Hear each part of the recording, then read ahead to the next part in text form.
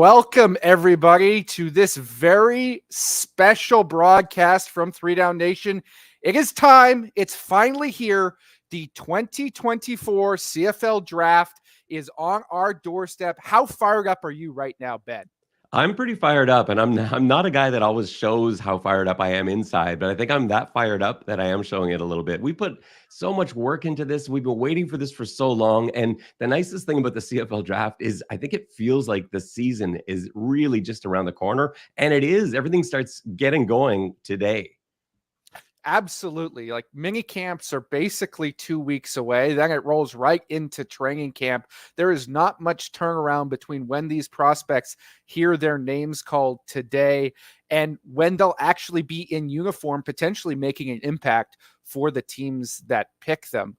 I know there's always a bunch of narratives. The naysayers say the CFL draft doesn't really matter. A lot of these prospects are going to take some time to develop. You and I both know that's not the case. There's impact players available, but especially this year, what's the talent level like for this CFL draft? Oh, the talent level is huge. But just to address what you said a moment ago, that idea that the draft doesn't matter or Canadians don't matter in the CFL, that's nonsense. You look at Grey Cup winners over the last few years, the contributors, whether it's successful regular seasons or Grey Cup wins, it's teams with great Canadian depth and great Canadian talent, Canadian stars. That's how you win in the CFL. And this draft class is the best draft class that I've seen since I started evaluating the draft. And this is several years of this now, but it's not even close. You've got guys that are going to go in the third round today who would have been surefire first rounders in the last last couple drafts. So yeah, I couldn't be more excited. They're going to be contributors all throughout this draft. They're going to be surprises, seventh round picks that end up actually contributing because it is that deep. There are guys that are going to go undrafted today who in previous years we would have been saying, oh, what about this guy? What about this guy?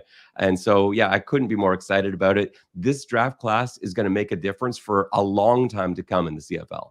Yeah, and that's not just us, the talking heads, speaking to hype up our own broadcast. When you talk to scouts, there are people who say this is the best CFL draft ever, certainly in the last 20 years. That is the level of talent that is on display. And partially that's because we've reached sort of the peak of the COVID arc where we've had a lot of guys who have been deferring their draft year, pushing it, waiting out, going back to a sixth year in the NCAA or going back to school in youth sports because they missed that 2020 season. That's all sort of reaching its peak. There's not a lot of deferrals left at this stage. And so while this is a smaller draft class because there is still one last wave of deferrals to next year, it's a very talented one because all those guys who thought, hey, if I put together one more good season, I might get an NFL look or I might rise up into the first round. Well, they're all in this draft all of a sudden together and vying for those top selections. And Canadian football is in a great place in general. I think that contributes to it as well, not just the COVID years and the extensions, but Canadian football, you look at what's happening in the NFL and the attention that they're getting there, how many Canadians there were in the NCAA this year. There are so many high-level Canadian football players, and so that has also increased the quality of the CFL draft. And we saw that on display last week, right? The NFL draft came and went, and we had 4 Canadians selected, another 4 guys eligible for this draft that were signed as undrafted free agents. And that is inevitably going to affect the selection order here. Guys who would be in the first round are going to fall, maybe not even get selected based on the quality of their NCAA or their NFL opportunities. But at the same time, there's also guys who got NFL opportunities. A name like Aneem Donkwa comes to mind for me, who, may not even go in the top 3 rounds of this draft because of how they're suited or how CFL teams view them versus NFL teams, right? This is a very complex process, and there is talent far beyond those guys that got NFL interest.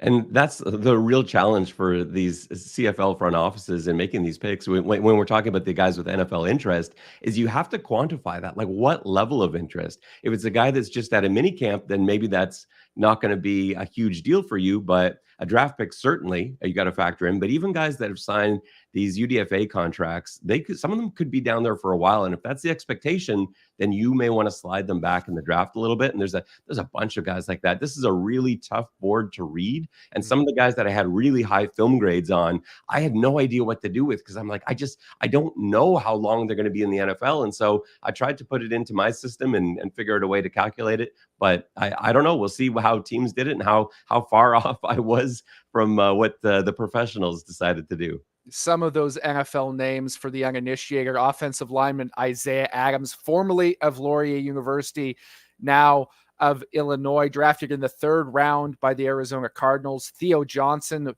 fantastic tight end from Penn State, who went to the New York Giants in the 4th round. Giovanni Manu from the University of British Columbia, who went to the 4th round to the Detroit Lions. And Tanner McLaughlin, who went in the 6th round to the Cincinnati Bengals, a tight end out of the University of Arizona. And then the UDFA contracts, that would be offensive linemen like Kyle Hergel, who went to the New Orleans Saints, Theo Benedict, who went to the Chicago Bears, Aneem Donkwa, as I mentioned, as well as quarterback Casey Bauman, who was a bit of a surprise, and maybe we'll discuss him a little bit later. But now the Edmonton Elks are on the clock. They have the 1st overall selection. They know who they're taking. He's allegedly already in Edmonton for the draft party. Who do you think is going to be the name that they read at number 1 overall? For me, it's got to be Joel DeBlanco. I've been saying this, you've been saying this since we were in Winnipeg together over a month ago now at the CFL Combine. From the very beginning, it seemed like that was the most logical thing for any team at the top to do. But Edmonton, I think, maybe not Edmonton especially, but there's no question that Edmonton can use a linebacker like Joel DeBlanco. So I think that is going to be the 1st overall pick. If it's anything other than that, I will be stunned. Yeah, I go back to a principle that our colleague Dwayne Ford, the original draft guru in Canada, brings up all the time, and that's find the unicorn. And you will not find somebody like Joel DeBlanco in 99% of CFL drafts. This is a guy who was a blue chip starter at a big-time NCAA program, drove his team to the college football playoff back in 2021, and has legitimate pro playing experience already. Been with the Seattle Seahawks and the New Orleans Saints, started last year for the USFL's Philadelphia Stars, right? That doesn't happen where you have a guy who's a proven commodity at the professional level. Really, the last time a guy of this significance came around was Alex Singleton. And we all know how that turned out for the Calgary Stampeders when they took him at 4th overall. A little bit of funny business maybe happening behind the scenes there, with rumors of an NFL contract driving him down boards. But ultimately, they got a guy who became a most outstanding defensive player in the CFL and then left and became an impact 100 tackle a season starter in the NFL afterwards. That's the type of talent that we're talking about with Joel DeBlanco. And with Joe DeBlanco, you mentioned him taking his team to the playoffs. This isn't like he was one of 100 good players on Alabama or Georgia. This is the Cincinnati Bearcats, who aren't necessarily perennial contenders. And he was a factor on that defense, playing middle linebacker. He was a dominant force. And so getting to see him as one of the defensive leaders on that outstanding football team, and then, like you said, like all the other stuff after that, legit time in preseason games. It's just not a situation that comes up very often where you've got a seasoned player, a guy who has been through that professional environment. He knows how to live day to day like a pro. And here you can draft him in the CFL draft. It doesn't happen. So, and you've highlighted one of the few times that it does. And this is one of those times you have to take advantage of it. So unless someone is offering an absolute boatload for that 1st overall pick, to me, that's the only decision Edmonton's got to make. Now, there will be critics who say that maybe linebacker isn't Edmonton's most pressing need. We don't know who the pick is yet. It's coming up fairly shortly. But are there other options that you would consider if you were Edmonton other than DeBlanco? Well, my real answer is no. But let's to play the talking heads game a little bit too, because that is also our role. We're going to talk about this draft tonight. We've got a lot to say about it. We've done all the analysis. There are some great players at the top of this draft. I still wouldn't take any of them above Joel DeBlanco if I'm Edmonton.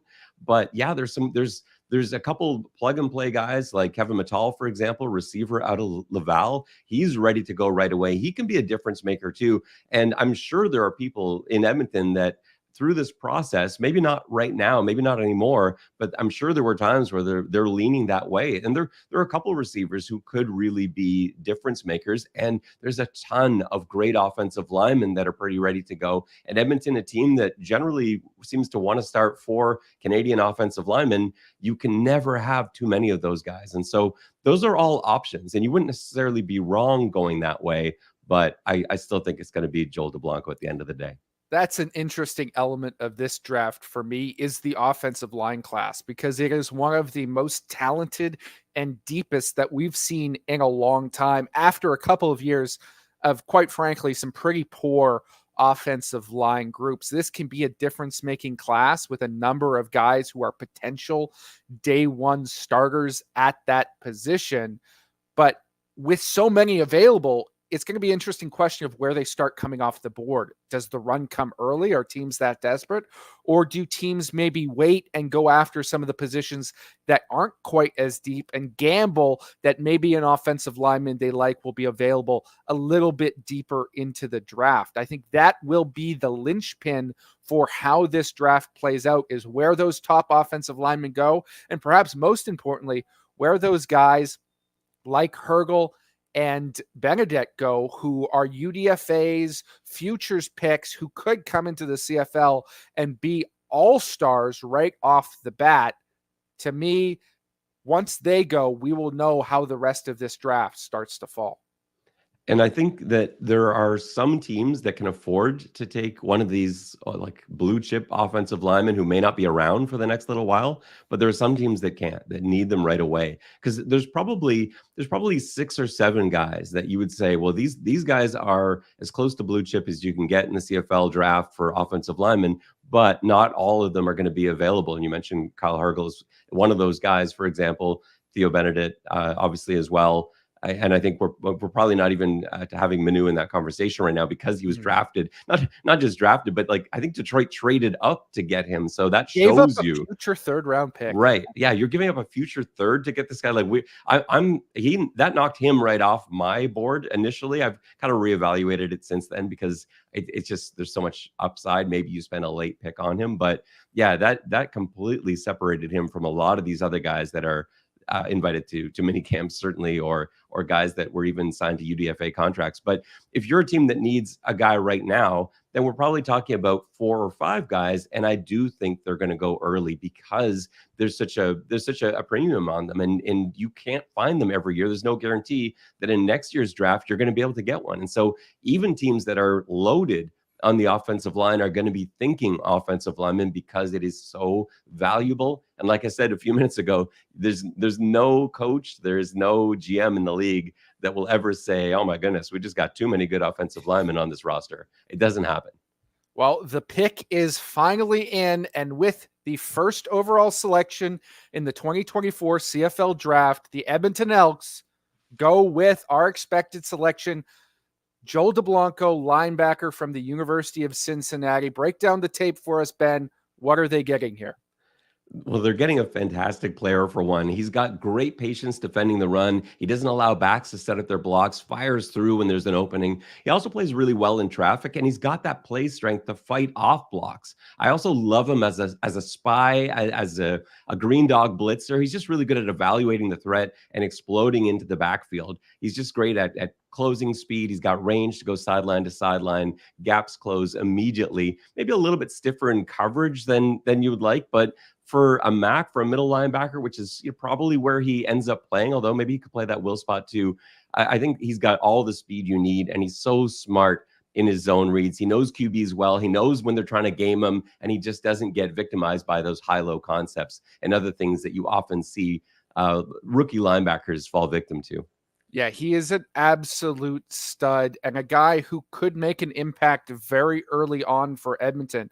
This is something they've wanted for a while, right? They started Adam Konar as a linebacker last year at that will linebacker spot. He is no longer Enoch McConzo and Michael Broderick last year to try and fill in those linebacker roles, but haven't really found that difference making stud of a Canadian linebacker, somebody who will be on par with their American talent in Niles Morgan and Tony Jones. And this is that guy. I know he's not a true Canadian in some people's eyes, raised in Aberdeen, Washington. He got his status late because his dad was born in Abbotsford, BC. Family has deep roots in Edmonton. In fact, one of his cousins has already played in the CFL as a true blue born and bred Canadian. But this is a guy who's invested in this process, who wants to come up here and be legit. And he sold me on that at the combine. He didn't have to take part. He didn't have to test. And he did those things, put up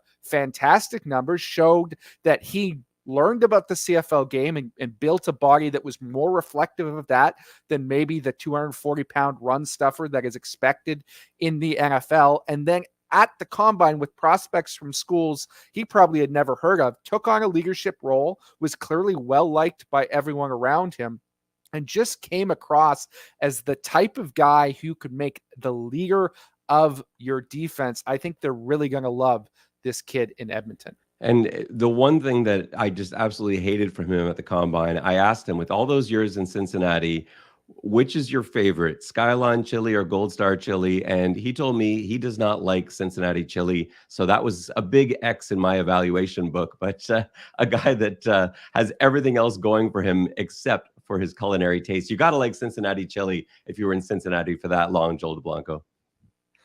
Up next on the clock are the Ottawa Redblacks, another team in desperate need of some impact Canadians. Where do you expect to see the Redblacks go with this selection? There's a couple directions they can go. This is where it really starts to get interesting, because while we felt number one was pretty much a lock, there are a lot of avenues you can take. You've got Jeffrey Canton-Arcou, a linebacker out of Memphis, who can be a real difference maker if they want to sort of stick at that position. But Ottawa's got a variety of needs. They could go offensive line if they wanted to, but I see them really looking for a receiver here. And Kevin Mattal, who I talked about before, to me is the most logical play here. He's as plug and play as there is in this draft in terms of wide receivers, and an absolute pro, ready to go. He's got that pro size. He's got that pro speed. He's so exciting to watch. And one of the most fun guys to watch at the combine too. I think if I'm the Ottawa Redblacks, that's probably where I go, because it meets sort of best player available and also a need thing. So why not go that way? Yeah, it's a desperate need for the Ottawa Redblacks. Let's be entirely frank about that. And that's not any disrespect to the guys they've already got there at that position. But frankly, it's not a very illustrious list. Keaton Brugling right now has to be penciled in as the starter. And he was viewed as a long-term mid-round project a few years ago. Has not caught very many balls for the Redblacks over the last couple seasons. Hasn't even been on the game day roster for most of it. And the same can be said for last year's draft picks, Daniel Odejo and Daniel Perry. That's really all they've got for Canadian receivers at this point. And it's certainly something that you would like to see them upgrade. Those guys could be capable depth pieces. You're not writing them off yet, but a couple of these guys at the top of the draft, you talked about Mattal, you talk about Nick Mardner from Auburn University. Those guys can step in and be instant day one starters for a team that needs one. And why I like Mattal a little bit better is he's more likely to play inside. And so like at Laval, he was playing the boundary slot position, and he could be used as the second or third slot to the field side, or second or third receiver to the field side, because he's got that big physical body. He's a good blocker, and you can use him on those jet sweeps and on those trick plays, but also over the middle where he's a pretty gifted receiver too, and kind of replacing that like Nate Bahar kind of need they have there. Because I don't know where else they go. There's nowhere else they can go if they want a Canadian at that, like our receiver spot. I guess Braylon Addison might be able to fill in there as an American. That certainly would work, but it's an advantage for a team like Ottawa to have two Canadian receivers. Mattal would help out in a huge way.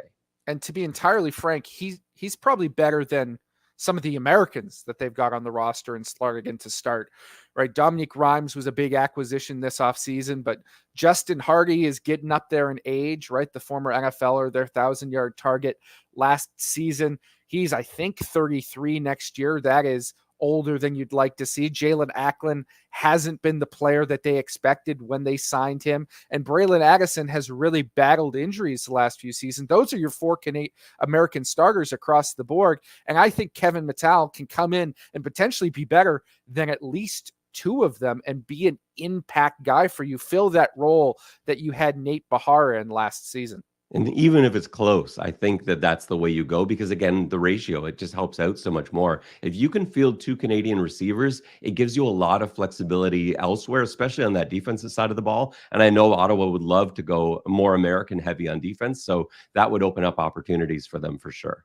We know Red Blacks fans are out there clamoring about the offensive line that they desperately want to see improve, but I just don't see that as a legitimate option here for the Red Blacks. And I don't know if you see it differently, Ben, but they've taken a bunch of guys in recent years along the offensive line. And yes, they haven't necessarily come in and performed at the level that the Red Blacks wanted. I'm talking about guys like Zach Pelahos and Dante Bull at the right tackle position.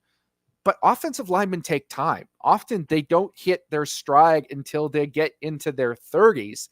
And you don't expect a rookie to come in and be an impact guy at that position necessarily, or to be up at the level of play of the other veterans. So there's still plenty of time for those guys that they've already invested in to develop. And if you bring in another big time offensive line body, you create a bit of a logjam, and inevitably somebody's not going to get the developmental time that they need to become a successful CFLer. So that position, to me, well, fans see it as a need, is not something they target this high in the draft. And there's a difference between the Canadian draft and the season starting, and the American draft and the season starting. The Canadian draft, it's tonight, and the season starts like in a couple hours. Whereas in the NFL, you get drafted and you still now have months in an NFL program. You have all end of spring, all summer long to get ready for September when those games start. That's a ton of time to get ready. We're talking about mid-season in the CFL by that time. And so for these guys, some of them might be ready to go by September, October, but it's pretty unrealistic, even for the blue chips, even for this top tier of offensive line prospects, to be ready to go in a few weeks' time with real competition. Yeah, you talk about a bunch of these guys who will have rookie minicamp invites from NFL teams and get the chance to go down in the next couple of weeks for 3 or 4 days and show out for an NFL team in the hopes of garnering a contract. Well, rookie minicamps are happening now for the NFL, and the season doesn't start till September. Rookie minicamps are going to happen right before training camp for CFL clubs. That's how dramatically different the timeline is. The camps are happening essentially simultaneously, that the seasons are months apart. So it makes a big difference in terms of the timeline for these prospects. But they have to do it like that, because I've felt this for a long time. Like they have to have, really, the CFL draft should be in January or February, but you can't, because it's so dependent on these other variables like the NFL and what's going to happen there. And you can't confidently draft guys without knowing if they're going to be drafted into the NFL. That's just the reality of where the CFL is and where the CFL draft is. So they put it as hard upon as they can to that NFL draft. But unless you're pushing up the season, and that's certainly not in discussions, there's no other way to do it. So it is what it is. Yeah, it's a far superior system in my mind to the old model for the uninitiated. They used to draft NCAA prospects after their junior year of college because Canadians from U Sports can go back for a fifth year in U Sports, and they wanted NCAA players to have the same ability to return to school. But that meant they had no idea what an NFL player's hopes were at that stage in their career. A lot of guys got drafted very high that ended up, getting big time NFL opportunities. It's a much better system this way to have it so that these guys can come in and compete right away as a known quantity. The Ottawa Red Blacks have made their second overall selection in this CFL draft. It is a receiver, Ben, but it's not the one we've been talking about. It's Nick Mardner out of Auburn University. What can you tell us about him? First of all, I'm a little surprised. I'm not floored. Like Hodge did have Nick Mardner going very early, I think second overall in one of his mocks. And so he's been talked about a lot. He is huge at 6'6". He's 208 pounds. He's had a bit of an interesting journey. He's a guy that started out at Hawaii and just did amazing things at Hawaii. He was over 1,000 yards receiving at Hawaii, ends up going to Cincinnati. His play dropped off, his snaps dropped off, ended up at Auburn, where he really didn't see the field much at all. And so there are some questions out there. But when you look at that 6'6" frame and the ability to go up and get balls, like you see some of the touchdowns that he caught in the back corner of the end zone, passes that were just impossible for a DB to get anywhere near. He's a real threat in terms of the red zone. So I like the pick. I would have personally gone Kevin Mattal, but I don't have a problem with this if Ottawa found something that they feel works well with their roster, their skill set, their quarterbacks. Nick Mardner could be a difference maker. He's fast too. Yeah, you talk about sort of that circuitous college career, right? He was fantastic at Hawaii, and I thought there were some really, really good flashes for Cincinnati, but he got derailed a little bit by injuries there and then decided to bet on himself, said, if I'm going to make it to the NFL, I got to have SEC tape, goes to Auburn, and unfortunately only plays in 4 games, doesn't get a ball thrown his way at all, and that essentially tanked his NFL stock, although he's going to get a mini camp opportunity with the New York Giants. For me, the risk with Mardner is that he's going to take a little bit of time, right? He is one of those outside deep threat, straight line guys who can go up and win with big time catches, but he hasn't played Canadian football in a while. And we've seen NCAA receivers usually take a year or 2 or 3 to develop into legit CFL guys over the last couple of years. And the comp for me is Justin McInnis, who is about 2 inches shorter. He was listed at 6'6", but he was really 6'4", but basically the same measurables across the board. And it took him a while, right, to become the CFL player. He's that now. He was tremendous for BC. And I think Nick Mardner is going to be that guy, but it may take him a while because he's not as refined as a route runner. He's got a little stiffness like tall guys do. And it's going to take him a while to adjust to the Canadian game after not playing it. So when we talked about Kevin Mattal as a plug-and-play starter, Mattal's probably going to start for the Red Blacks, but I don't know if he's going to be as impactful in year 1 as Mattal might have been. Yeah, I think Mardner has that highlight potential, and so that's exciting, certainly. But I want to see Mardner do a little bit more of the things that he should be able to do with that size. Like he's great when it comes to getting the ball, high pointing the ball, getting a pass that no one else can get. But I want to see it in his route running, where he can really use that body lean on defenders, on smaller defenders, where he can kind of chicken wing off of them and help that really separate himself on his breaks. And he doesn't. He just doesn't have that as part of his game yet. Now, you can learn that. You can be taught that. And I'm sure the coaches in Ottawa I'm sure they've got a regiment ready for him to go. But yeah, in terms of his route running, there's a little bit of work that we can still see there. I wouldn't mind seeing a little bit more consistency from him in his run blocking. But yeah, there are going to be highlight plays for sure from Nick Mardner. Yeah, and it goes back to a question I've asked a number of times over the course of my time covering the CFL draft, and that's which player are we going to get? Are we going to get Hawaii Nick Mardner, who's 1,000-yard target and is absolutely dominating on the outside? Or are we going to get Auburn Nick Mardner, who couldn't find his way onto the field and struggled at times, right? I asked the same question about guys like Dejon Brissett a number of years ago that the Toronto Argonauts drafted, I believe, 2nd overall as well, right? Were we going to get Virginia Dejon Brissett or Richmond Dejon Brissett?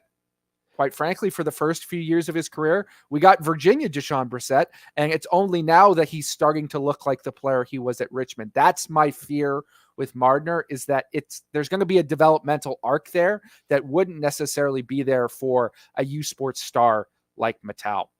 And the curious thing with Mardner, though, is that I don't feel like the jump is that big. Like when we talk about Brissett, the jump from Richmond to Virginia is a pretty significant jump. I'm not sure that's the same. Like Hawaii's got that's a good football program. They play good football. It's not the same as Auburn, obviously. But when you compare it to Cincinnati, it's not miles and miles off. And so that is a little bit concerning to see, especially when there's like a trend, a progression where you go from this to this to this.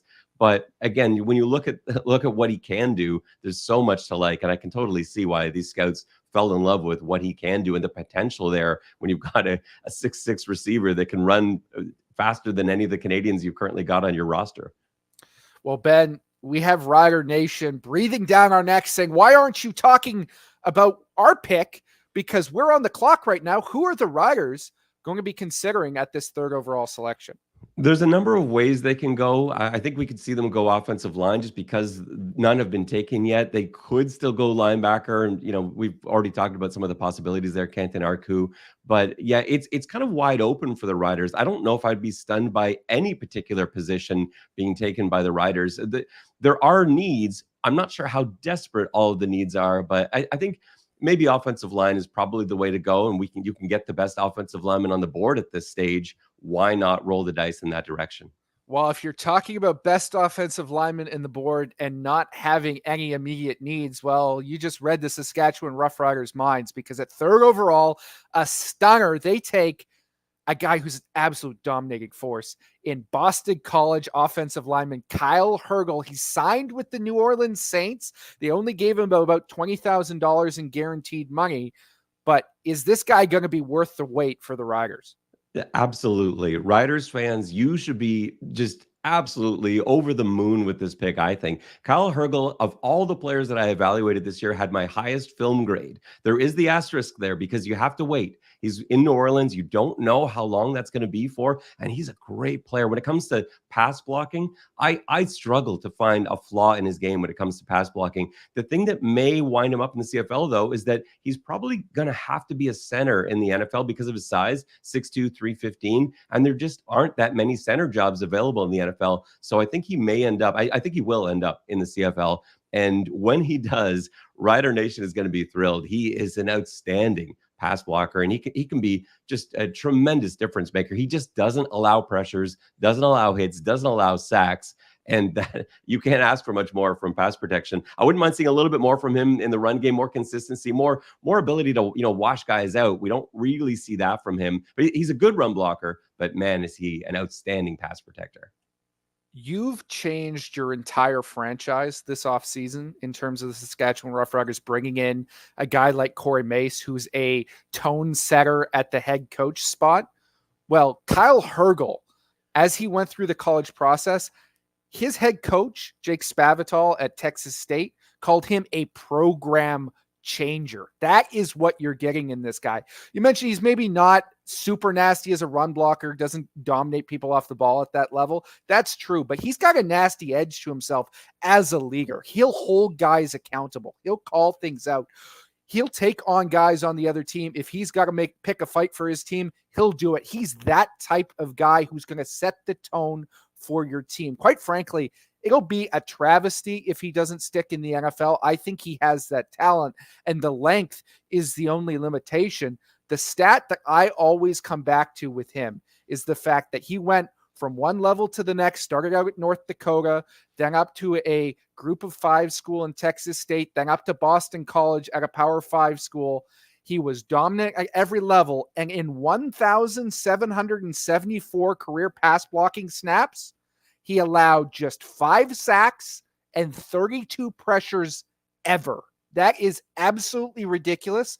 I think there are times you could have argued over the last couple of years that Kyle Hergel was the most dominant Canadian player in the NCAA.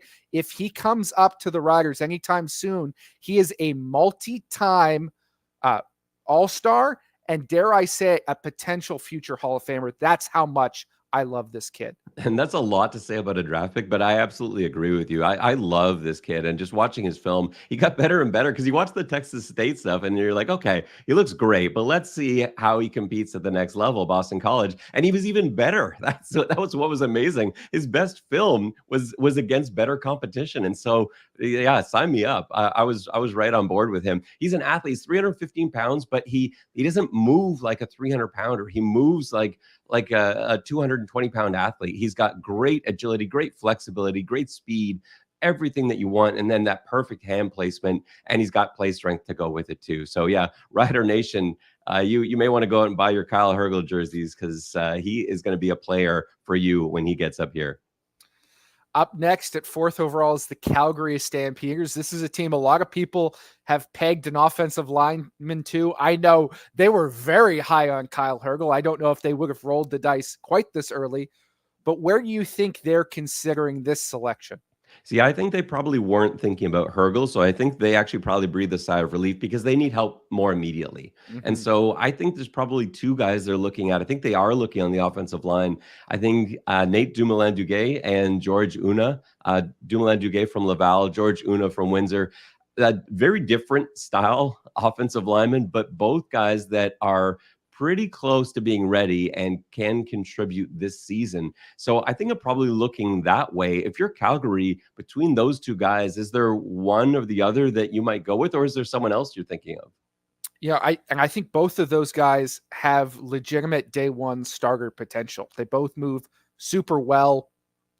Dumoulin-Duguay, of course, played a lot of tackle in college. He's going to move inside, but could really legitimately start at all 5 spots for you. He is that good and that smooth with his feet. George Una is also very quick, a step maybe slower than Dumoulin-Duguay, but 34-inch arms and uses them effectively. He's a great reach blocker in outside zone schemes. It's really, what's your identity going to be as a football team? To me, I would lean Dumoulin-Duguay. I think he's a little bit more ready right now, but you can't go wrong with either of those potential selections. I think the benefit with them is you're going to get somebody who's going to come in and at the very bare minimum, Ben, is going to be your 6th man for this entire season and could potentially be much more than that.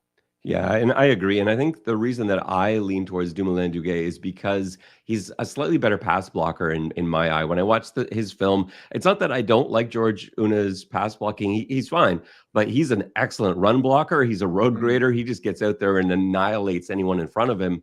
And there's a side of that to Dumoulin-Duguay's game too. He's also got, both those guys have like the nastiness, but in terms of just the foot quickness, the foot speed, the ability to hold up, the ability to anchor placement, all that stuff that you want to talk about, it's all in Dumoulin-Duguay's game. And I think he's going to be a little bit more CFL ready. I think if we're talking about college ball, then you could probably just flip a coin with either of them because you see a lot more running in that game, in that style. But yeah, CFL, I think you probably lean towards the better pass protector. So for me, I say Dumoulin-Duguay, but that probably just guarantees that it's going to be George Una or a position that we haven't even talked about yet. I truly think that the dark horse here and the other option that could be considered at number 4 for the Stampeders is defensive back, because quite frankly, they don't have anybody legitimate at that position on the roster. It looks like they're going to start 5 Americans in the defensive backfield. They got Nick Stats, but then it goes to Malcolm Thompson and Daniel Amoka.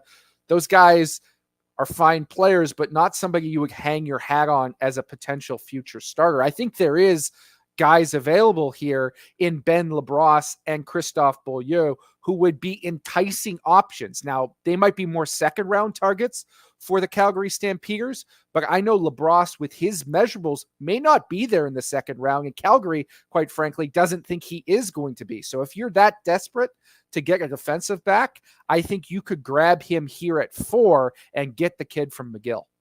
Yeah, and those guys, I've got them both sort of in my mind as second rounders, but they stand out from everyone else. Those are the two premium defensive backs. And there's some other really good defensive backs in this class, but those two guys stand out above everyone else. And you're right, LaBrosse's testing numbers, he was the star of the combine in those first few days when he just kept putting up number after number, and everyone's kind of turning their head, who is this Ben LaBrosse kid? And you're right, like there's a good chance he won't be there in the second round because of those measurables, because of that explosiveness that he was able to demonstrate at the combine. And I think Beaulieu has got just as much an argument. I actually prefer Beaulieu to LaBrosse when I watch his film. His athletic testing doesn't stand up quite as well, but his film in my mind is just as good, if not better. And so either one of those guys I'd be fine with. I'm just not sure that's how I see Calgary's needs playing out. I just still think you got to go offensive line if you're the Calgary Stampeders. Well, that's too damn bad, Ben Grant, because you're wrong. With 4th overall, the Calgary Stampeders go Ben LaBrosse, the defensive back from McGill University. Talk to us a little bit more about what you see in his game.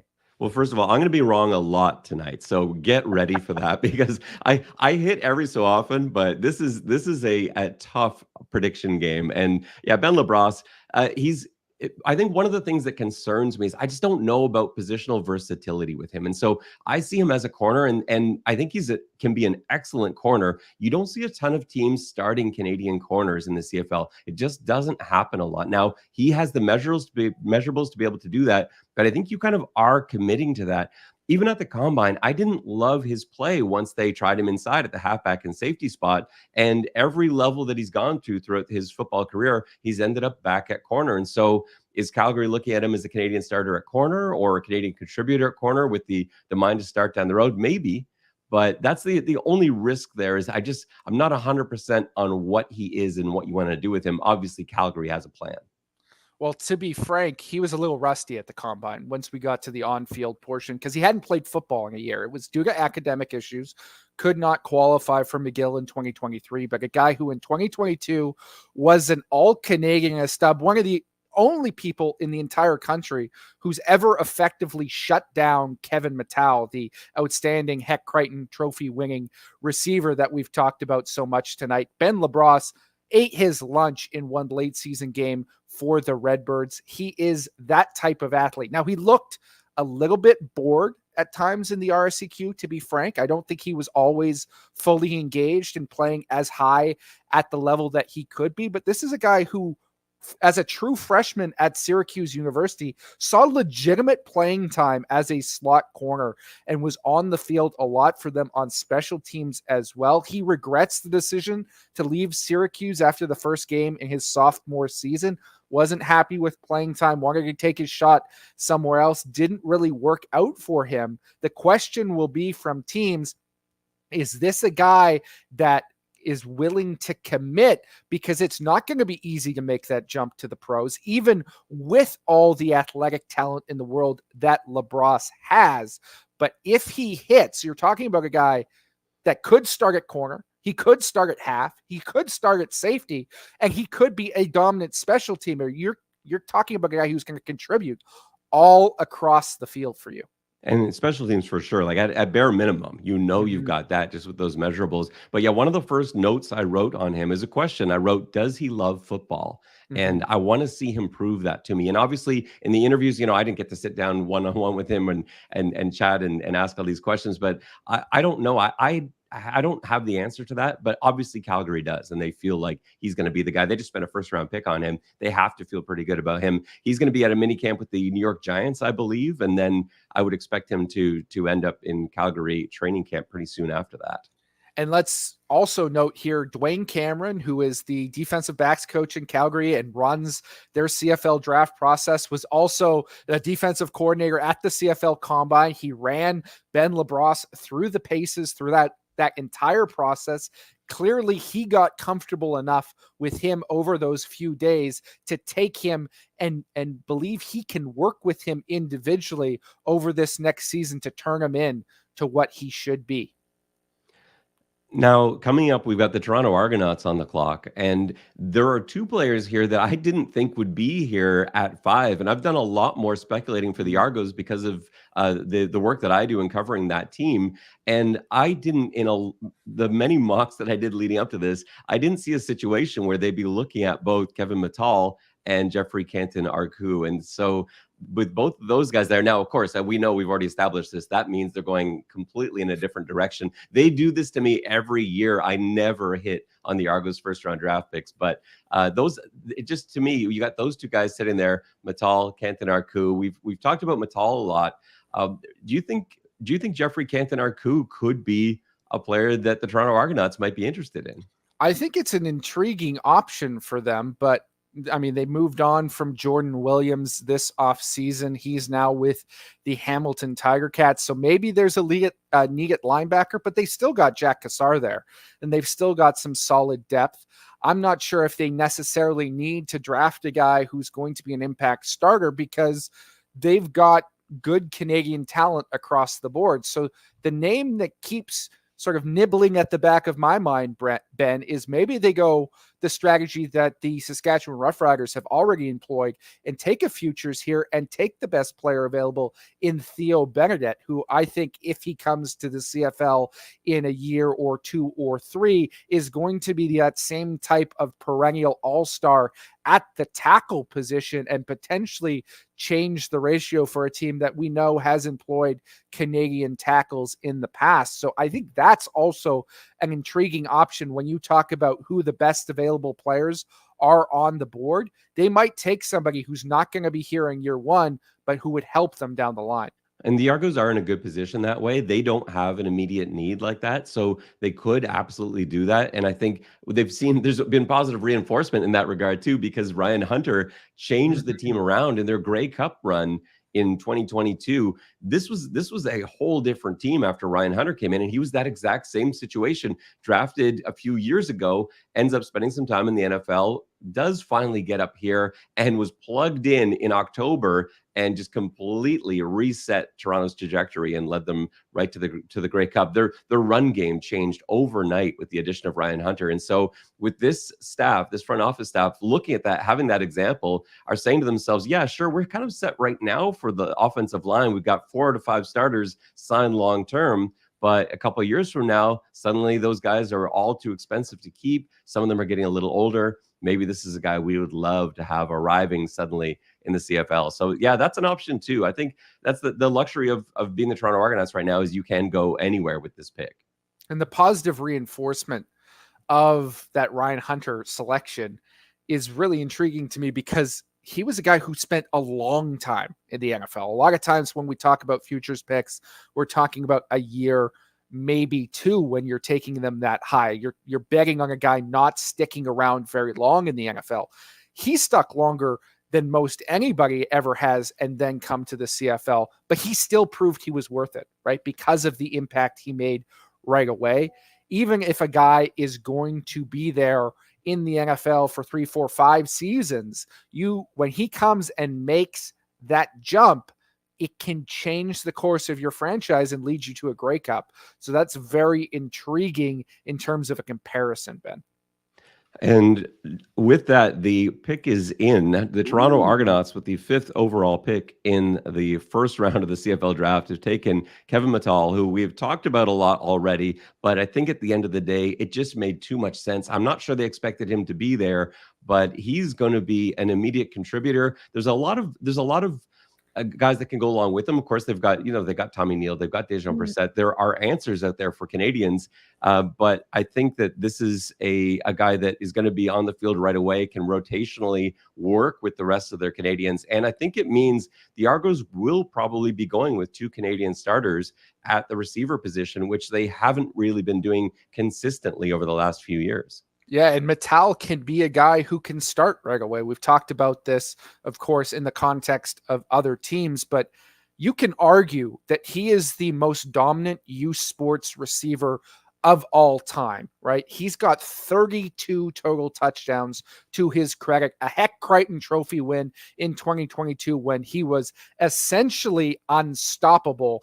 And to boot, he took his team to the Vanier Cup, had a dominant performance in that game, 8 receptions, and threw a passing touchdown to boot to be the MVP in that game. He can literally do it all with a big physical frame. I mean, he looks sort of like almost a fullback running back in terms of how he's built, but is certainly a receiver.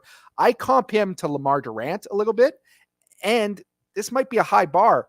I think there's a little Nick Lewis to his game, to be frank, Ben Grant. I don't know if you see it the same way.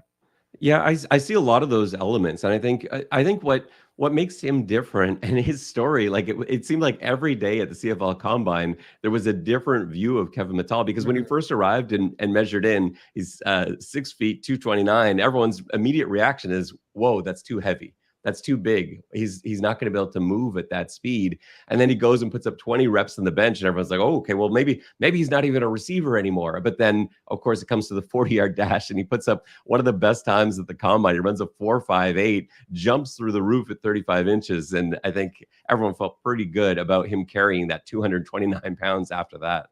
And I loved his performance at the combine because, frankly, once he put up those testing numbers, there was nothing left for him to prove. But every day in the practice portion, he went out there and caught more balls than anybody, including on day 3 when he got hurt a little bit, took a bad hit, maybe a hip stinger, went to the trainers for a couple plays. You think, okay, he's going to put his hands up. It's done for. There's no reason for him to risk anything more. And he came back onto the field at a time when a lot of prospects were bowing out for various injury-related reasons, real or imagined. He decided to go on the field and prove it every single rep. I think teams will love that.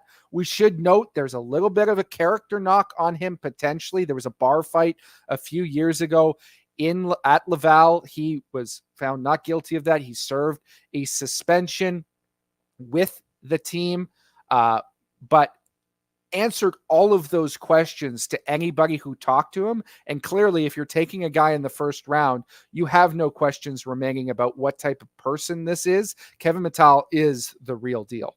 Oh, he is for sure. He's just got so many assets. As a route runner, he uses change of pace better than anyone else in this draft. He's got the full tree under his belt, having played inside and outside. He runs really well after the catch, too, tracks the ball really well in the air. And he's got that sort of elite timing to always go up and get it at its highest point. But he's so tough to stick with in man coverage and even harder in zone because he always senses that void and he's able to throttle down. One of the reasons he was always thrown to at the CFL Combine was quarterbacks started to realize he's always open. And so quarterbacks, as they're trying to put on a show as well, they realize, hey, I've got Kevin Mittal lining up with me. I think I'm going that way because he was always in space no matter what the coverage was.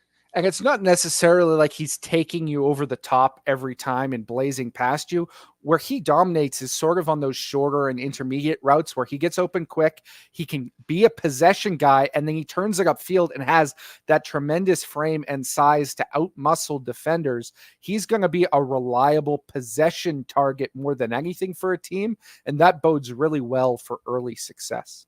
Yeah, exactly. And the deep balls, like they are there sometimes, but what sets you up so well for them is that his break is so immediate and he gives no hint as to it coming. And so you as a DB, even if you're in like deep third responsibility, you see him with that change of speed. You're like, he's about to break, he's going to sit, and you start breaking on the ball and he's gone. That's it. The play's over. He catches that deep touchdown. But yeah, he's a threat anywhere on the field. His target range is just anywhere you want to go, he'll catch it over the middle. So yeah, I think this is a great pick for the Toronto Argonauts. I don't know if this was their plan A. I can't think it was. It certainly wasn't my plan A for them. But when you end up with a player like this at 5, no matter what your plans were coming in, I think this becomes your plan A. Up next at 6 overall, the BC Lions are on the clock. This is a team I had taking Ben LaBrosse in our live mock draft, got a lot of flack for it, but he's already off the board at that stage. They can't go there. Is it offensive line, Ben? Is that where they're going to go? I think they have to, and they probably are thrilled that they've got their choice of offensive linemen here. Kyle Hergel obviously went to Saskatchewan, but in terms of the immediate guys, and I think that's probably what BC is looking for, a guy that they can plug in right away. You saw in our mock draft, if you wait too long, there's a chance there's a run and there's no one left there. And you're trying to pick a guy who you have to reach for maybe a little bit. And so I think they are probably licking their chops at the fact that they've got Dumoulin Duguay and George Una to choose from. I'm wrong a lot. Like I said, I would, again, for the 7th time already today, be stunned if the BC Lions go in any other direction than those two guys. Yeah, those two are the top of my board. I think they're the most ready offensive linemen. I will throw a third name out there just because it is the BC Lions, and they've signed William Stanback. They have Suk Chung. They want to pound the rock vertically in a gap power type of scheme or inside zone type of scheme. They're not looking to be quick and on the edge like they've been in the past. And there's another kid who has played an awful lot of football at the university at Buffalo, who happens to be from Salmon Arm, BC, and grew up cheering for the BC Lions in Gabe Wallace. I think he's going to drop down a lot of teams' boards based on how big he is, and he's maybe a little bit immobile for the position. But if you want to ram it down somebody's throat like the BC Lions are trying to do, Gabe Wallace might be a natural fit at that guard position and somebody who has local ties to boot. Yeah, absolutely. He's a great run blocker. He's so much fun to watch. And there are questions about him, but I love the local connection. I could see that maybe having been their plan. But again, I'm not sure their plan included neither Nate Dumoulin-Duguay and and George Una being selected. So we'll have to see if they pivot here, or maybe they feel now they can go because there haven't been many offensive linemen taken. There's just one.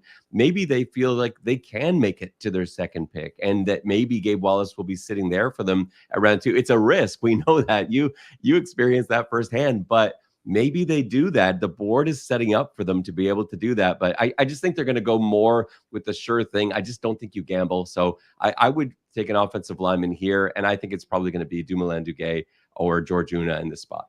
Well, it is an offensive lineman, and it is George Una from the University of Windsor going to the BC Lions at 6th overall. You've waxed a little bit more poetic on Dumoulin-Duguay. What are they getting in Una? Una has got that nastiness. All the Windsor offensive linemen, there are 3 of them that are probably going to go today in the CFL draft.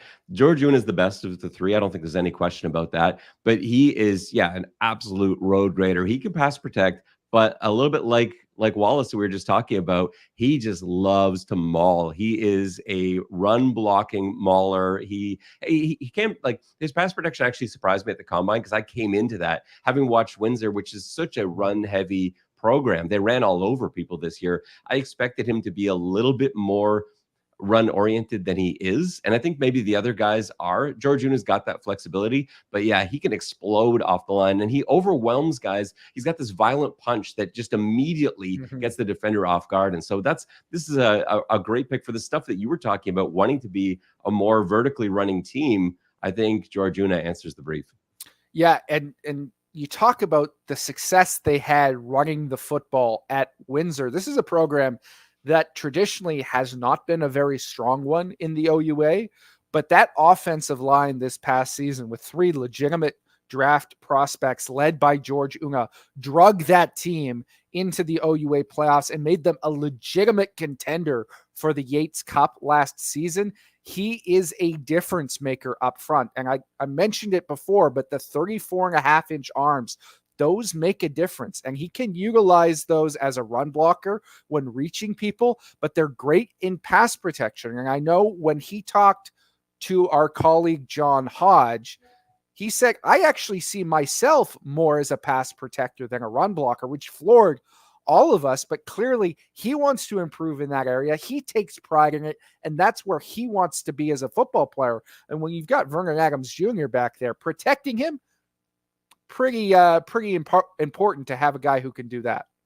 And he's got all the things you need to be an elite pass protector. And so he can still use his length a little better and things like that, but he's got the length and he's got the foot quickness. He's got the intelligence as well. You see him pick up stunts and twists really well. So this is a guy that has most of that stuff, at least at an acceptable level, and then he'll learn from here. And he's shown the ability to learn. This is a guy that has improved in every year and was the leader on that offensive line. So yeah, I can't wait to see him out there. And I think we probably undersold his speed a little bit too, because while he's great at that downhill run blocking, he can get outside because he does have that speed and that foot quickness. He can do a little bit of everything. 6'2", 313. I think he's probably even got a room to add a little bit if you need him to, but I think he's pretty well set as he is right now and has a bit of positional versatility too. The Hamilton Tiger Cats are up at 7th overall. I don't mean to put you on the spot about the QEW rivalry and who should the Ticats be considering if they want to be able to beat your beloved Argos, Ben? Yeah, I don't know where Hamilton goes here because I think they've got a few options. And again, the board hasn't played out exactly the way I thought it would. But I think defensive line probably is where I would go if I'm drafting for the Hamilton Tiger Cats. They've kind of got a sprinkle of Canadian talent throughout the defensive line, some good players, but they don't have anyone that's in there as a definite starter or really even threatening that at this point. And so I think, not having had a defensive lineman taken at this point, you're getting the best defensive lineman in the draft. And I think, is Apoko maybe the player that you would settle on if you were the Hamilton Tiger Cats? I think that's who I would go with. I think that's probably the pick, right? Then you can have a rotation at defensive tackle with Mohamed Diallo and Okpoko. He can also play a little bit outside, but you look at, I mean, they added a couple of talented American interior defenders, right? They have Casey Sales, who was an all-star last year, and they brought in Dwayne Hendricks. So maybe you're actually looking at more of an American edge or a Canadian edge player. Is Luke Brubaker somebody you consider? Maybe not a guy who's ready right now in terms of where he is as a football player, but like we talked about with Ben LeBras, who was the surprise pick up there at number 4, measurables are absolutely off the charts. An NFL caliber athlete who I think can develop into a starting defensive end. Maybe you like the rotation of a Mason Bennett and a Luke Brubaker a little bit better than a Jamal Davis. You can throw in Anthony Federico in there as well. They've liked those Canadian edge players in the past. Yeah, Brubaker would be really exciting. I think, and whichever team drafts Brubaker, you should be excited about it. His measurables are weird because of his size speed combo. He just does things that a guy that big should not be able to do.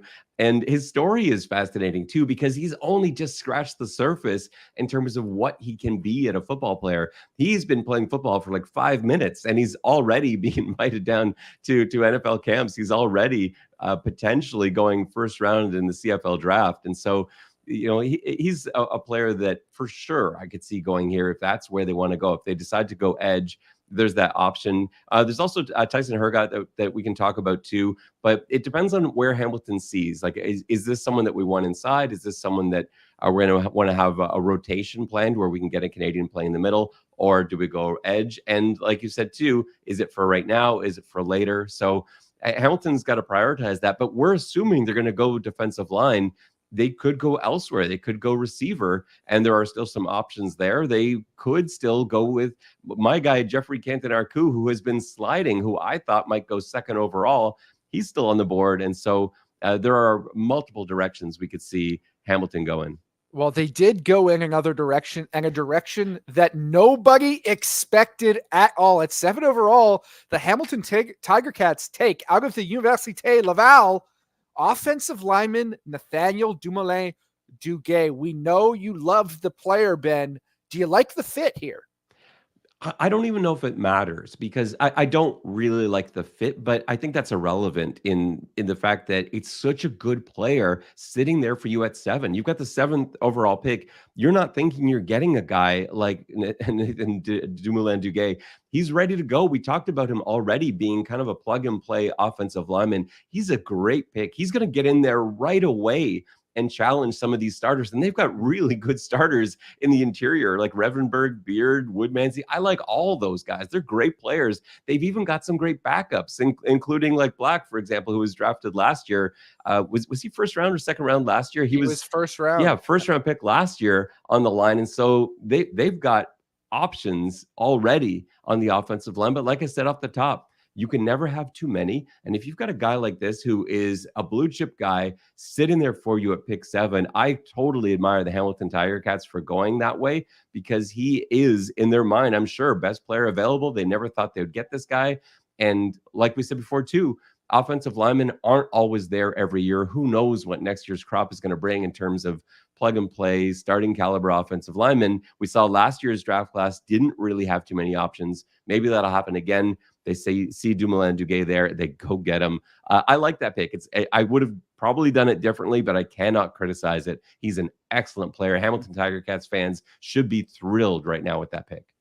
Yeah, and you talk about the quality of talent they already have there in Brandon Revenberg, David Beard, and Coulter Woodmansey, all as starters along that offensive line. But all of those guys are getting paid a ton. Hamilton has the highest paid offensive line in the CFL by far. And also, and I could be wrong here, but I'm 90% sure all of those guys are on expiring deals. So they're going to come in to free agency next year and need a raise again on top of what they're already being paid. And it simply may not be feasible for the Hamilton Tiger Cats to continue pay guys at this level. Dumoulin Duguay gives you an option to maybe move on from some of those talented players next year because you've got him and Dayton Black as two talented options who can develop for a season and then plug in as your starter. I don't think this is a bad move at all, although I don't think it's going to have the same day one impact of some of the other players that we talked about. You're absolutely right, but I think that if you don't have a good offensive line, you're not in it. You're just not. It's like having a quarterback and offensive line. If you don't have those things, you're not winning the Grey Cup. You're not even in contention. And so looking down the road is always a smart thing to do at those positions. Always have an answer at quarterback for next season. Always have an answer at offensive line. And you bring up a great point. I don't know what their offensive line looks like next year. And maybe they're going to be relying on guys like Black and like Dumoulin Duguay. And so bringing him, like we talked about this before already too, the guys aren't often ready to go a few weeks after the draft. So yeah, exactly that. He's in a great situation. He can come in, learn from these great veteran offensive linemen, these interior guys. And let's not forget too that he's making a positional shift. He's going from tackle to guard. So yeah, you sit him in there behind Revenberg and get him learning about that spot. I know he prefers the left side. He can play both, but maybe he spends some time learning that left guard position from one of the better guys who's doing it right now in the CFL. And maybe by the end of the season, he's ready to go. If there's an injury, some of those guys getting up there, I would love to have a guy like that on my bench that I could plug in mid-season. The Winnipeg Blue Bombers have the 8th overall pick. And frankly, Ben, this is a nightmare scenario for the Blue Bombers, who have a desperate need at offensive line. They only have 4 Canadian offensive linemen on the roster right now. Well, the 2 guys that a lot of people had penciled into them at pick 8 just went in the 2 picks before them in George Unga and Dumoulin Duguay. So where are the Bombers potentially going to pivot to here? They could still go offensive line because they do need it. They're in a position much like BC was, and you don't really want to wait around too long. So Christy Nakanu is an option there, Washington State offensive lineman. I don't know that there's anyone else, though, that I see being an immediate problem solver for them. I think the other guys that you're looking at, we're talking about are could be great offensive linemen, could be great players, but we're talking about down the road, guys like Daniel Johnson, for example, or Bose, who I know we both like a lot. So maybe Winnipeg shifts here. Maybe they're like, you know what, we can get those guys later. We can get those guys with our next pick. Maybe we just have to go best player available somewhere else here. Maybe that's the answer, or maybe they go with Gabe Wallace. I don't know. I think those are probably the options that they're looking at. Jeffrey Kenton-Arcu, you can't leave him hanging out there. He's too good a player to leave him out there. Well, I don't know if this is an error, but on the draft tracker, it appears that the pick has changed to the Calgary Stampeders. So bear with me a moment as I take a peek at Twitter and see if there has been a move announced here that potentially sends the Calgary Stampeders up into the 8th selection, or if this is, in fact, an error on the draft tracker. Yeah, I'm seeing the same thing on my screen too, and I don't mind vamping here while you take a look, because I think this would be a really interesting move for the Calgary Stampeders, because we talked about them wanting offensive line. They took a DB in that first pick. If they could find a way to trade up again and get one of these few remaining offensive linemen, maybe Nkanu, maybe Wallace, then that would probably be worth their while. And like you said, Winnipeg, not sure, maybe a trade is the best way to go for them. And it has been a trade. So Calgary has acquired the 8th overall selection and the 28th overall selection in the 3rd round. In exchange, they've sent their 2 second-round picks. They had back-to-back picks at 13 and 14 to the Winnipeg Blue Bombers. So the Bombers exit out of round 1 and pick up 2 selections in round 2. In exchange, the Calgary Stampeders are on the clock right now. And as you said, they have a chance to grab their guy, and it appears it is offensive lineman Christy Nakanu from Washington State. Is he worth moving up in the draft for? I think so for Calgary. I'm not sure for anyone else, but we really felt like they were going to take an offensive line. I really felt they're going to take an offensive lineman with that first pick. And I feel like they saw their guy there. They obviously like Christian Akanu. They're looking at him. They're like, you know what? He's still there. It won't cost us as much to trade up to 8 as it might have somewhere else, somewhere, 5, 6, 7. And they had those 2 picks in the second round. But I think what this is a good deal for the Blue Bombers too. If I'm not mistaken, the Blue Bombers now have 4 second round draft picks in the deepest draft we've had in years, where you can get impact players in that second round. So I can see the benefit for both of these teams. I think this is a nice, mutually beneficial move. But let's talk about Christian Akanu and the player that the Calgary Stampeders are getting in this trade. What do you have on this guy, JC? Yeah, Christian Akanu, he's a little bit under 6'2", 309 pounds listed. He has an unconventional body type, a little bit pudgy. He's got a little bit of a gut. You look at him, you think, okay, is this guy not going to be very good? Can he play tackle? Like, what is the deal with him? And he's got the feet for it, right? The body type doesn't matter. The lack of length doesn't seem to matter for him. He's been highly efficient and has started at every spot along the offensive line in his college career, except for center. And he can snap as well. So that's just a rounding error, essentially. He's never got the chance to do that, but he can start anywhere for you. I think this gives you depth as Calgary. If you want to put Bryce Bell out at tackle, you've got somebody who can back him up and who can start at guard. It gives you that flexibility. And the knock on Nakanu is that he didn't play very much despite being that versatile. He was never a full season-long starter. Went on a nice run in his junior year at Southern Utah, where he started 7 straight games, put up some fantastic production, but then transferred to Washington State for his last season and couldn't get on the field.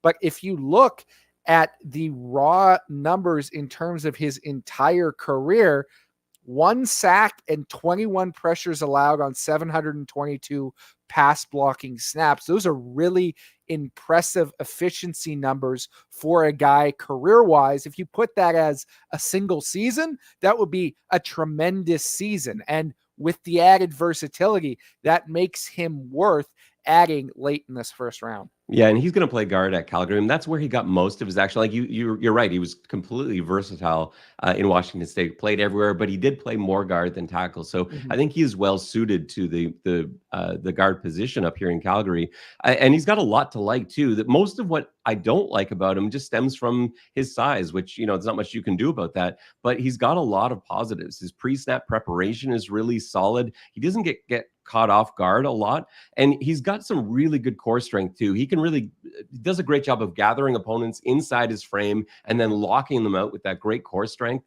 And he's got way better arm effectiveness than his reach would suggest he should be able to, but he can get overwhelmed with the bull rush. He doesn't anchor as well as some of these other guys. A lot of that's because of his size. So when he's going against bigger, stronger defensive tackles, I think that's where he may struggle a little bit. But he's a player I like a lot. I had him ranked pretty high as well. So, yeah, good for Calgary making this move. And, yeah, the second round has now become the Winnipeg Blue Bomber round.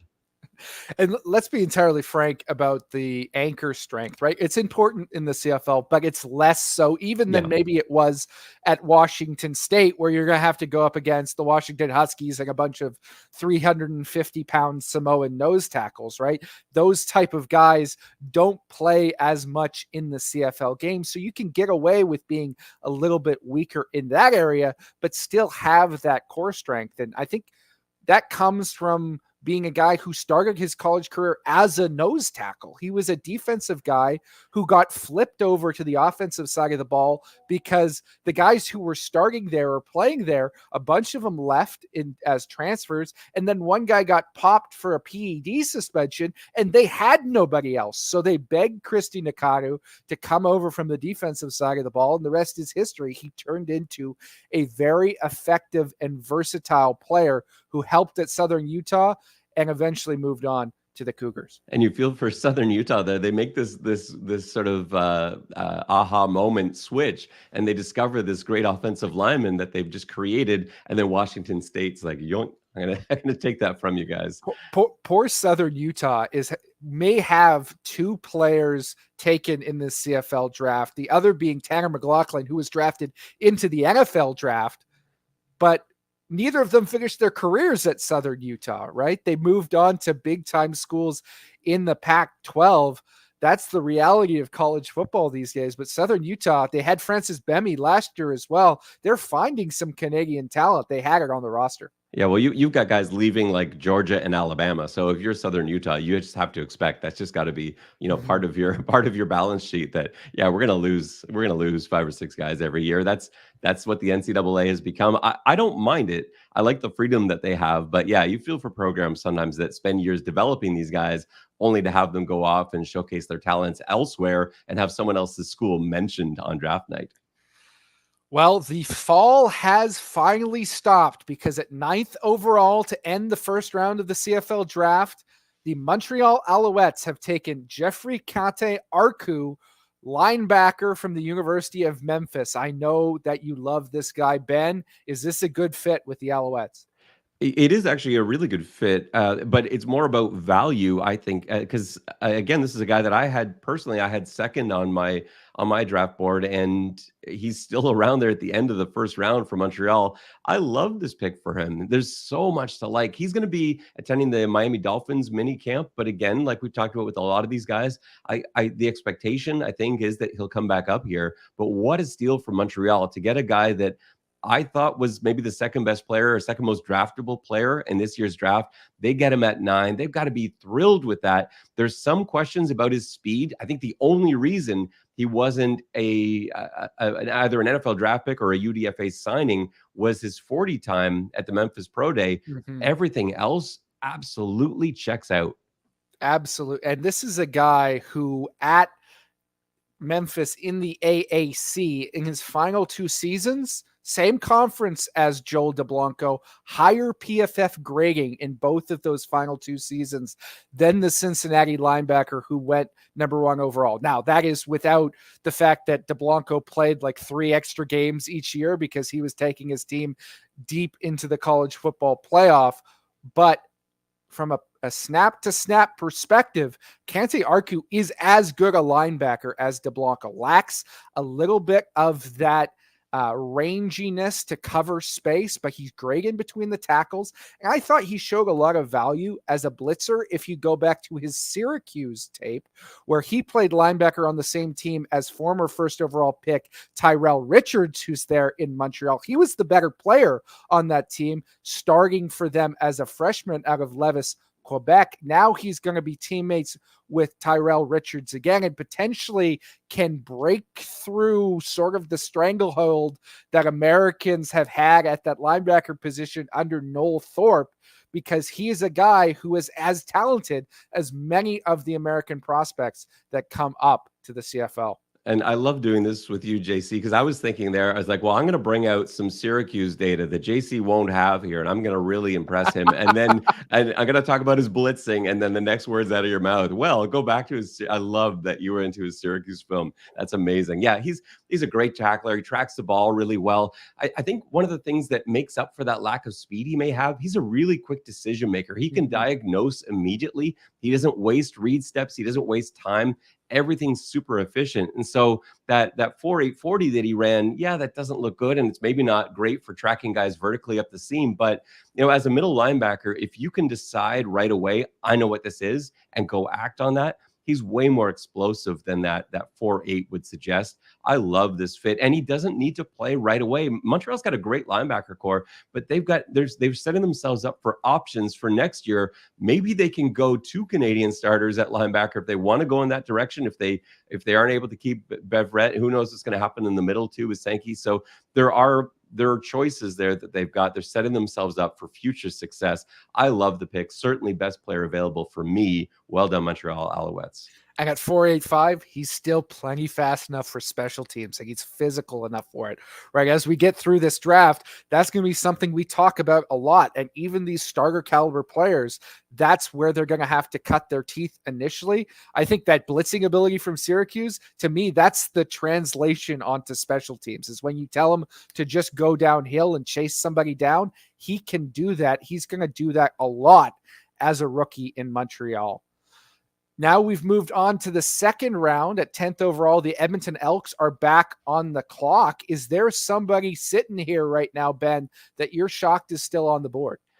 Not as much as I was 5 minutes ago, because now it is starting to even out a little bit. When I look at my board, my top 6 guys are gone, and Labrosse was the lowest guy that I had down here. So there are some great players still left here, but there's no one now that has slipped into the second round where you're like, oh my gosh, I can't believe this has happened. Because we talked about it being such a talented draft, really a lot could have happened in that first round. But the guys that we're looking at here, Gabe Wallace, we've already talked about a little bit. But one guy we haven't mentioned at all is Kevin Clercius. And he, to me, is the next receiver that teams will be looking at. Maybe that's somewhere that Edmonton decides they're gonna pull the trigger and get who I think is maybe the best special teams player in the draft, and a guy that really impressed me at the combine with his route running ability. He stood out. Like we talked about how Kevin Mattal stood out. When Mattal wasn't on the field, Clercius was the guy that stood out to me as a receiver. A few others as well. It's a strong draft class for a receiver,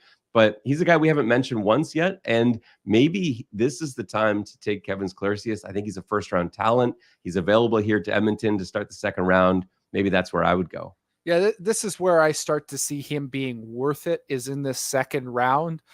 But to me, receiver isn't as big a need for Edmonton. They're going to start one. That's Curly Gittins Jr. He won't be ready right away because he's still coming off injury. But you signed Hergy Miala, so you don't have to necessarily go and get a receiver here. What does Chris Jones covet? That's what I come back to. And it's long, freakish athletes. And well, there's a guy like that sitting out there who I thought should have gone in the first round based on his measurables. And you can snap him up here at 10, and that's Luke Brubaker, right? Guy who doesn't have a lot of football experience, was a high school boxer, has only played 3 years, but tests like a freak, an NFL athlete, right? He's over 200, or he's 246 pounds, I believe, and he jumps a 38-inch vertical. I think probably Chris Jones was drooling in that conference hall in Winnipeg when he saw that happen, because that's the type of athlete he tends to sign when they're Americans, and he doesn't pass them up when they're Canadians. So if I'm looking in my crystal ball, I have a hard time imagining Chris Jones allowing Brubaker to slip past him.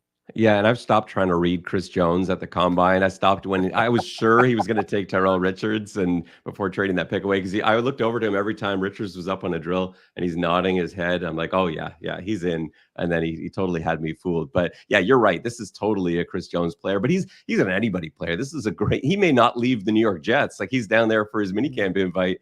They may be so impressed with him. He doesn't get up here with that size and speed combo and all that he has to learn. Like, he was a game wrecker at Laurier without knowing anything. Like, he's so raw, and everything from hand placement to technique to moves. He uses his physicality right now to get to the quarterback, and he's great at it. But he's also plays with no fear. He uses his length extremely well. He's got a lot of those sort of instincts that seem to translate immediately to football. But when he takes that full arsenal of abilities and can apply them with some technique, with some craftsmanship, he could really be elite. So yeah, you're right. That's completely a direction that Edmonton could go. So yeah, that's exciting too. Lots of options, and it's going to be this way, like through the first 3 rounds, where we look up and like, yeah, they could take this guy. He could be a real difference maker here. And certainly early second round, yeah, Brubaker makes sense for the Elks.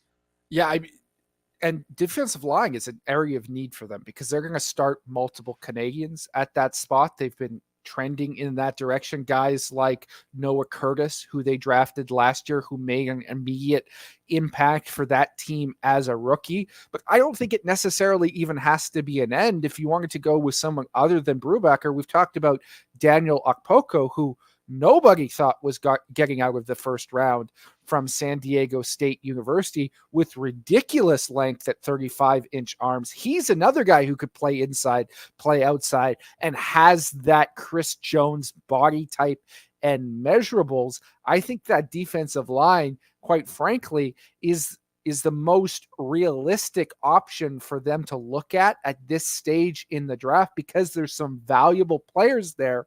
We have not seen one of our top defensive linemen get selected at this stage. And I think like Apoko, I don't see him dropping because there are concerns. I just think there's a lot of other guys to go with. And so if you don't view that as a position that you desperately need, then maybe he could slip. But yeah, we'll see where they go. The options are open because there's so much skill on the board right now. Oh, it's a stunner, Ben, with the 10th overall pick, the top of the second round. The Edmonton Elks go with DK Bonham, linebacker out of the University of South Alabama. I mean, there is a lot to talk about with this one, but I'll give you the first crack. There's a lot to talk about here, especially because it's Edmonton and especially because it's early. Maybe I'll let you get into some of that, but yeah, there's some interesting things going on here, but yeah, real potential. So we saw him at the combine and he talked very, very openly and honestly. He's one of the most honest guys in terms of answering questions. And he said, he wasn't necessarily in game shape. He hasn't played football for a long time. It's been a year and a half since he's played football. And so because of that, he wasn't in perfect shape. He was supposed to go to the invitational combine, didn't make it. They got him into the national combine, and even in sort of midway shape, still put on a show and was very impressive. And so for me, I know there are a couple red flags here, whether we're talking about injuries. He's had some serious injuries, whether we're talking about the mystery of the combine and everything else. But at the heart of it, you've got a very good linebacker who was also used as an edge rusher in college. But I think we're probably thinking of him as a middle linebacker in the CFL. And that's where he took a lot of his reps at the combine also. Although they did move him around a little bit, mostly it was at that Mike spot. I'm going to be frank.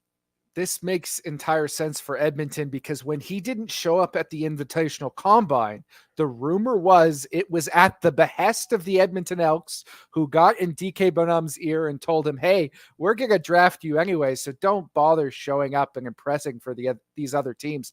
We're just going to take you. Now, these are all allegations.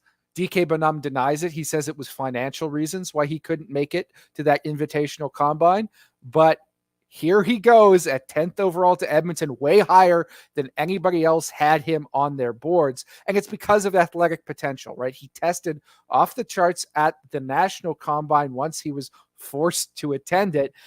And he had only been training since December. He was 260 pounds just a few months ago, flat on the couch because he was retired from football after he broke his ankle very badly at South Alabama after transferring there. He was not considering a football career until he decided he had to drag himself out of the couch and re-engage. He's done that, but we may even see more from him going forward because he hasn't reached the zenith of what he can possibly do. We saw early on in his career at Indiana, he looked like a player who was going to be a legitimate contributor as an edge rusher. I don't even think the Elks will play him at linebacker. I would not be shocked if they move him down to defensive end and play him there a lot. He's a little bit slight for it, but Chris Jones has done that in the past. And at the very minimum, he's going to be a tremendous special teamer for this Elks ball club. That's interesting that you bring that up. And I was watching for that at the combine too. They did move him down to the defensive end spot a number of times. And sometimes it worked out well, but he also got manhandled a bunch of times by Christina Kanu and Cooper Hamilton. I remember vividly just taking him right out of the play. And so there would be still a learning curve there, but there's rust and he's going to shake that off. From the middle linebacker spot, there's a lot to like. His drops are so smooth. He reads the QB really well. And while he's reading the QB, he's got great awareness around him of receivers coming into his zones. One flaw, though, and this is something that happened at the combine. I remember one specific rep, and it did happen a couple times where he just didn't carry his receiver deep enough down the field. He let him go too early in what was sort of a cover two look, and it ended up being wide open for what would have been a touchdown. So there is going to be a learning curve with him, but there's so much talent. And if that's rusty DK Bonham, then I can't wait to see when he's in peak physical condition, because yeah, when he's on, like you talked about that Indiana tape, like he is up here. Well, the picks are coming a little bit faster now as we enter into the second round.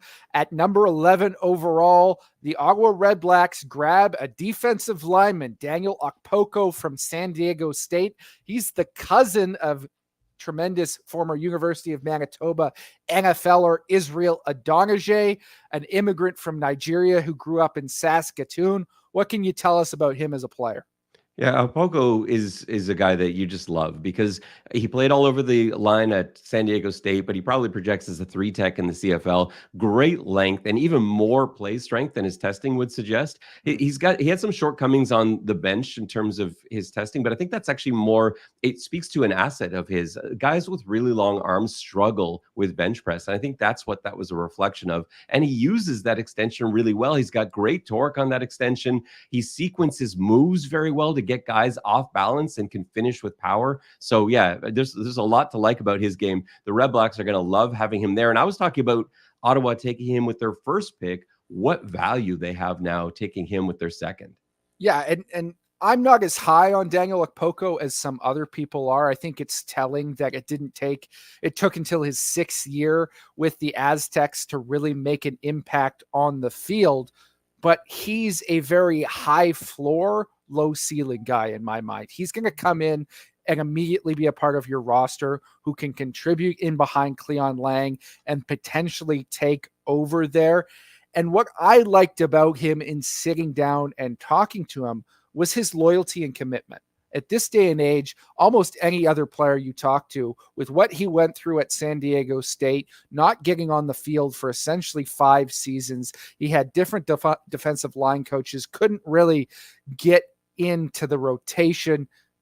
They bail. They go somewhere else. He never did. He said, I believed in the head coach. I sat down with him. He told me every year what I had to work on.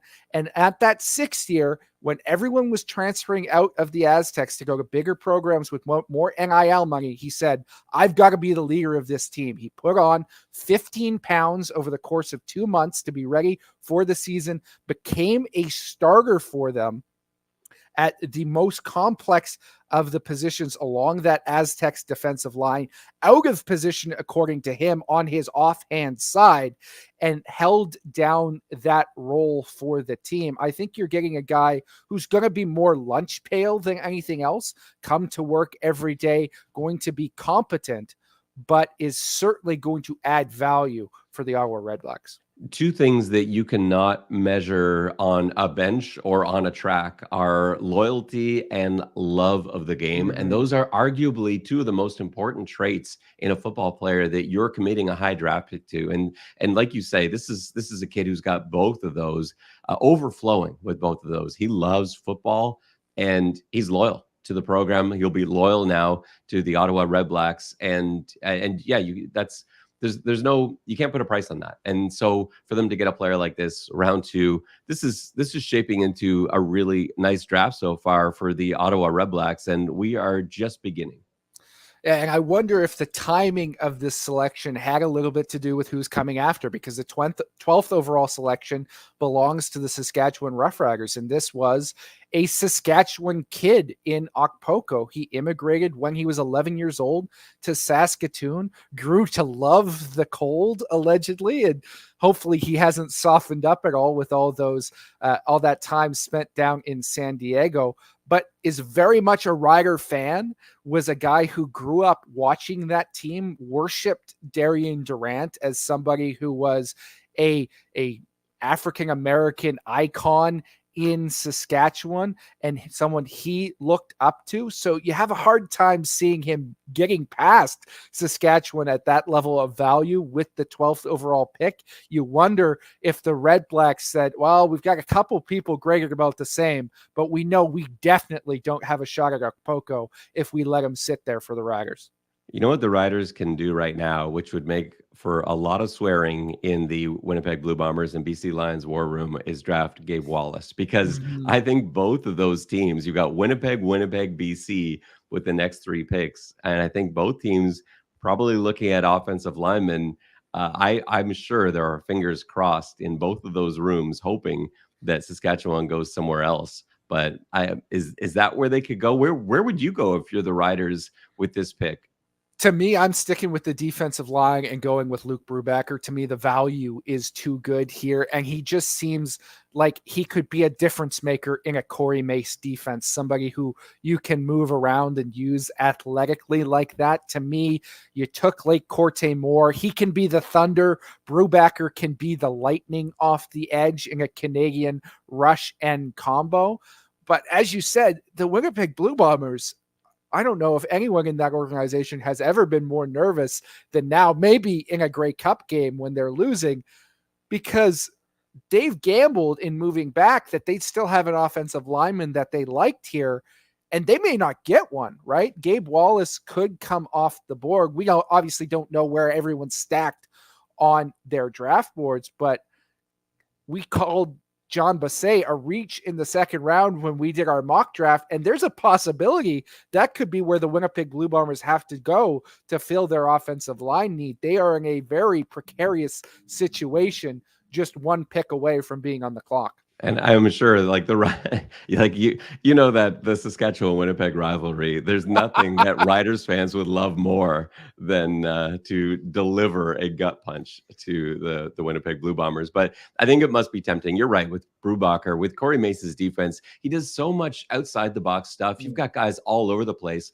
Last year in Toronto, I got to see it firsthand at practice and in games where they're moving Flo Aromalade all around. He was playing middle linebacker for a lot of second down plays. A guy like Brubacher, he opens up so many possibilities because of that size speed combo. I would love to see the creativity of Coach Mace and the skill set of Luke Brubacher in tandem. I think that would be a lot of fun to watch. But yeah, a few directions that they can go. And again, Saskatchewan set themselves up very nicely in free agency where they have options. In the first round, they took a player who's not going to be here to start the season, most likely. And now they get to actually choose an impact player, and they're setting themselves up well, not just for this season, but for the future. I'm excited to see what this pick is. I think the other avenue potentially here is Christophe Beaulieu, who's the best defensive back on the board. Normally, I wouldn't say that for the Saskatchewan Roughriders because they're pretty set at who they wanted to start there. But the news just broke yesterday. Jackson Ford has had wrist surgery. He was going to be their starter there. He's going to miss a portion of the season. They have Jaden Dahlke, who can play there as a safety. He's been very good in the past, maybe a touch slow for that safety position overall. And they've got Nelson Lacombo, but he's played more corner. I wonder if they want to add to that defensive backfield with somebody who could potentially contribute as a placeholder if Jackson Ford's missed time goes longer than expected. Yeah, you're right. And it's not like they would have him, Beaulieu, come in and have to start right away or anything. He's behind Dahlke, but you're one injury away from having some serious questions. And as a defensive coordinator and as a defensive-minded coach, I guess, you're trying to avoid that at all costs. So that would make sense too, but it's early. There's still players that they're going to be able to find later on who I think could maybe come in and play in that backup role, but you just have to kind of weigh. And this is where you start looking at the other teams around you and say, because these teams have all mocked this draft to death. They've gone over it hundreds of times where they will assign different positional coaches, different teams, and those positional coaches will study up on what every other team's needs are, and they'll go through, okay, these guys are likely to do this, they're likely to do this. So they know, they have a really good sense, at least, of how this is going to break down and what the latest draft position is that they can get this guy. It doesn't always go to plan, but that's what they're probably trying to calculate right now is where do we need to go, because we know we won't be able to find a guy like this later. Well, the Saskatchewan Roughriders went with a futures pick in round one. And in round two, it's maybe not a traditional futures pick, but a futures pick again in Nick Wiebe, the linebacker from the University of Saskatchewan. Tell us about this kid, Ben, and why Riders fans may have to temper their expectations for at least a year. And they probably will, but I'm surprised. Like, first of all, for Saskatchewan, tip of the cap to Saskatchewan. They are setting themselves up so well for next year. Nick Wiebe is a great middle linebacker. Man, I love watching his film. The concern is that there was an injury. He was hurt in the playoffs right at the end of Saskatchewan's season. And because of that, he's not going to be available. The last I heard was they were thinking maybe August, September, but I think the sensible thing would be because, not having played, not having strength trained or anything like that, in all that time, you are probably not wanting to plug him in at that stage. So you're probably sitting Nick Wiebe for this year and getting him ready for next year. But what a treat it would be to add not just Nick Wiebe, but maybe Hergel as well.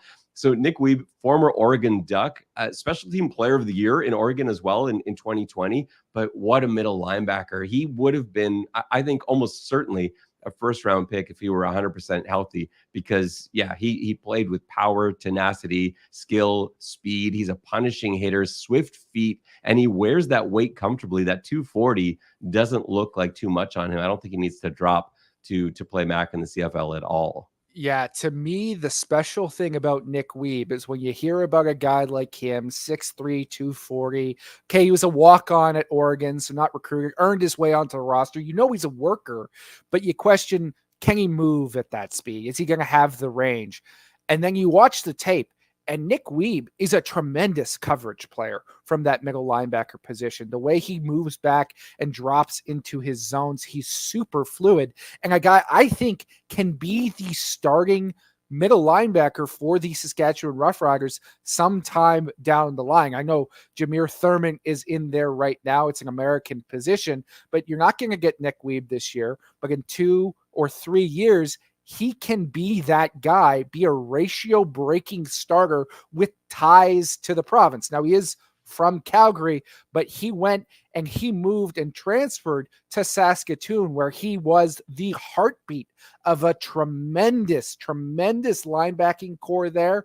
This is a slam dunk pick, although it's not going to help them in the immediate term. Yeah, and you never know. Like, it could at the end of the season, but ACL injuries, you just don't want to play around with that. And being like the gym rat that he is, like this guy's just jacked, and you know that play strength isn't going to be there immediately. The level of comfort isn't there immediately. We've seen guys come back from the ACLs in a position like middle linebacker. You want to feel 100% confident because he puts so much stress on those joints too. As a middle linebacker, he diagnoses immediately and he fires, and he always chooses violence. With every single tackle, he chooses violence, even in space, and he doesn't miss a lot either. He's just a really good tackler.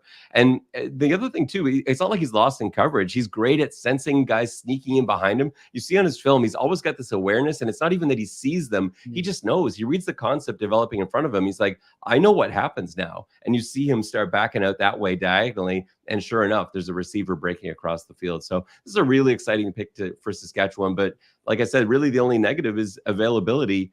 There's a lot to like about how Saskatchewan's draft is going, but yeah, for 2025, we're talking more about than 2024. But yeah, I still love it. I think this is a great draft strategy as long as you don't have immediate pressing needs. Are the Riders that team, though? I mean, this is a team that didn't make the playoffs last year. Do they have the Canadian content to justify not bringing in guys that are going to help you right now? I think that's going to be the big question debated in Regina tomorrow, is if this was the correct strategy in terms of what they could have brought in. Certainly, they've added 2 quality potential future all-stars. But next season, are you confident with Adam Auclair potentially starting as your weak side linebacker? Are you happy with what you have along the offensive line? Are you happy with your special teams depth at linebacker that hasn't, maybe been good enough to push you into the playoffs in the past? Now, all of these things could be addressed in the later rounds. As we've said, it's a deep draft class, but I think the Riders are taking a bit of a gamble here. And to be frank, as much as I love both players, it's a bit too much for my liking. I want to add somebody right now if I'm a team that missed the playoffs, and they haven't done that at this stage in the draft. Yeah, that is the concern. I'm worried a little bit about, like, I wonder if they're painting themselves into a corner where they're going to have to start 3 Canadian receivers, and not a lot of teams do that, but they could end up in a position where they're starting Emilus and Schaefer Baker and Lenius. Not that that's bad. Those guys are great, but that doesn't leave a lot of depth behind them for you. And then you're probably starting a Canadian safety and 3 Canadian offensive linemen. And you wouldn't necessarily, that's 7. You don't necessarily have to go with Auclair at a starting spot, although you can. And so it's, to me, that's not dire. And so if they felt like these guys, and there's a longer leash for this, well, for Corey Mace anyway, there's certainly a longer leash. I don't know if that extends everywhere within the organization, but I think there is a bit of a longer leash than there is, for example, in Edmonton, where they need results this year. I think with the new coaching staff coming in, I think that's going to buy them a bit of time and setting themselves up for success next year, as long as they feel comfortable here. And I feel comfortable. I'm not comfortable with the depth. I'm comfortable with the starters they've got in the Canadian positions, but they're going to need to start adding depth soon. Mm. The Winnipeg Blue Bombers are the next team up on the clock with the back-to-back picks that they got in that blockbuster trade from the Calgary Stampeders. They gave up the rights to go up and get Christy Nakanu, or they gave up the rights to Christy Nakanu to move back. Now, with the 13th overall selection, they've taken Kevin Sklersius, receiver from UConn. You've alluded to it already. Ben, you love this guy. What are they getting in Winnipeg with him? Yeah, I absolutely love Kevin Sklersius. He does all the things that receivers typically don't want to do. He is a tremendous blocker, the best blocker of all the receivers in this class. And there's some really good blockers in this class too. He's better than all of them.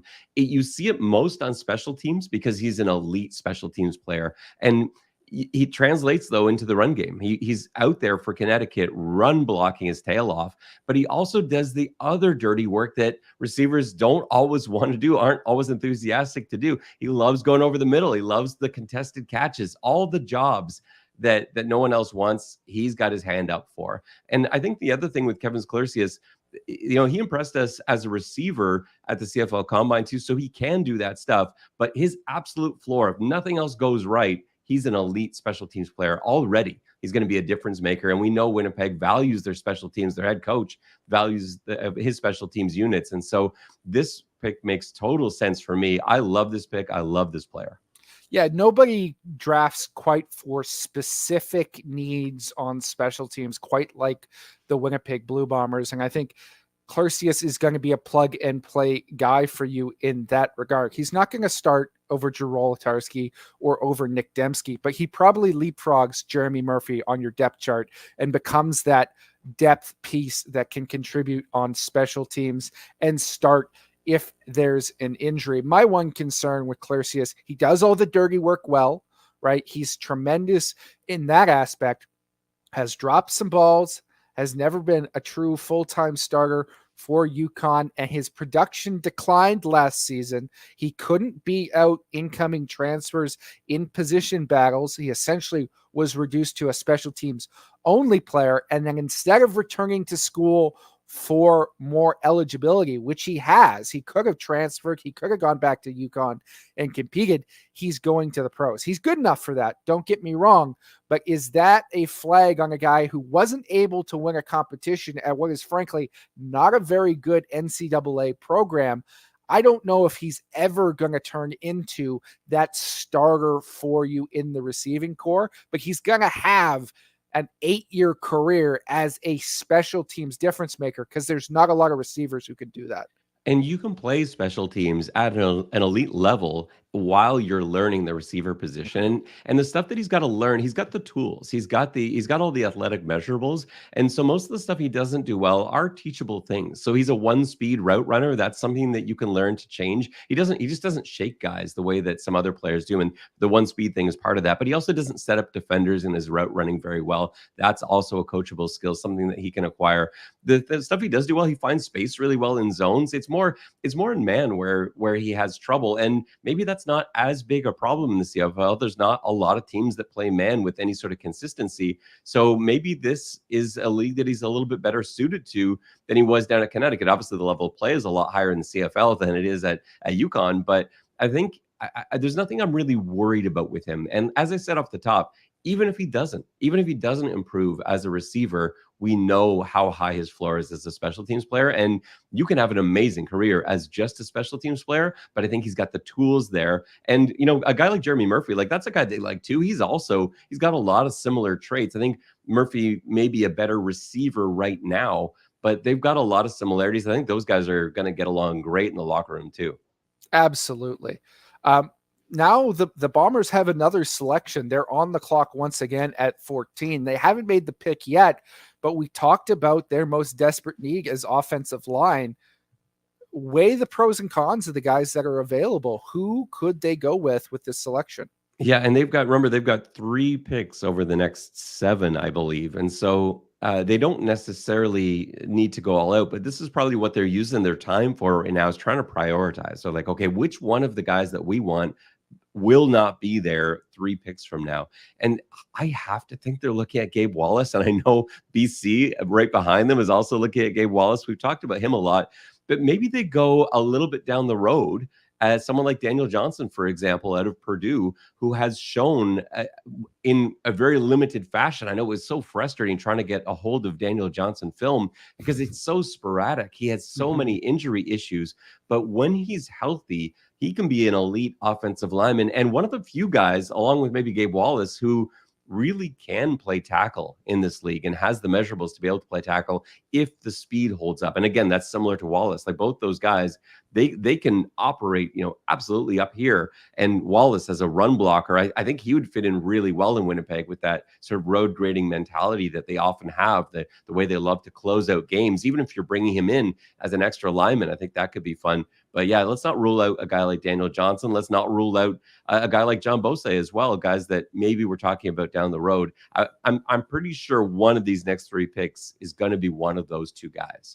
The other thing I'd consider, you mentioned road graders, and that's what Winnipeg has loved. I know that they were very high on George Unga, and this is probably rich at this point in the draft, but I don't think the other 2 Windsor offensive linemen in Owen Mueller and Jackson Morgan are entirely out of the question either if they truly liked that sort of mentality. I wouldn't take them here. I'd see them as more 3rd, 4th, 5th round guys, but I know that Winnipeg has sort of gone off the board with linemen in the past. They have a specific style that they like, and those Windsor kids seem to fit that. So those are potentially another option there in what is a very, very deep crop of offensive linemen. And a guy that we haven't talked about yet, maybe this is the time for him to start coming up in conversation, is Malik Straker. Because you look at how Winnipeg is constructed, I think they're probably going to go, are they going to go with Cramdy at that Sam linebacker spot, make that spot Canadian?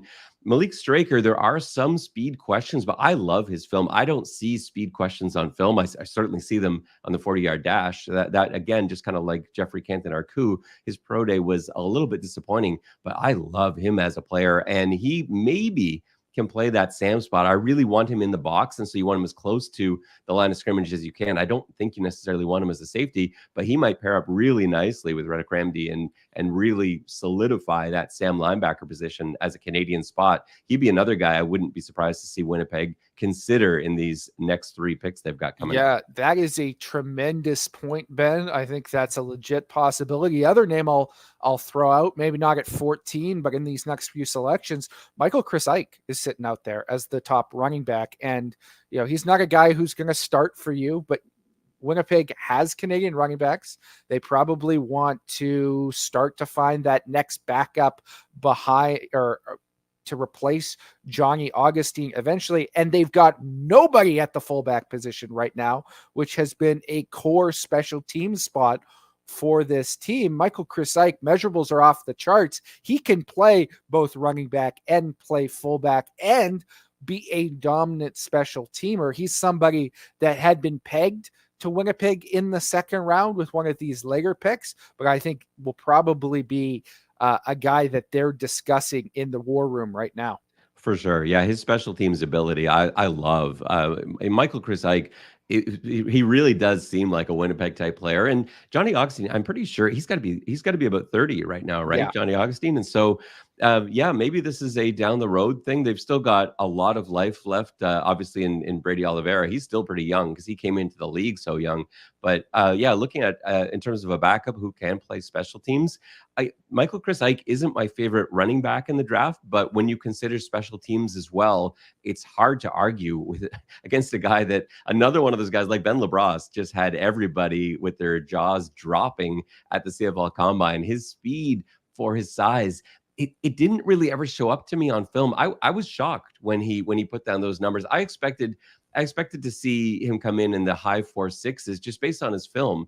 And so when he's out there running, was it low 4.5s, right? That he put in for his 40-yard dash. That blew me away. It was 4.51, and indeed the pick will be running back Michael Chris Ike out of Delaware State to the Winnipeg Blue Bombers at number 14. The special teams value is the selling point here. He is a physical freak. You do not get guys like him, 6'1", 225, who run a 4.51 or change direction like him.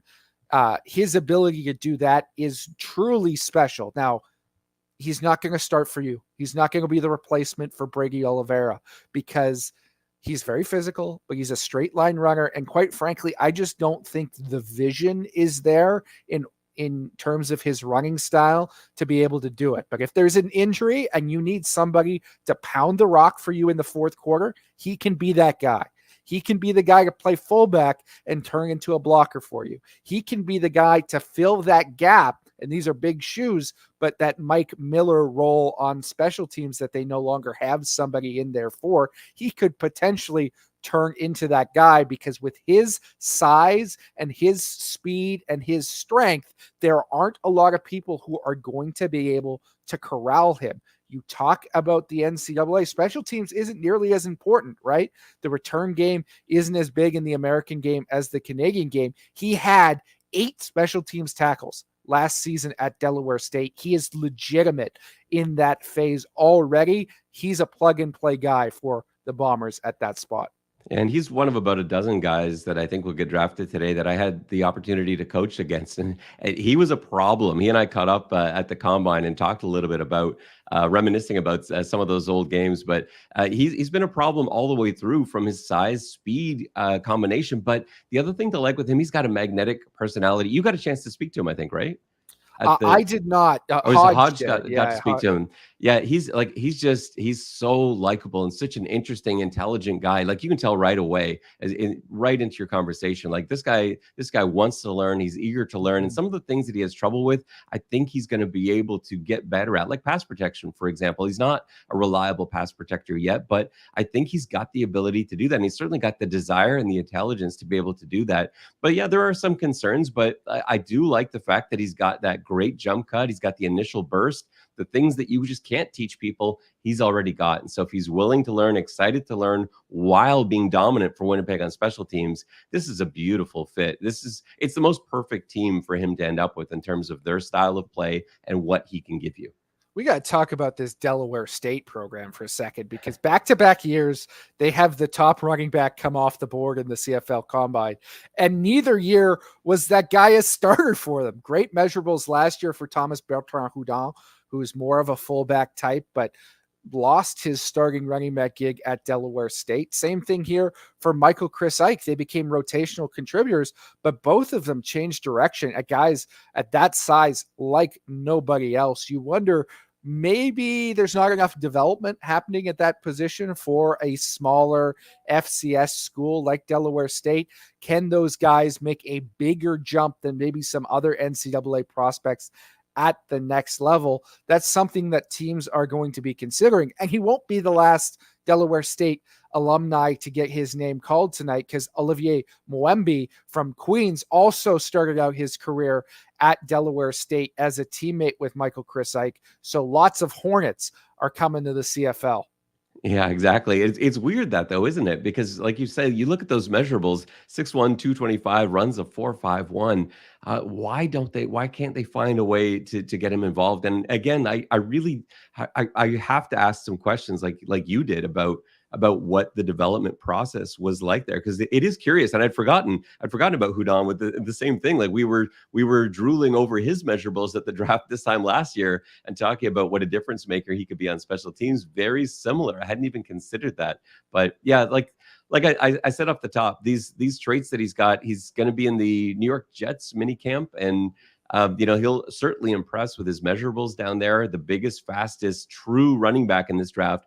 But do you convert him to a fullback? Is that like for sure the way you're going, or do you kind of wait and see how he looks in camp and maybe not resign yourself to labeling him one way or the other? I don't think you have to label him. I think he's both, right? He's a guy who can do your either or, right? I think Thomas Bertrand-Houdon is doing that a little bit right now in Saskatchewan, where he's a fullback, but has also taken a few carries late in games. I know other guys have done that in the CFL in the past. Guys like Andre Milanovic-Litre, who, depending on which game you're watching or which team he's on, he's either listed on the fullback depth chart or on the running back depth chart, and frankly, can do both competently. I think Chris Ike ultimately will be that type of guy in the CFL. I really don't see him as a starter. I don't think his his development is ever going to come just from the vision standpoint, but I think he's going to have a long and successful career because of the other things he does well, and he can get you out of a game in a fourth quarter,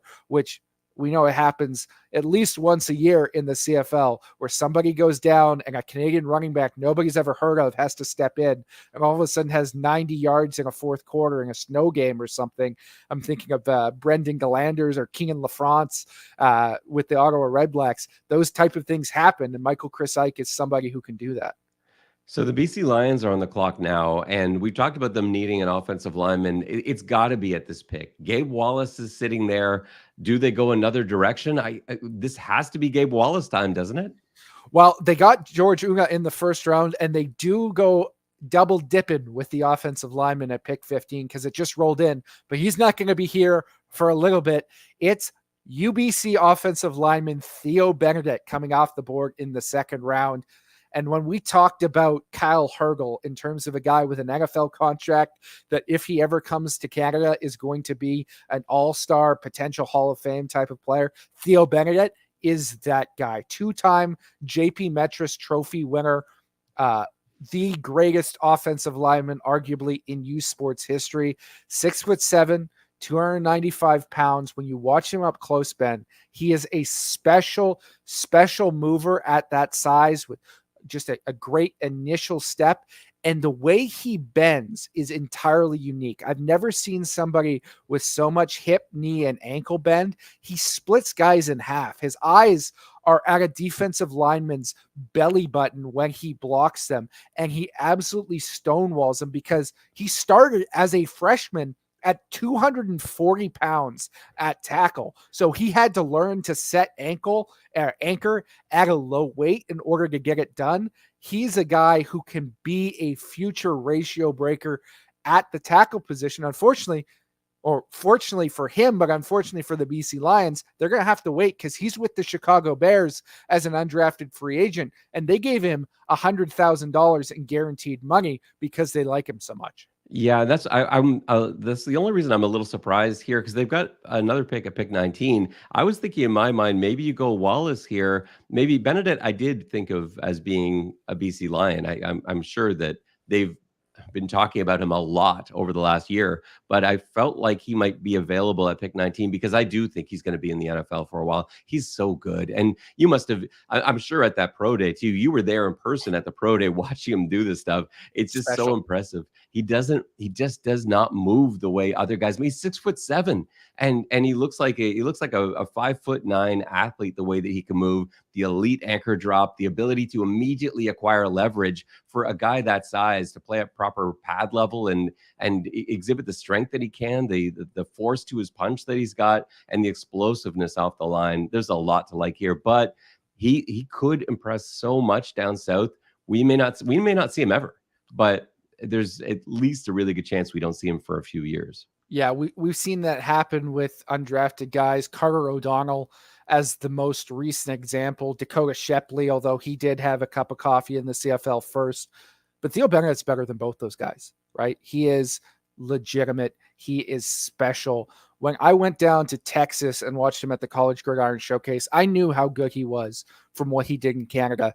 But watching him against NCAA competition on a field where, yeah, there was no draft picks there, but there was a bunch of undrafted free agents. He was the best guy at any position. And frankly, it was not even close. He is that special in what he is able to do. And it's a travesty, quite frankly, that he wasn't drafted. I know Giovanni Manu, people will say he has the higher upside. He's got the NFL measurables to shoot for sure. He's a freak. But it's not close who's the better football player right now. And that can change. We know there's development curves. But Theo Benedict is as polished and pro-ready as I have ever seen a U Sports offensive lineman. And if he ever comes to his hometown team, it's going to be an incredibly special career for this guy. I truly, truly believe that. Just do not have Casey Printers anywhere near him. Turned him down for an autograph as a kid. He's never forgotten it. No Casey Printers, guys. That's an amazing story, but you're right. Yeah, he is the better lineman between those two guys. But I think people are so enamored with measurables sometimes, and you forget. But I think when the Chicago Bears see him on the football field, it's going to be tough not to keep him around for a long time. We'll see. It's tough though, because like guys like Sage Dockstader, like the Argos are waiting on him for every bit that it worked out for Ryan Hunter. That hasn't come back yet, and Benedict's a better player than Sage Dockstader, I think. So yeah, you never really know how that's going to go, but I like them getting this player. I just don't know if it's the right stage. Do you think someone in the next 3 picks takes him before 19? I guess the BC Lions just weren't willing to risk that. I guess not. I mean, I think it's a potential. If you're the Winnipeg Blue Bombers and you don't like the guys maybe for now, and you just want a stack of futures on there, I think that's a potential slot he could have gone at 17. You never really know with these things, and the futures picks are fickle. I will say that the benefit for the BC Lions is, as much as we've harped on the fact that the offensive line is a bit of an issue for them, their Canadian talent across the board is tremendous, especially on defense. And they have the versatility to start guys at a number of positions, start more Canadians than they need to, and change what positions people are starting at depending on what the needs are of the moment, right? So they are not locked in even to having 3 Canadian starters on the offensive line. If they simply don't like what they've got, they can start Saraman Harrison Bagiogo at corner if they really liked him enough, or they can bring in another linebacker, or they can start a defensive lineman other than to replace Matthew Betts, which right now I'm expecting them to go American there, but they could very easily just go with a rotation with Francis Bemy and David Menard and plug that in as Canadian still, right? They have those options if they're not comfortable with their Canadian starter at guard. So they're not locked in, then they have the luxury to take a guy this high who might never come up, but it's going to be hugely impactful if he does. Yeah, that's a good point. I hadn't considered that part of it because I was thinking in my head of the BC Lions' first 3 picks. I kind of thought they would want 2 offensive linemen that are going to be around this year because that's just the way I think most teams would think of that in their situation just on the offensive line. But that's only when you look at it in a bubble. You're right; they've got so much talent. I think it's the reason they've got this compensatory pick, right, for starting so many Canadians, for getting playing time for Canadians in last season. It shows you the talent level that they've got across the board in terms of Canadian talent. Indeed, it does. And now with the 16th overall selection, the Hamilton Tiger Cats have finally taken a guy we've been talking about a ton, and that's Wilfrid Laurier, defensive end. Luke Brubaker, just 3 years of football experience, never played a snap in high school, growing up in the tiny town of Listowel, Ontario. What are the Ticats getting with this guy? They're getting just a physical freak with so much upside. I love this Tiger Cats draft right now. I thought their first pick was a steal with getting Dumoulin Duguay at 7, and it was. But you're getting a guy that can contribute this year on the offensive line, and now on the other side of the ball, which really is a position of need. Offensive line, we didn't really think was in the first round. Defensive line, I think, is, and Brubaker in there right away, I think is going to be platooning a little bit on the defensive end spot. He's got a lot to learn still, but he's not going to be lost on the CFL field, even right away, just because he's got the physical tools. He won't be lost out there. And so he's going to be a contributor this year. As long as the New York Jets don't fall too much in love with him, he will be a contributor this year in Hamilton, and he's going to wreak havoc on special teams too. I wonder if that is part of the reason why he fell this late in the draft, is because normally NFL minicamp shots, you don't put much stock into them. Guys almost never get signed. But if there was a guy who was the prototype for someone who was going to get signed, it's Luke Brubaker, because you look at his measurables and you look at the raw talent, even the arm length with 34-inch arms, he checks all of the NFL boxes. He's going to look incredible, and he's taken progress at every single step. And I think an important thing to note with him is second team OUA All-Star last season, 5 sacks, good numbers, not tremendous like some of the other players. People might say, well, maybe he hasn't reached his peak on that development curve. He was also playing hurt. He's had 2 bum shoulders for the last couple seasons, been playing through it, had surgery this offseason, got cleared up in time for the combine testing, posted those incredible numbers after his rehab, and is now going to be fully healthy finally for the first time in 2 years when he goes to this Jets minicamp. I think that has an effect as well in terms of what they're going to see and how high they might end up being on him.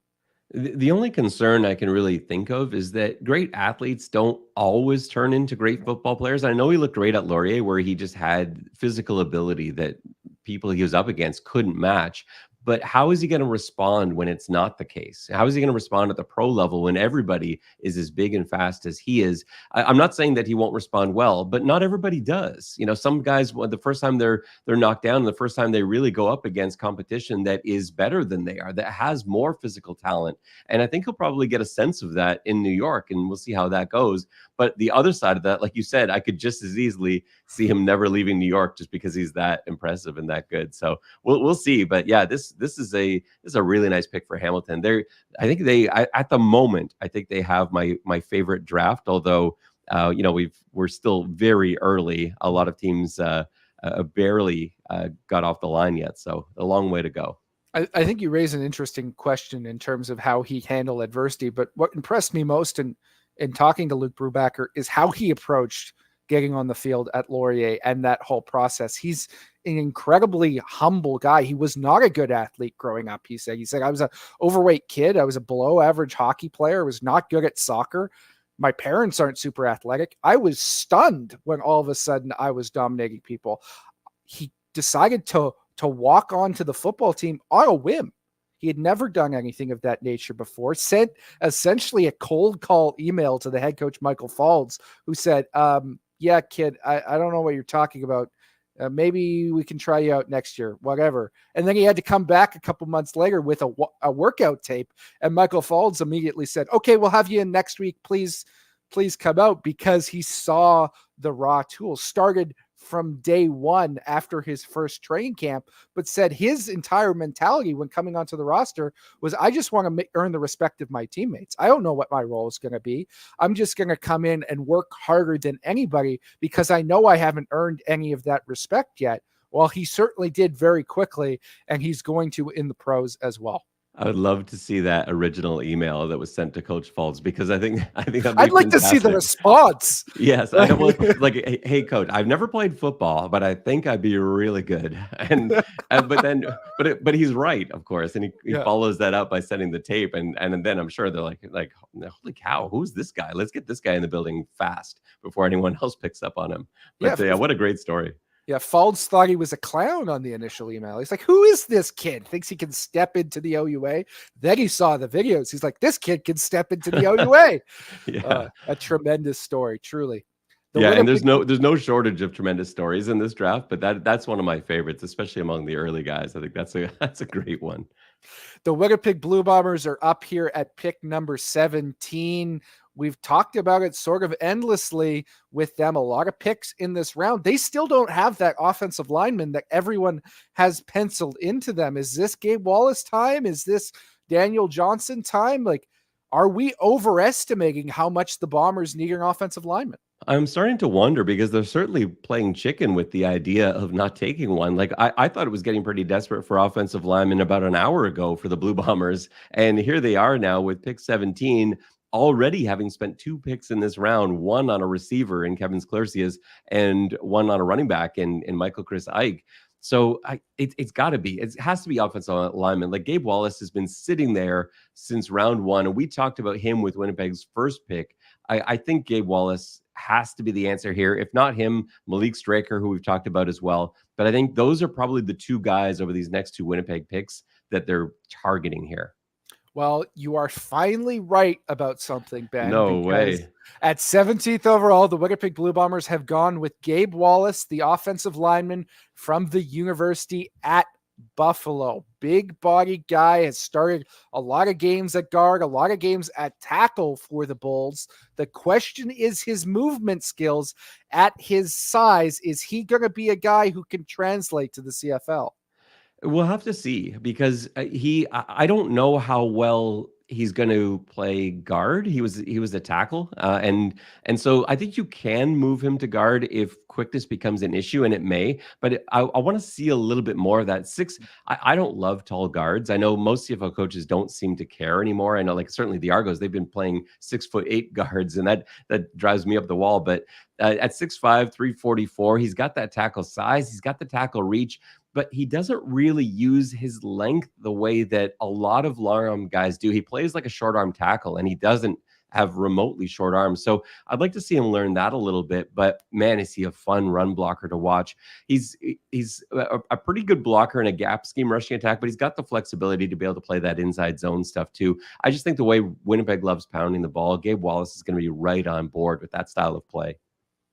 So here's a fun story. Gabe Wallace is, of course, a BC kid, grew up in Salmon Arm, grew up loving the BC Lions, and his favorite football player of all time is a guy who showed up to practice one day in Salmon Arm when he didn't have to and took a picture with him, a hard-hitting linebacker by the name of Adam Bighill. And he told me if he ever got to take the field with Adam Bighill, he might cry tears of joy. Well, right now, Gabe Wallace, you are teammates with Adam Bighill now as a pro. That picture from when you were 13, where he's in a bucket hat and a way too tight a spandex shirt, now you can take one in the Bombers locker room. I think this is a tremendous fit. He is big bodied, but tough. They've got a guy like that in Liam Dobson and Winnipeg, who they really like. A former rugby player, can move better than I think people get him credit for, or even the testing numbers do. And when he watches tape, he doesn't just watch today's tape. He doesn't watch just NCAA tape. He goes back. He says, I spend my time watching the Great Wall of Dallas. I like to watch Art Shell tape while listening to classical music. He's that type of throwback neck roll run blocker. He's going to be very popular from a fan standpoint in Winnipeg because he's got a great personality, very eclectic guy, and he's going to be tough and hard-nosed just like they love them.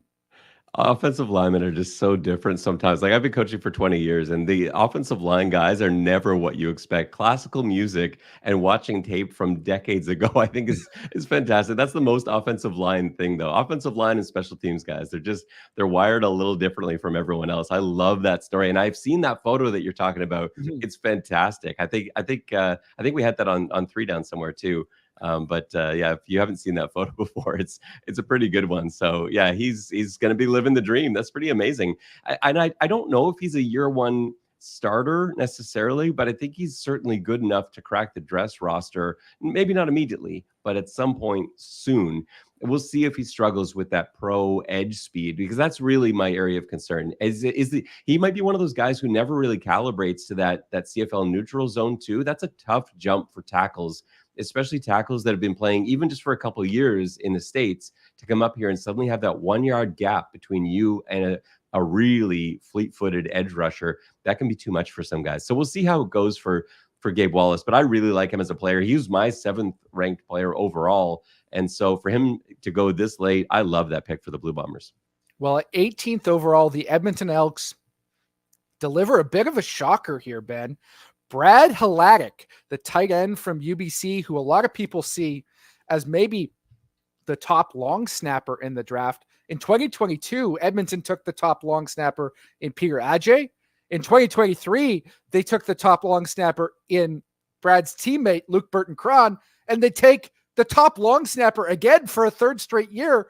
Only one of them is playing long snapper. Is Hladek good enough as a fullback tight end to justify this selection? I don't know. That's early for me, but they obviously really like him as a player. I think, to me, I feel like he should have stayed with or transitioned to being a full-time linebacker. I love him at that spot, sort of a Brandon Calver kind of thing that can play sort of both spots. And maybe like we see with Brandon Calver, maybe it's not too late and you can make a switch. But he is a really good H-back. He does some nice things. I love how he's used. We saw this at the combine a lot, where they line him up in a wing spot and have him kick out the defensive end on the opposite side. He was crushing guys. This is a player that loves physicality. And so I think it's an interesting pick. He's certainly, there's no question, he is a CFL level player. I think it's a little bit early in my mind, but I do love the player. Yeah, it's rich for my blood as well, but it's certainly a need for Edmonton. Tanner Green is a talented player, but he's the only fullback on the roster, and he's getting a little bit more up there in age at this stage. Brad Haladic can come in, be that second fullback, that special teamer. I don't think he ever needs to long snap if you're Edmonton, because you got two guys who are probably better than him right now at that position, but certainly adds that versatility.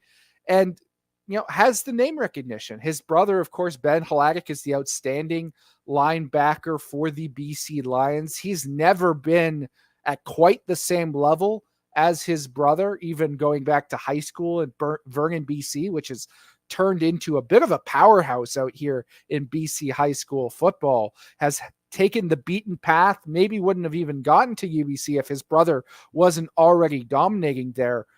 Didn't even start as their fullback tight end, because they had Lucas Robertson, who was an 8th round draft pick last year, and came back and had an all-Canadian season as their fullback tight end. So he's the backup at that position for UBC, but has all the physical tools and size that you want at the position. It's an intriguing selection where there may be more to develop there. And I can tell you firsthand from covering a Toronto Argonauts game in 2022, where they used 3 long snappers in one game in a win over the Hamilton Tiger Cats. You never know.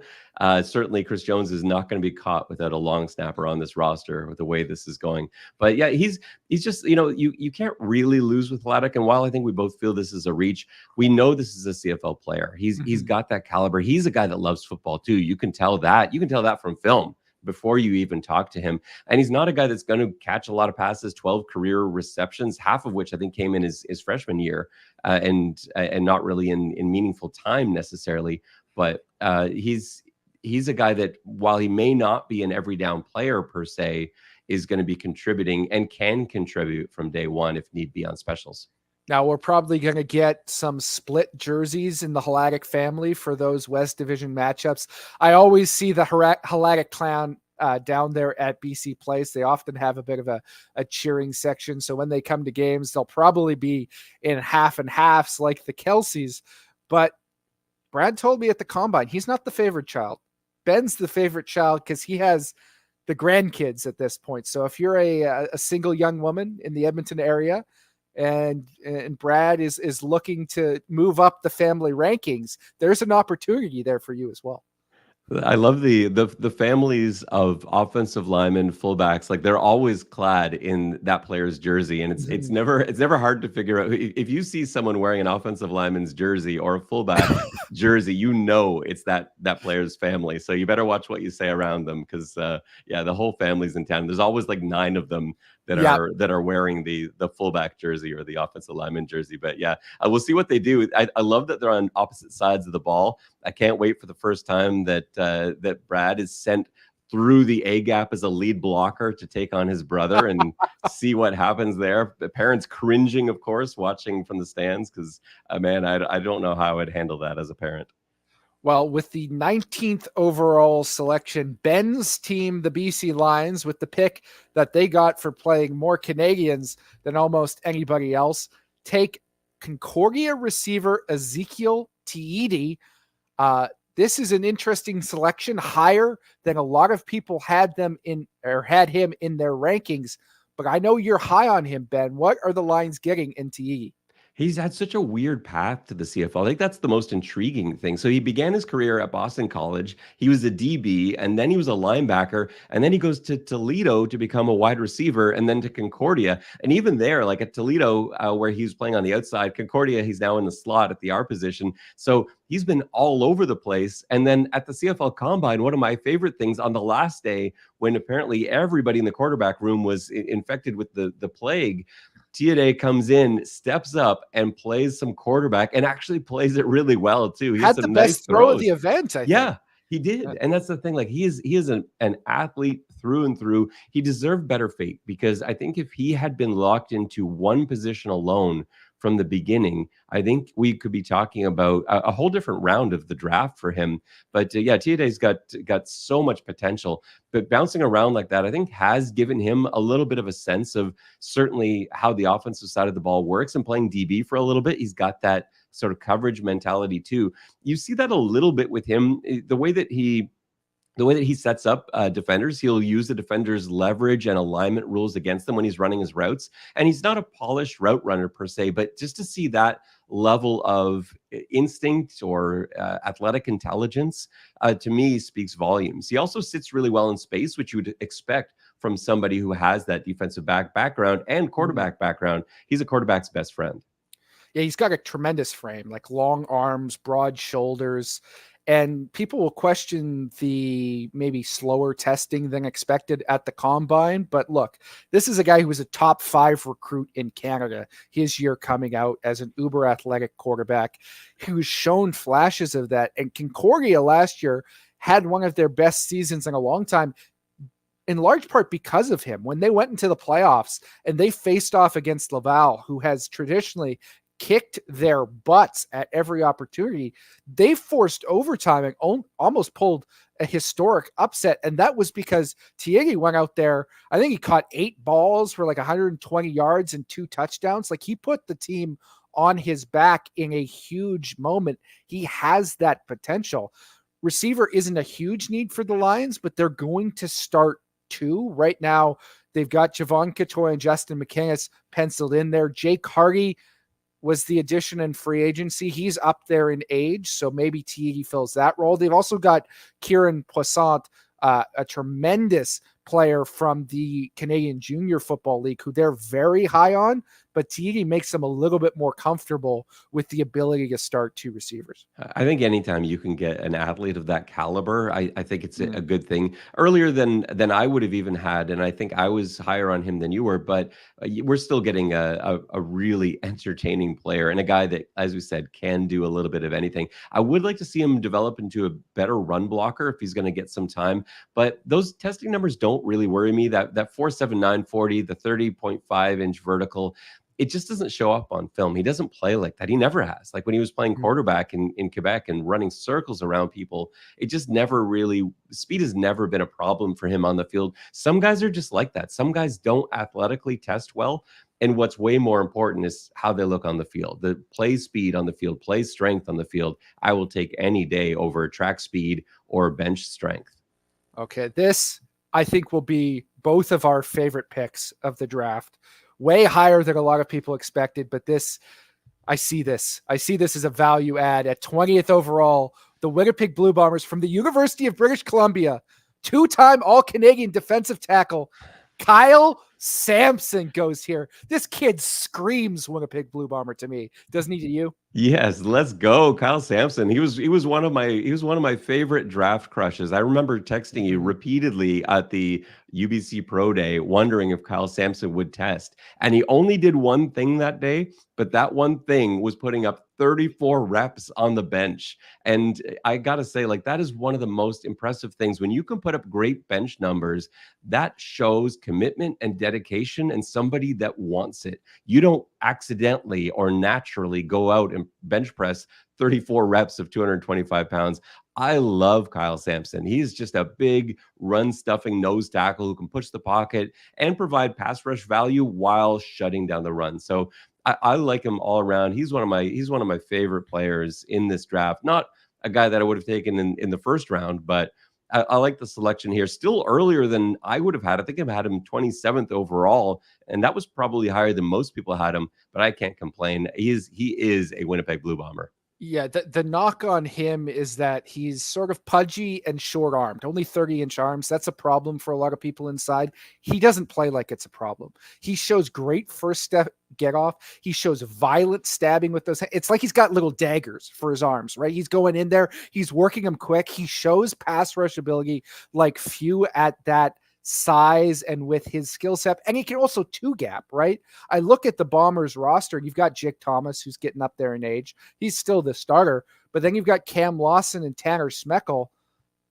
this is a similar mold of player. And frankly, I like Sampson more than I liked Lawson or Schmeckel. And I like those guys a great deal, right? He has all of those traits that you like to see as a guy who can bring pass rush value, but be a true run stuffer as well. He wouldn't have been healthy enough to test at the CFL Combine, but it was stunning to me that he wasn't even invited. He has put that as a chip on his shoulder, and I think he is going to be an exceptional pro in a system that fits what he does well.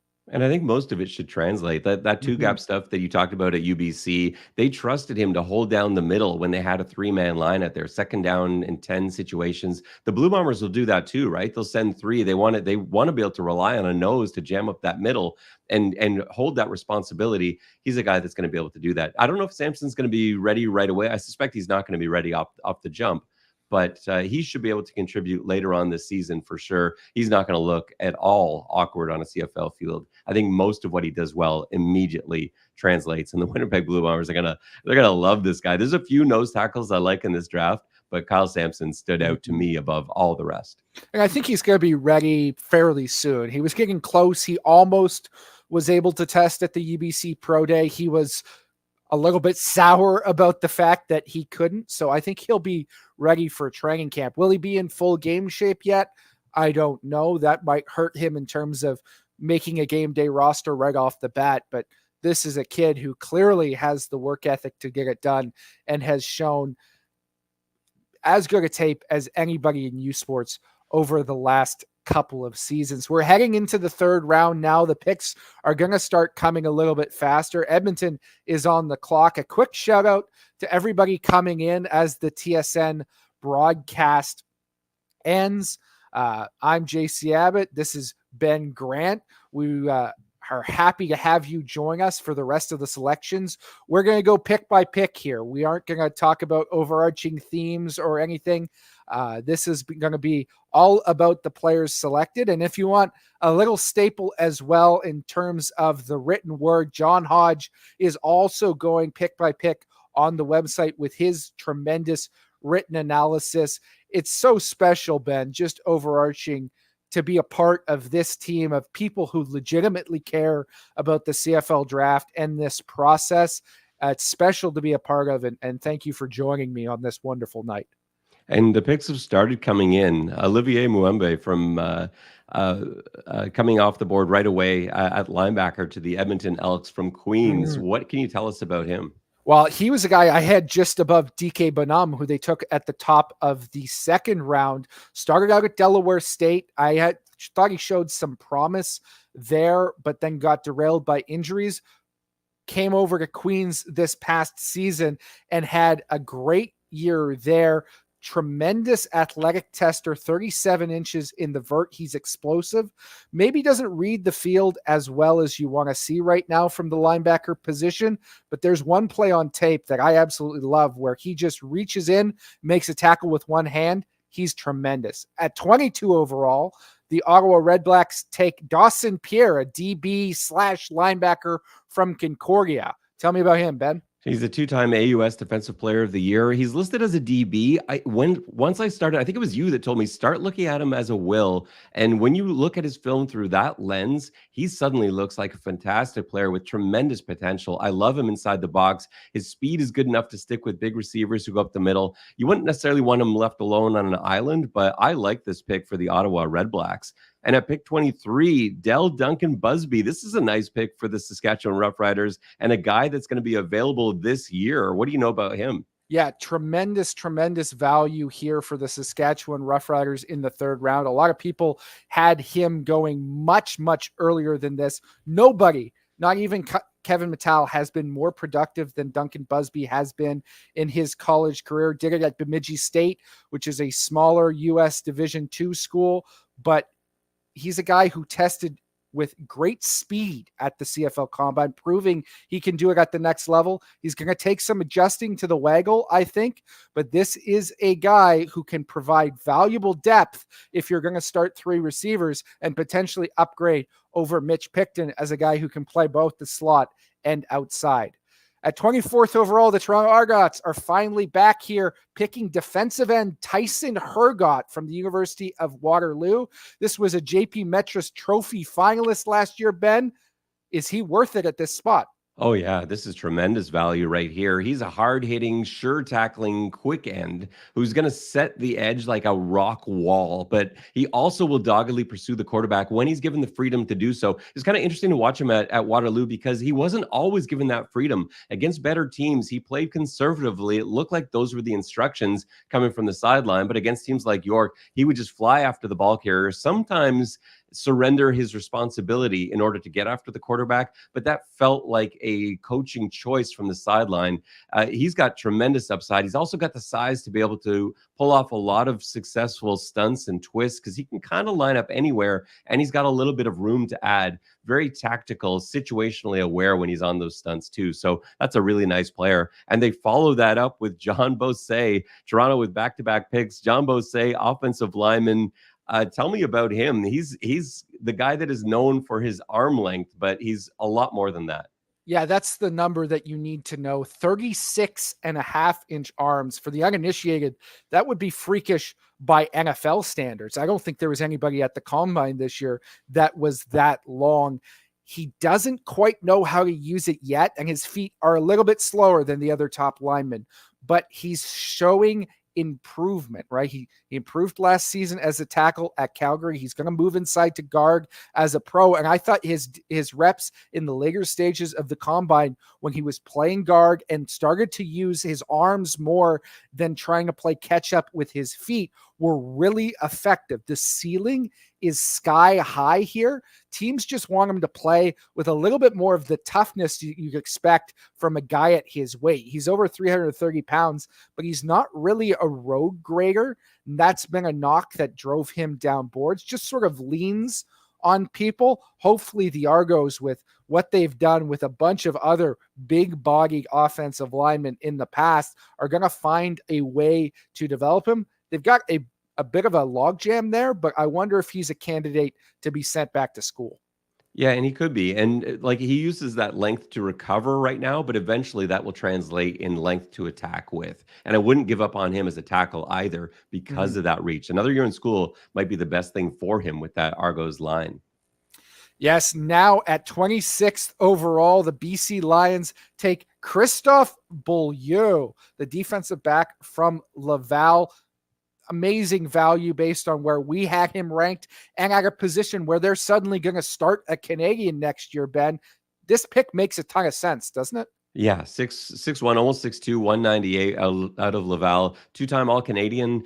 He floats effortlessly around the field. As a halfback, his hips are so fluid, light feet, but he can play anywhere. So I love watching him at the halfback spot because there's just so much field for him to float about. But he's got good coverage variability, best back pedal in the draft for sure. He can also transition seamlessly, I should say, from a back pedal to that open turn. He can speed turn without losing any momentum. He's just got it all when it comes to fluidity in the backfield. And those are things you can't teach. That kick slide off the back pedal maintains hip leverage, great explosiveness, great change of direction. I would trust him pretty early on out there as a man coverage defender. I think there's a little bit more room to grow in terms of his understanding of more complex zones and really gluing to guys that come into his zone. But he's ready to go on the outside in man, but I think he's got upside to really turn into something in the middle.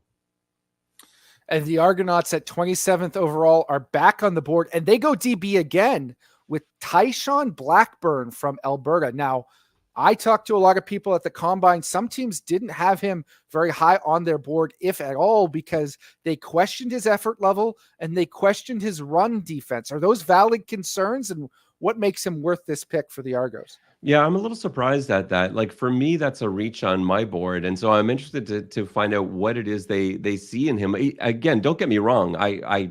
I like him as a player. I think there's a lot of upside here. 6'2", 203, good size, good length. He's got that really disruptive radius that also comes with that. His speed numbers were great in testing. His film concerns me a little bit. There's just a little bit of it's like a lack of recognition apparent. That won't matter for him starting out. He's going to start with special teams play. He can learn, but he clearly has an understanding of his own responsibility and how that fits into the defensive scheme.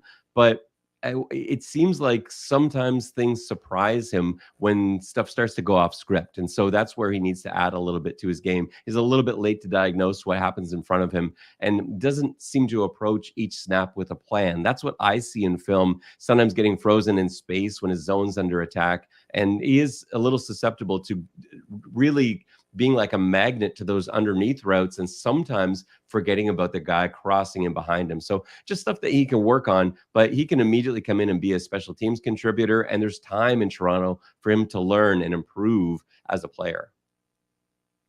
At 28th overall, the Calgary Stampeders go with a bit of a reach. They go George Idoko, the undersized defensive end from the University of Saskatchewan Huskies. This is a guy I think is really technically solid, very physical at the U Sports level, but maybe doesn't translate as a CFL defensive end. I wonder if he has the potential to flip to fullback. He's going to be a special teams contributor no matter what. I just don't know at 224 if he's big enough to play defensive end. And then at 29th overall, wrapping up the third round, the Montreal Alouettes go Arthur Hamlin, DB from Colgate. This kid overcame Hodgkin's lymphoma in 2021 to have an outstanding NCAA career for the Raiders. Does he have value as a potential backup to Marc-Antoine Dequoy? Oh, he does for sure. I love this pick for the Alouettes.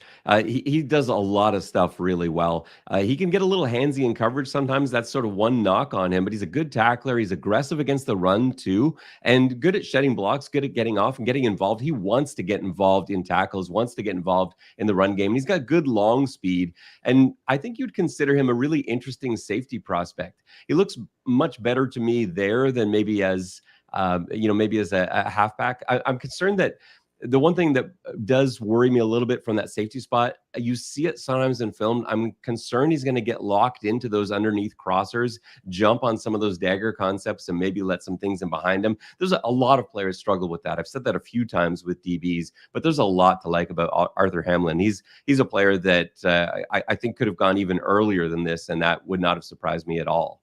Mm-hmm. At 30th overall, another offensive lineman comes off the board to the Edmonton Elks. The second from Windsor, and it's Jackson Morgan, the guard. He's an absolute nasty rogue rigger. I think the nastiest guy in this entire draft class.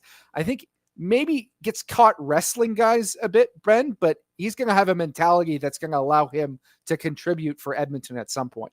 Yeah, he has that nastiness. He reminds me a little bit of Peter Nicastro in some ways, just in the way he just seems to approach his opponent with this like willingness to destroy them. And that's the mentality of that Windsor offensive line. I like all three of these guys. He's the second of three to go. But yeah, just another road grader, another guy that just wants to get out there and run block.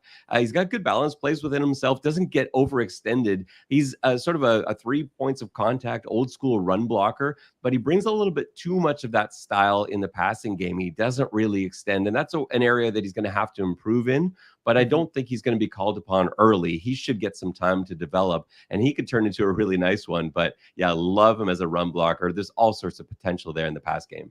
I think he just needs to get within himself a little bit more and develop his core strength, because he has the ability to finish guys, but right now he's just wrestling, right? Once he gets locked in with a pro strength training program and gets underneath with leverage and starts finishing them on their backs, there's the potential for him to develop into a starter at guard. I was really high on him watching his tape in what is a very deep offensive line class.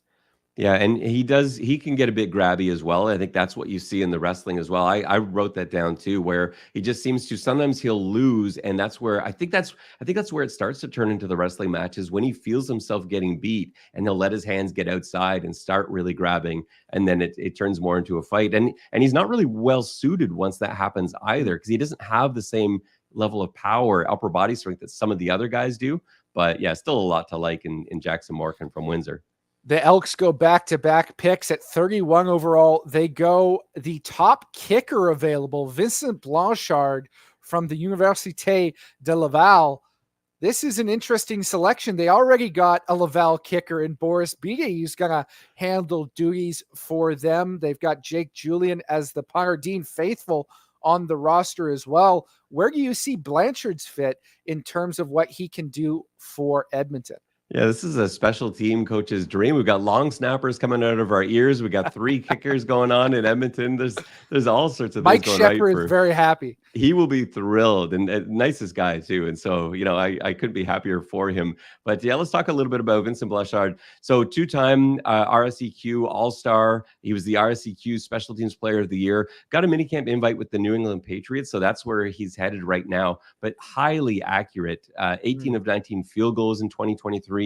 He's just super consistent. Anything inside 45, he hits.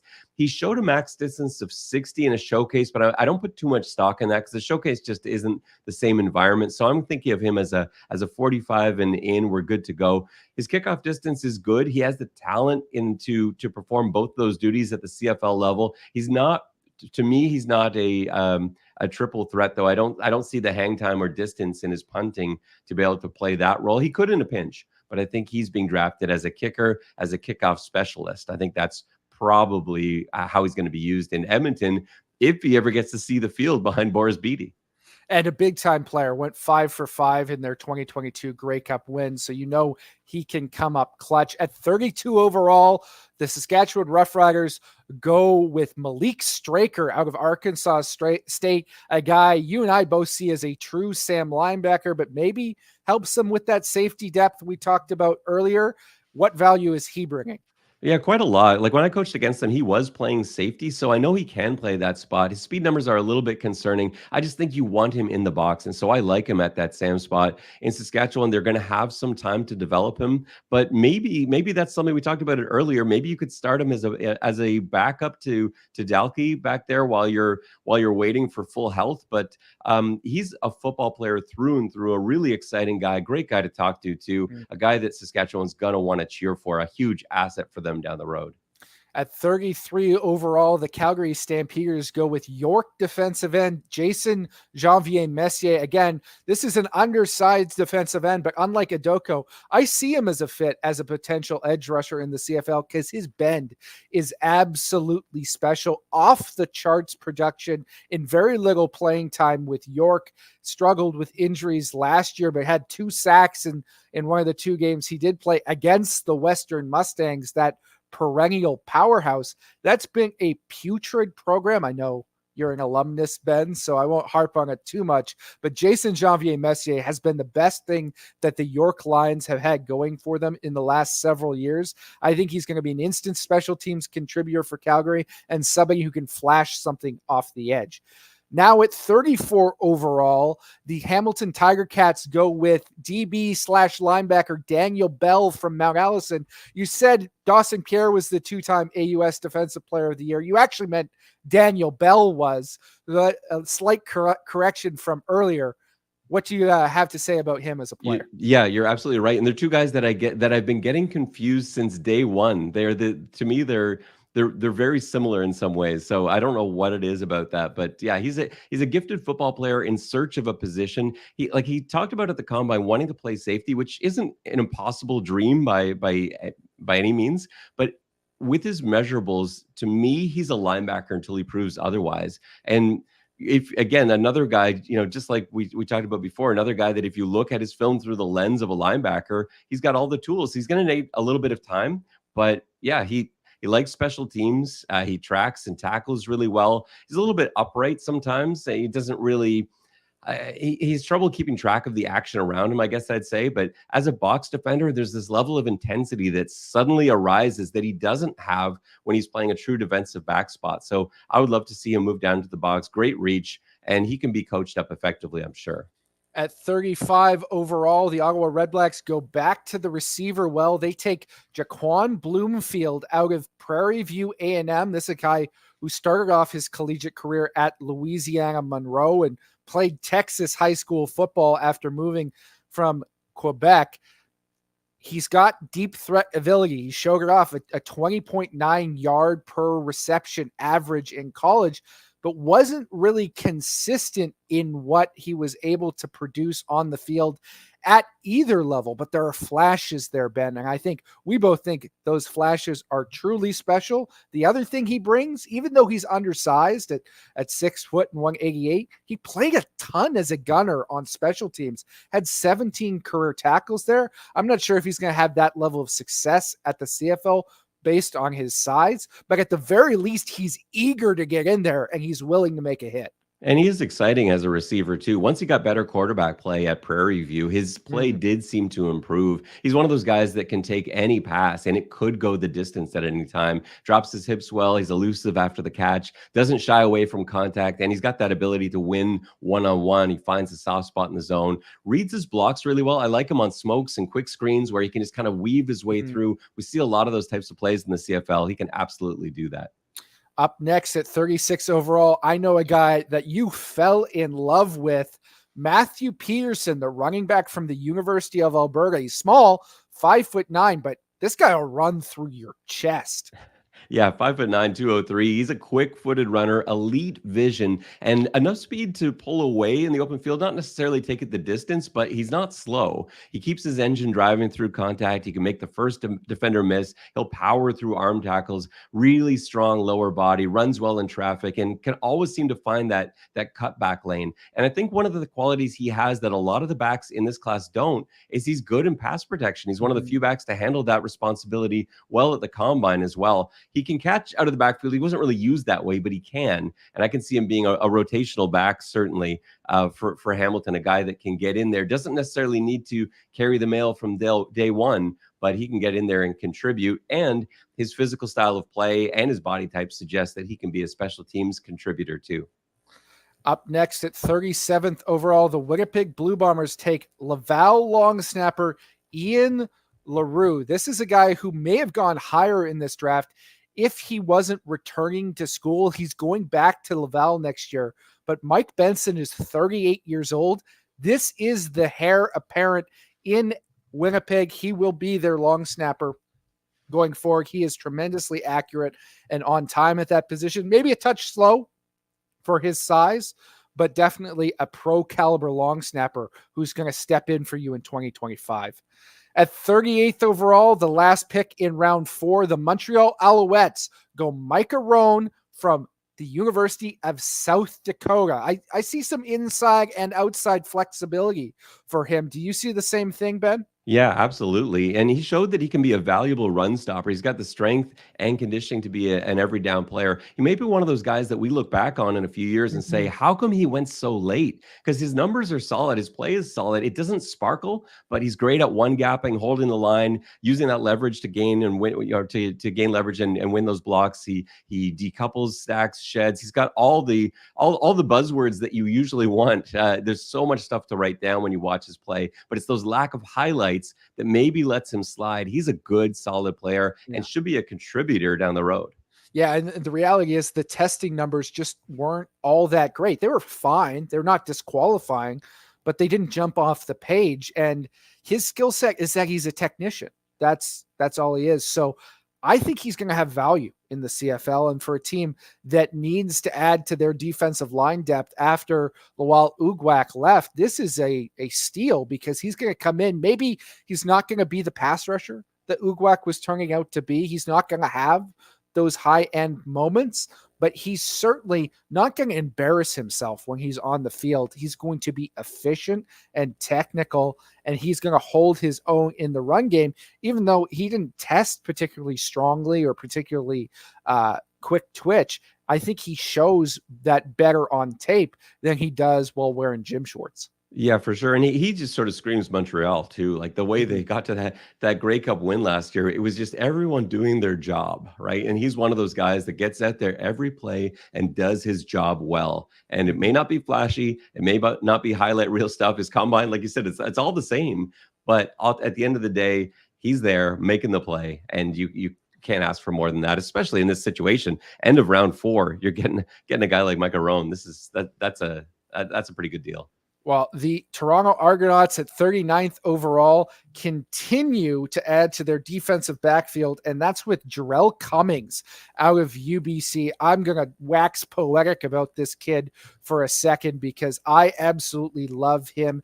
He was originally at Simon Fraser University, came in as a true freshman in 2019, was the GNAC Rookie of the Year, unquestionably that program's best player for several seasons before they folded, unfortunately, last year. Then transferred to UBC and became a Canada West All-Star at corner. He's undersized, 5'9", 188 pounds, tested not great. 4.7, 4.40. You'd like faster from a true corner, but his instincts and his feet at the position, I think, are truly special. And there are plays he makes on tape. There's one against Saskatchewan last year that I come back to all the time. He's driving down into the flats and he seems to have eyes in the back of his head. He turns and he tips a ball he had no business tipping or getting his hand on. He is a special type of guy. I think the comparisons that have been made to Davis Sanchez in terms of a guy who's a little bit smaller,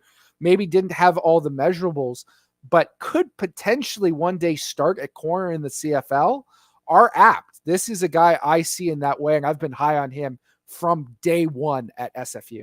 Yeah, I love his play as well, and a guy that I really like him in more in a press position too. Like when he can dictate the route depth off the release, he's going to win every single time. When he's playing off man, it's a little bit more questions for me, and I think that's again a situation that he could learn from. But he's got great cover skill once he engages. He's got elite instincts to come off coverage and break on a ball. He'll make picks for guys that are, guys that aren't his when they're targeting other players. He just gets his head around. He's a smart football player. So yeah, I'm excited to get to see him in person in Toronto. But yeah, his elite understanding of zone coverage, great anticipation for concepts, targeting his coverage is really exciting to watch. So yeah, I can't wait to see him at the pro level. And the fact of the matter is he's got time to learn because he's not yet 22. He was one of the youngest guys at the combine, and somebody who scouts look at his body and they say, he looks more mature than his age. He's chiseled. He takes care of himself. He benched 17 as a 5'9 DB.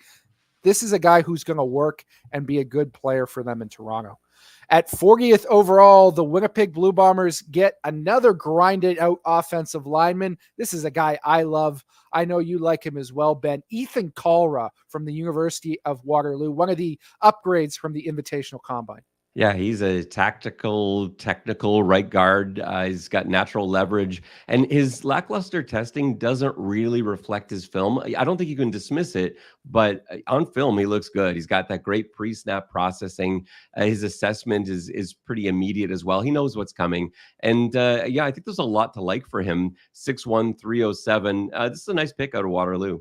Yeah, I love him, and we do have to move on, but most people in this draft, when we talk about bloodlines, it comes from their father's side. Ethan Kalra, his mother was the captain of Team Canada's women's rugby team at the World Cup. She played for the men's side at the University of Guelph. That's how she met his dad. So he's getting all the bloodlines from mom. Daniel Johnson is the pick at 41 overall to the Saskatchewan Roughriders. You mentioned him before, offensive tackle out of Purdue, formerly at Kent State. Some problems with his knees, hasn't been healthy a lot, but when he's on the field, the upside is there, isn't it, Ben? Yeah, when healthy, like in terms of analysis, he's got the knee bend to acquire leverage, which is pretty good from his size, and he's got that proportional length too to get inside an opponent's frame and really drive them out. He can gather edge rushers in close, lock them out with that good arm length. He's got good play strength as well. Moves pretty well in space, and he doesn't look as bad. Like his movement doesn't look as bad on film as the three cone suggests. It's just the change of direction. He can get going in space fine. It's just if he needs to cut back, it does struggle a little bit, but not quite to the level. I think he ran an 8.06 three cone, if I'm not mistaken. But if he can stay healthy, he looks every part a CFL starter. Yeah, that's the question. Is the testing numbers don't look like what he was at his peak, and you wonder, was he just not in shape, or are the knees gone entirely? Because he's really battled through that for all of his time in college football, including when he was at Kent State. It wasn't handled properly there with the Golden Flashes. That led to him missing time later on. He's trying to take care of it now. Hopefully he can get healthy because he is a tremendous prospect. At 42nd overall, the Calgary Stampeders have gone with Paul-Antoine Ouellette out of the University of Montreal. He's a tight end. He's a fullback. He's a receiver. He's sort of a long snapper sometimes. What are they getting in this guy? Yeah, great toughness, delivers hits.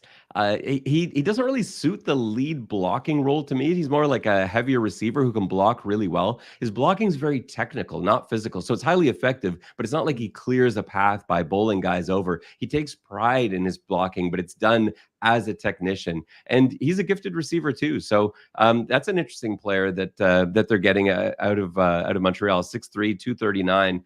Yeah, that's a nice pick.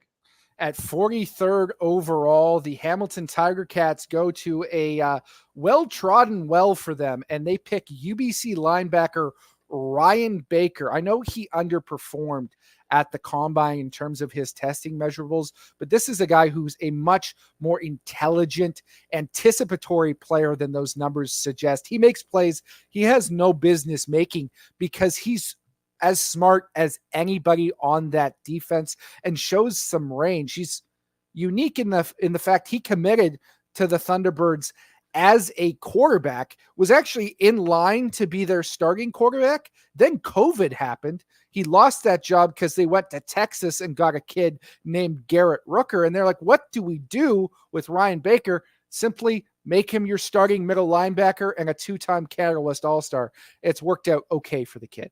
Yeah, he's a bit of a tweener, though, at the CFL level. I don't know. I love him because I don't know if there's a better processor in this entire draft. He's so smart. You can see that QB background, too, the way he's always calculating on the field. But I'm not sure he has the speed to play safety. I don't know if he has the strength to play will or the size to play max. So, like, I don't know what you do with him, but he could be one of those Dexter McCoyle type guys that can get out on the field in those 3-4 situations. You can really use him tactically like that because this is a guy you want on your football team. I don't care about his weight, his strength, his speed. You want smart players like this on your team, and it's another guy that loves football. So yeah, well done, Hamilton. Another really good pick in what continues to be a nice draft for the Tiger Cats.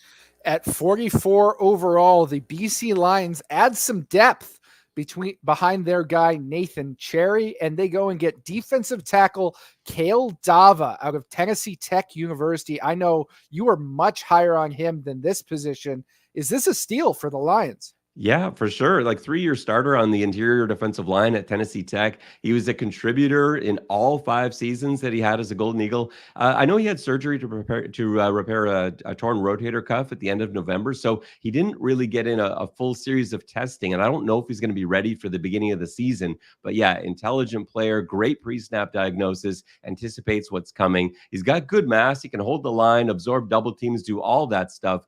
This is everything you want in a defensive lineman in a baseline role. So yeah, shedding blocks, stuffing the run. He's got all that stuff. It's just availability. When's he going to get out there for the BC Lions? It doesn't have to be immediately, but yeah, 6'3", 281. There's a lot to like. There's a lot to work with. He was really high on my board. So I think this is a steal for BC in round 5, the middle of round 5. Yeah, I mean, he's a guy who's probably going to be ready in June-ish based on the reports that I've heard. I was a little bit lower on him than you were, although I still remain very high on Kale Dava. I just don't think he has necessarily the pass rushing upside of somebody like a Kyle Sampson who's already gone off the board. He gets buried in there a little bit too much, but he's an excellent run defender, and his production speaks for itself at Texas Tech. No question.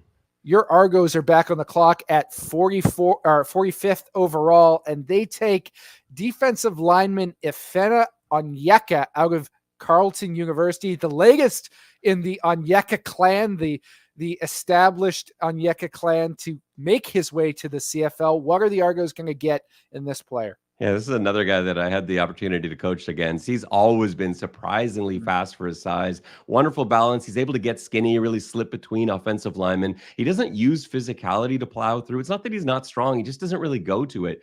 he's a real threat to get around the outside. He's got explosiveness. He bends really well, and that opens up inside opportunities for him, and he's quick to take advantage of that. So he's a real threat in the pass rush.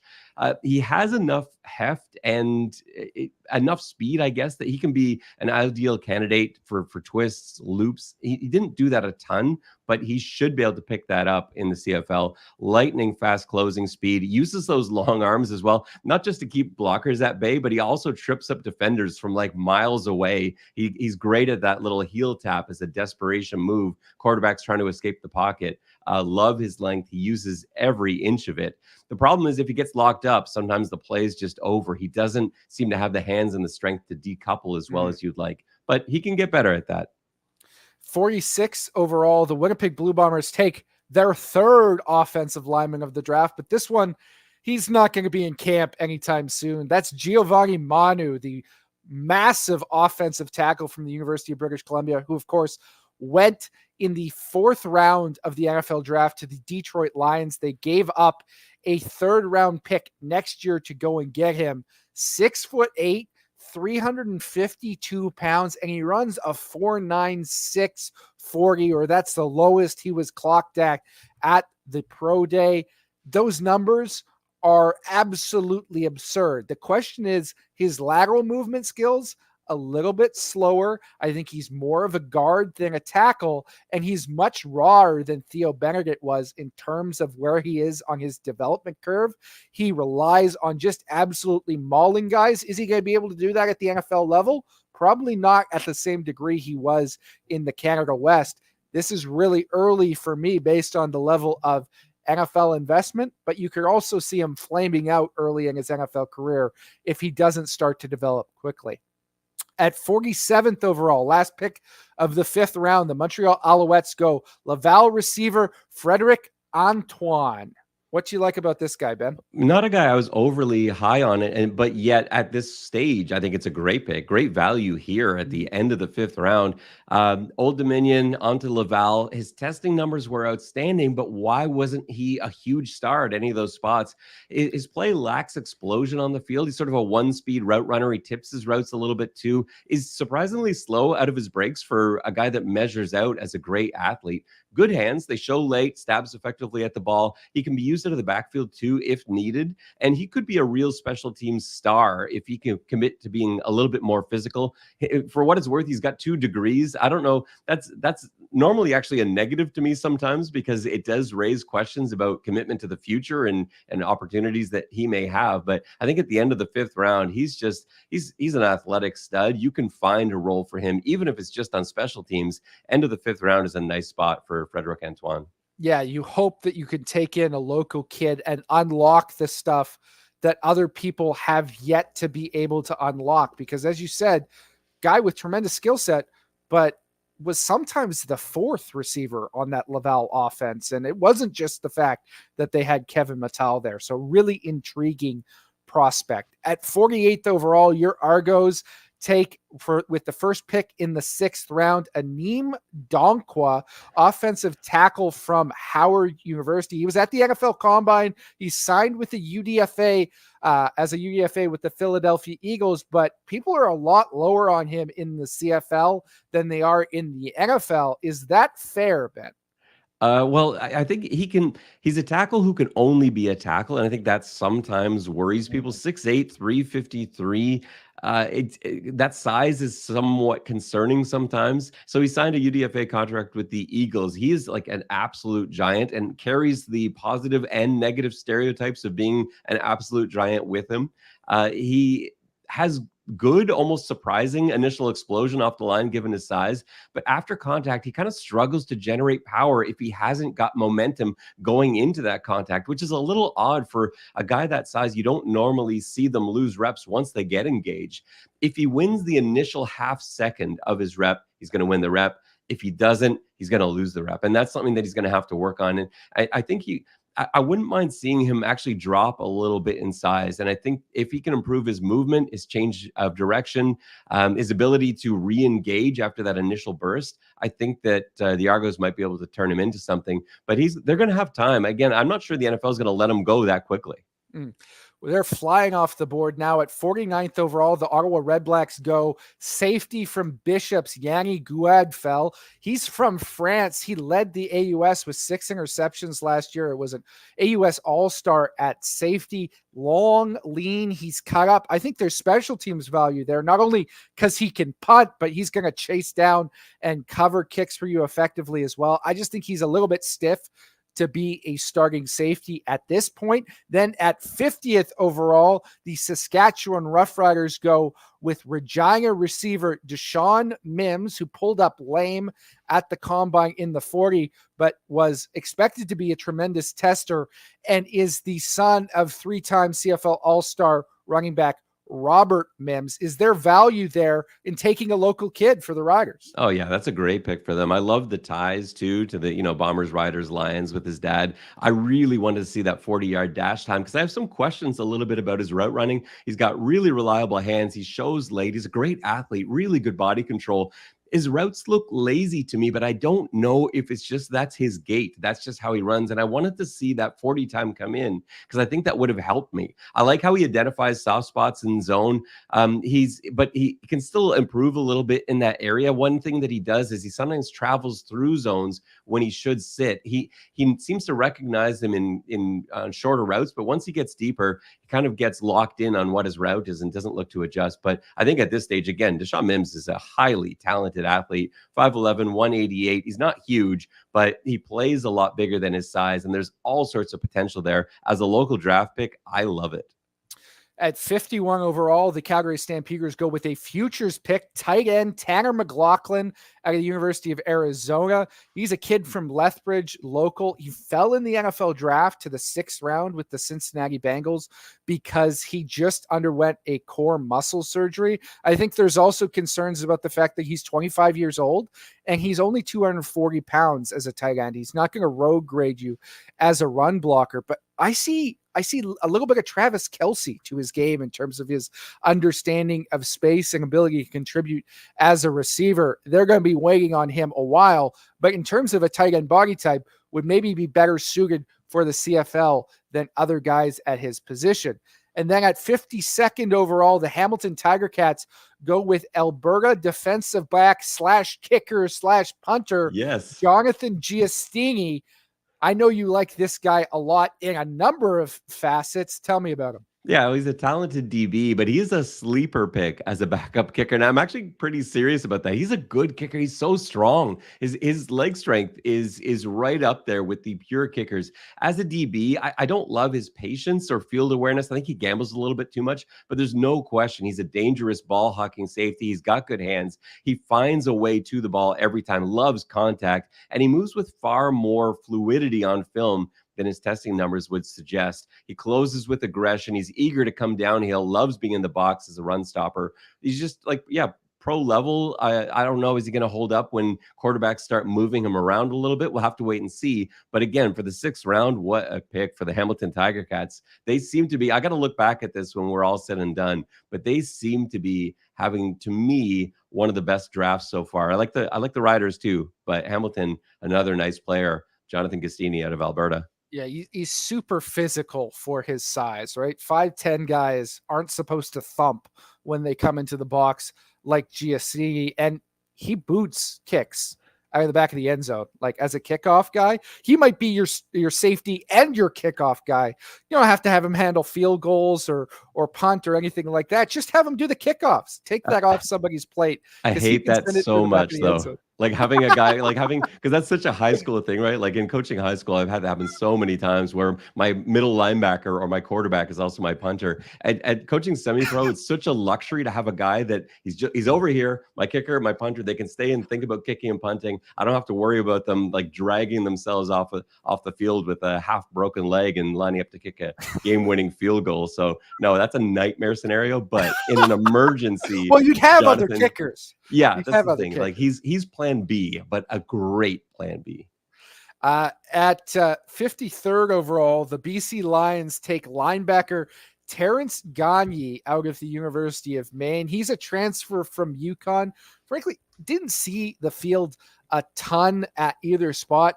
He's a little bit undersized as well for the position, 6 foot 218, which doesn't matter as much in the CFL, but I think his instincts are a little bit troublesome on defense, but what he did really well at both spots was he was an effective special teams player. He went down. He's got long arms for his size, 33 plus inch arms coming down when he covers kicks. He can disengage from blockers.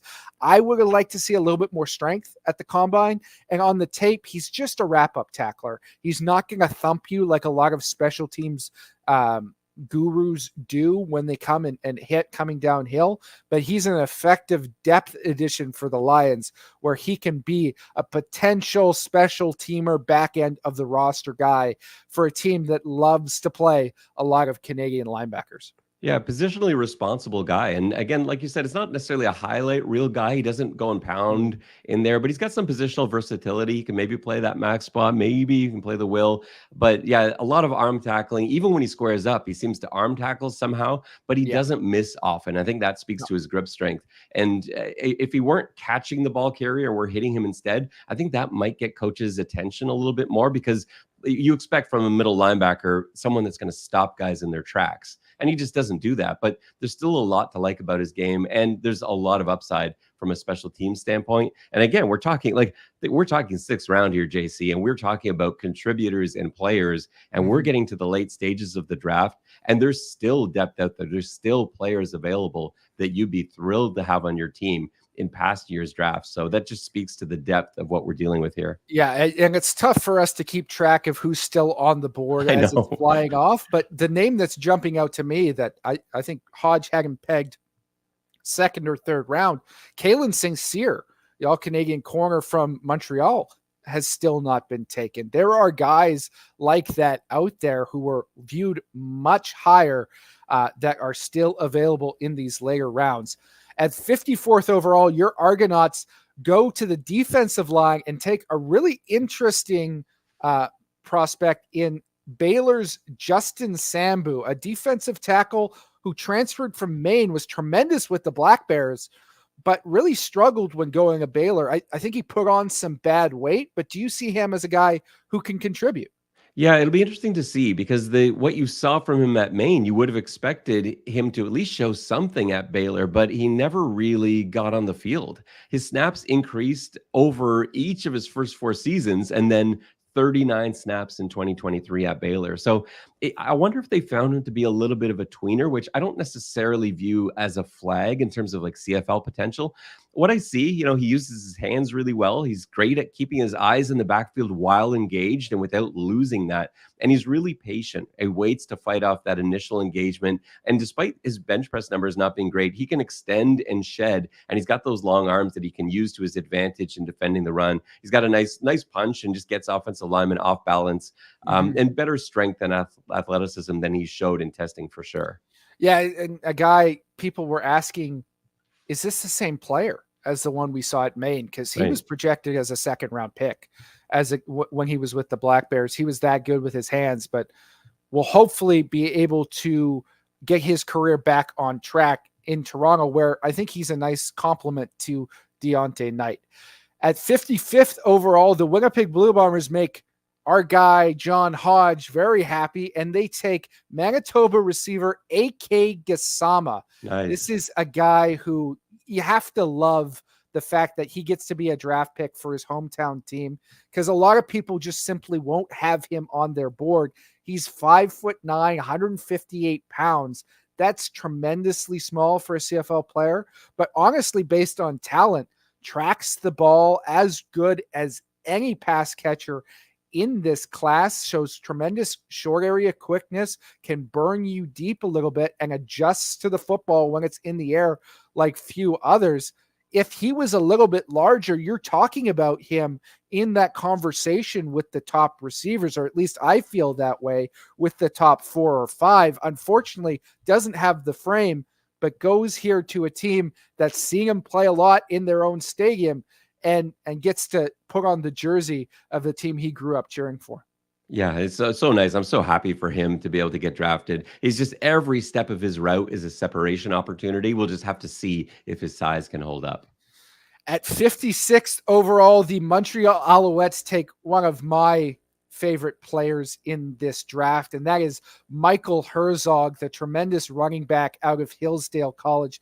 This was a kid who had more than 20 touchdowns last year for the Chargers. He was a finalist for the Harlan Hill Trophy, which is the Division II Heisman, and he runs a 4.55 40. As a running back, I think he's the best pure runner in this class. Unfortunately, he's extremely small at 5'9" and 200 pounds, and it really shows up in his pass protection ability. There is a lot of concerns about that. If he only had to run the football, he would be much higher in this draft. I hope he can overcome those limitations, because legitimately, I would not be worried about putting the ball in his hands at all as a starting running back if it were not for that run blocking ability. Yeah, one of the most dangerous guys I ever had to coach against. And I think we had Theo Johnson out wide on that same team to worry He about was too. the best player on a team that had Theo Johnson, the number one recruit in the country, and an NFL draft pick. Yeah. Truly, truly remarkable. At 57th overall, the Edmonton Elks take somebody who wasn't on a lot of people's boards, but was on my radar, and that's York offensive lineman Evan Ansiua. He was at the East-West Bowl. I think got knocked for being a York guy on a very bad team, but shows some flashes of athleticism. I like his feet. I like his hands. He's currently repped by Kwaku Boateng, who's also repping Ethan Kalra. I'm not surprised to see him get drafted, although there's some talented blockers still on the board. He has the size with a little bit of tackle experience, a little bit of guard experience. There might be some traits there to project going forward with Evan Ansiua. At 58th overall, the Ottawa Redblacks take linebacker Zach Fillion, the son of the Montreal Alouettes legend Ed Fillion. He's a linebacker out of Concordia, has played some DB in the past. What are the Redblacks getting with him?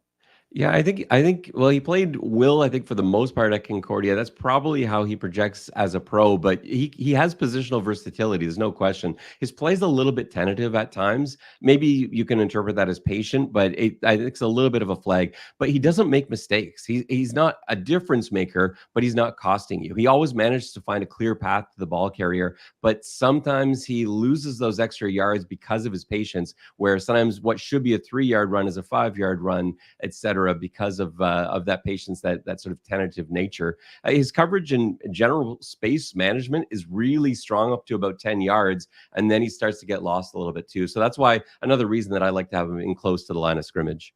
Well, the Saskatchewan Roughriders make a splash here at 59th overall. They take their third receiver of the draft, and it is Ajo from Garden City Community College. This is a kid who looked like he was going to be a star for the Clemson Tigers, and then it all fell apart. For me, the questions are more to do with character. Does he want it? Can he be mature enough to commit himself? Because he couldn't at Clemson and he couldn't at South Florida, and the tape from last year where he played tight end in JUCO is really rough. He's certainly a tremendous personality, but is he mature enough? I did not get that vibe from him at the combine, to be entirely frank. And the way he tested was disappointed.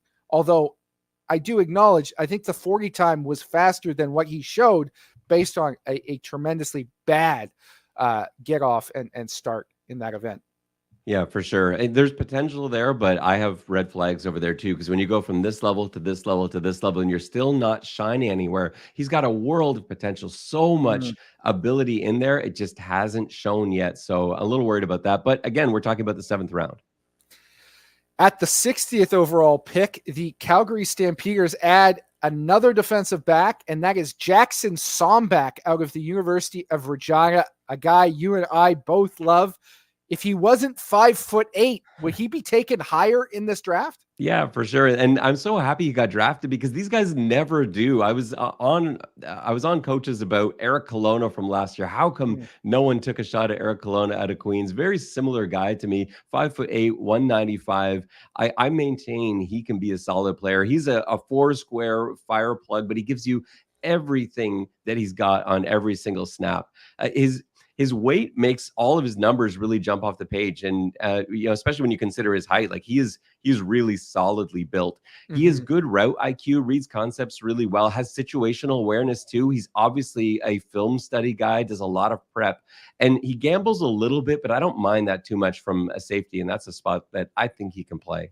Yeah, and I think the difference between him and Kelowna, who I also liked a lot, was Kelowna wasn't very fast. Right. Jackson Sombeck runs a 4.58 and also plays with a mental head start that makes him look faster. I think a lot of people watching the tape, watching the size, were like, well, he's probably not really that fast. He's just super smart and doesn't have the size. And then he shows up and tests like he does. And you see that he's got all the measurables as well. I know that the length is a concern for special teams.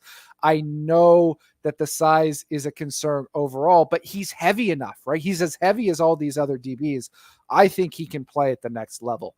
At 61st overall, one of your favorite players in this entire draft, Ben, the Hamilton Tiger Cats take John Curtis, the center out of the University of Saskatchewan, formerly at Liberty. I'll give you the floor. What are they getting here with this player? Hamilton's taken all my guys. Backup center at Liberty for 5 seasons, finished up at Saskatchewan as a center guard. He's got good size for a center. I think he looks more comfortable there than at guard. The first piece of film I saw of him, I think I texted you right away. I was so enthusiastic, but then as I watched more and more, my enthusiasm waned a little bit. Questions about athleticism started to come in, and his testing hasn't really done a lot to quash those concerns. So I think that's why he's slipped down to this far, but his film is unquestionably better than his testing. He's really smart. Pre-snap problem solving is elite. He never gets surprised by late movement, any stunts or anything like that. He has marginal athletic lateral ability, but he does explode well off the line. And, he's pretty quick in terms of getting a fit in run blocking. It's just I would like to see a little bit more strength. His backs need to get skinny to find the hole, and that's not ideal.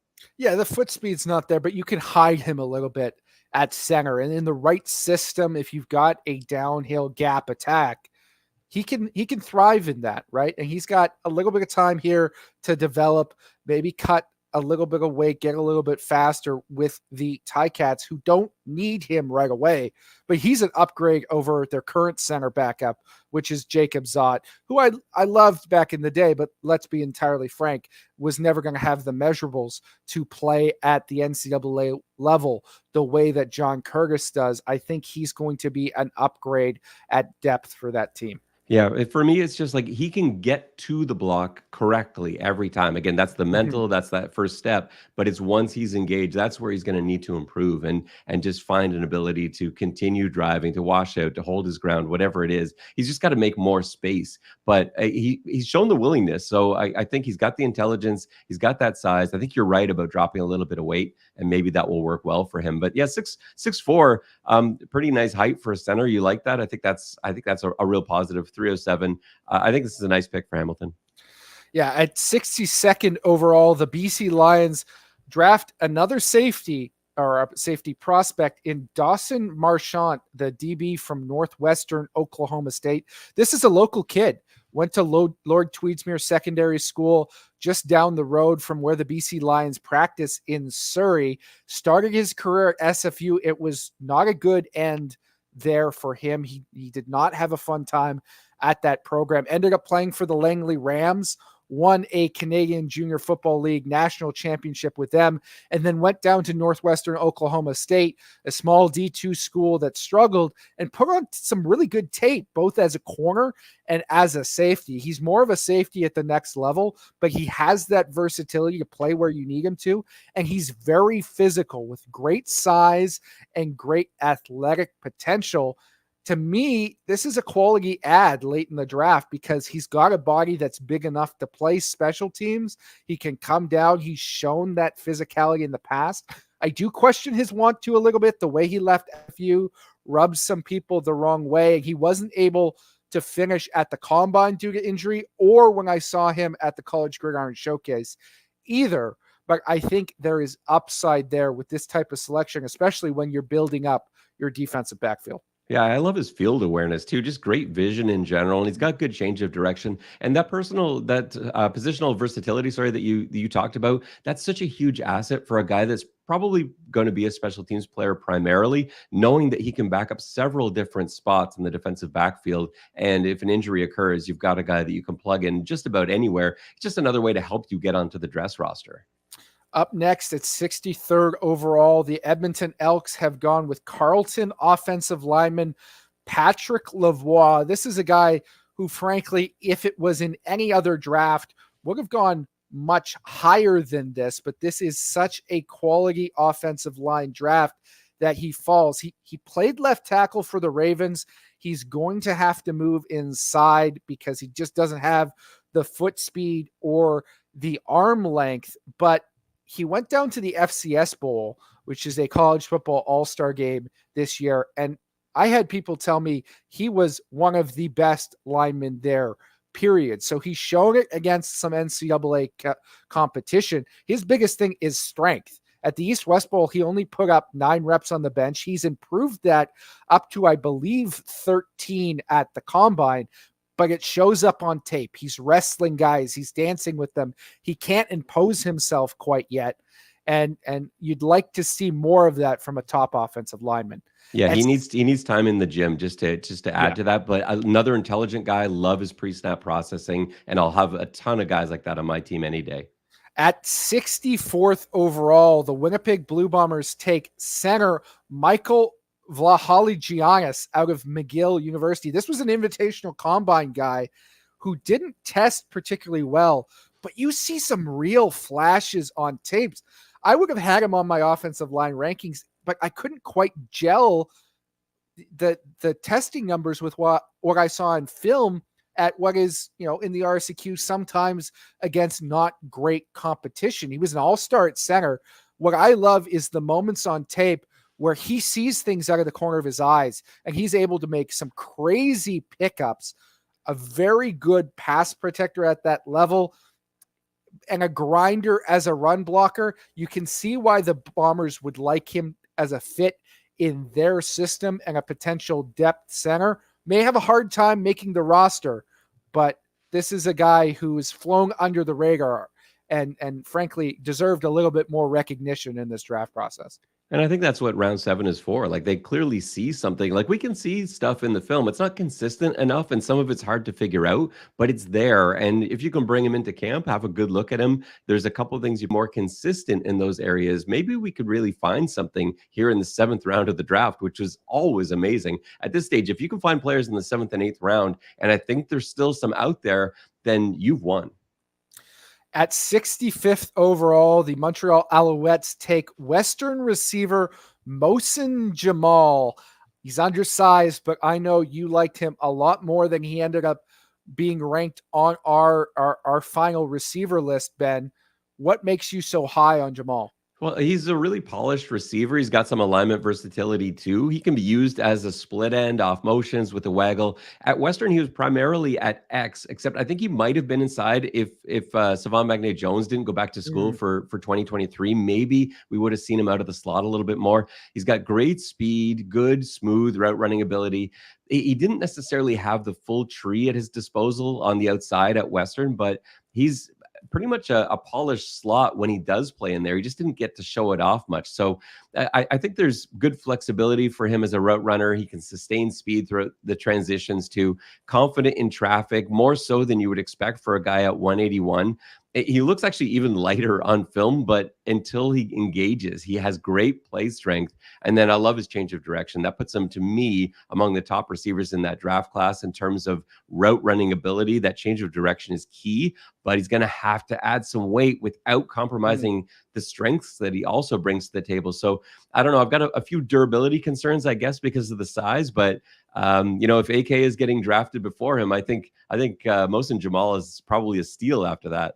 Yeah, didn't play much at Western until this final year when he was, their top receiver and had over 700 yards. If you ask anyone in that Mustangs program, Mohsen Jamal is the hardest worker on that team. He absolutely grinds it out on the practice field and in the gym.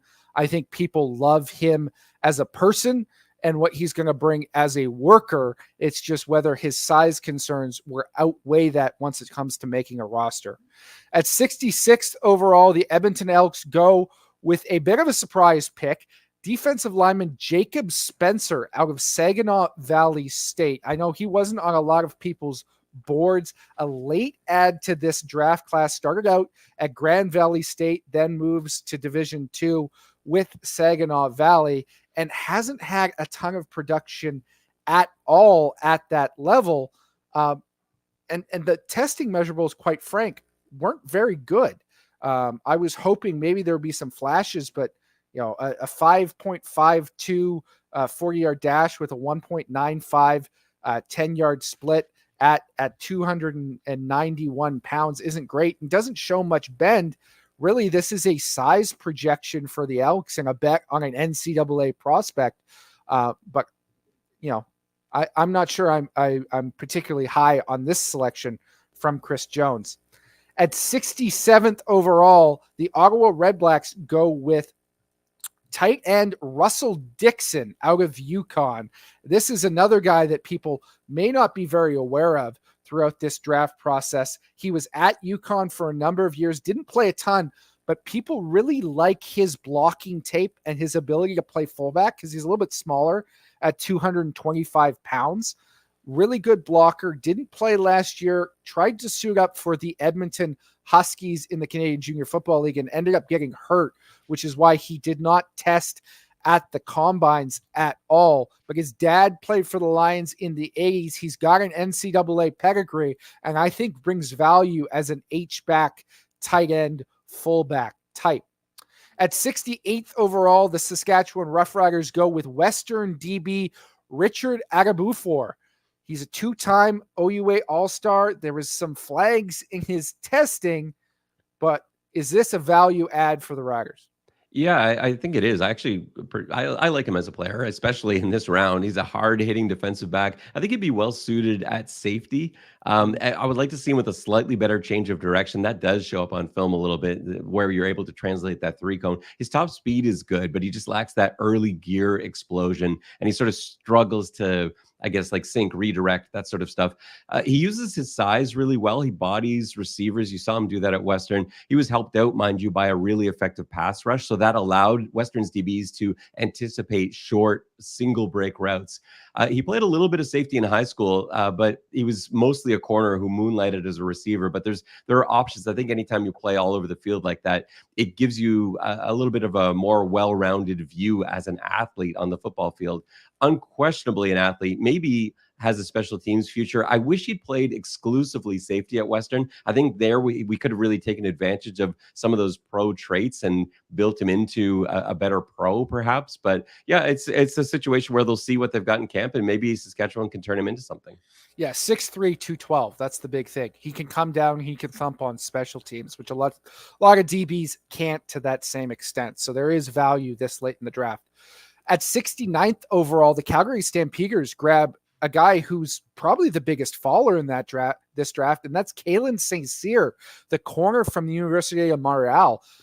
We don't really know why he's fallen to this stage. He's the son of three-time CFL All-Star Irvin Smith, an All-Canadian at corner for the Carabins. What can you tell us about the player that Calgary is going to be getting here? Yeah, I'm surprised he fell this far. He's a pro quality corner in a zone heavy scheme. Like, that's the key though. So maybe it's that he doesn't have that sort of versatility. I don't love him as a man cover guy. He needs to develop a little bit more consistency in his level of play, but also in his physical output. That's something that I guess can improve if we're trying to be picky and sort of figure out why he fell like this. He can play field corner in the CFL for a team that doesn't play a ton of man, like I said, but he might be best suited to a move to safety down the road, especially now with the hash marks narrowed as they are. I don't know if I feel good about him in that field corner spot, but to me, that's the most natural position for him. But I think probably the long-term plan for him is as a special teams player who can learn that safety spot. But yeah, I like him. I like him in quarters. He would fit very well into maybe a Corey May style defense. We'll see what they do with him in Calgary, maybe. Yeah, to me, I'm stunned. There has to be some concern that we're not aware of, either some element of the film that is more important to CFL teams than we're aware of, or something else. Oftentimes, prospects will have, maybe he may be going back to school, or there's something to do with his degree and his professional future. But certainly, a guy who brings value in I thought he was at his best when he was in off coverage, coming down, putting his foot in the ground and making a tackle. He showed enough physicality there for me to bet on him. At 70th overall, the Hamilton Tiger Cats go with UBC linebacker Mitchell Townsend. Again, this is both UBC linebackers struggled at the combine in terms of their testing, but they are so smart. And Mitchell Townsend proved it. We don't publicize these numbers, but if you look at the CFL's version of the Wonderlic test, nobody got a higher percentage of questions correct and answered more of them than Mitchell Townsend did. He is an incredible processor.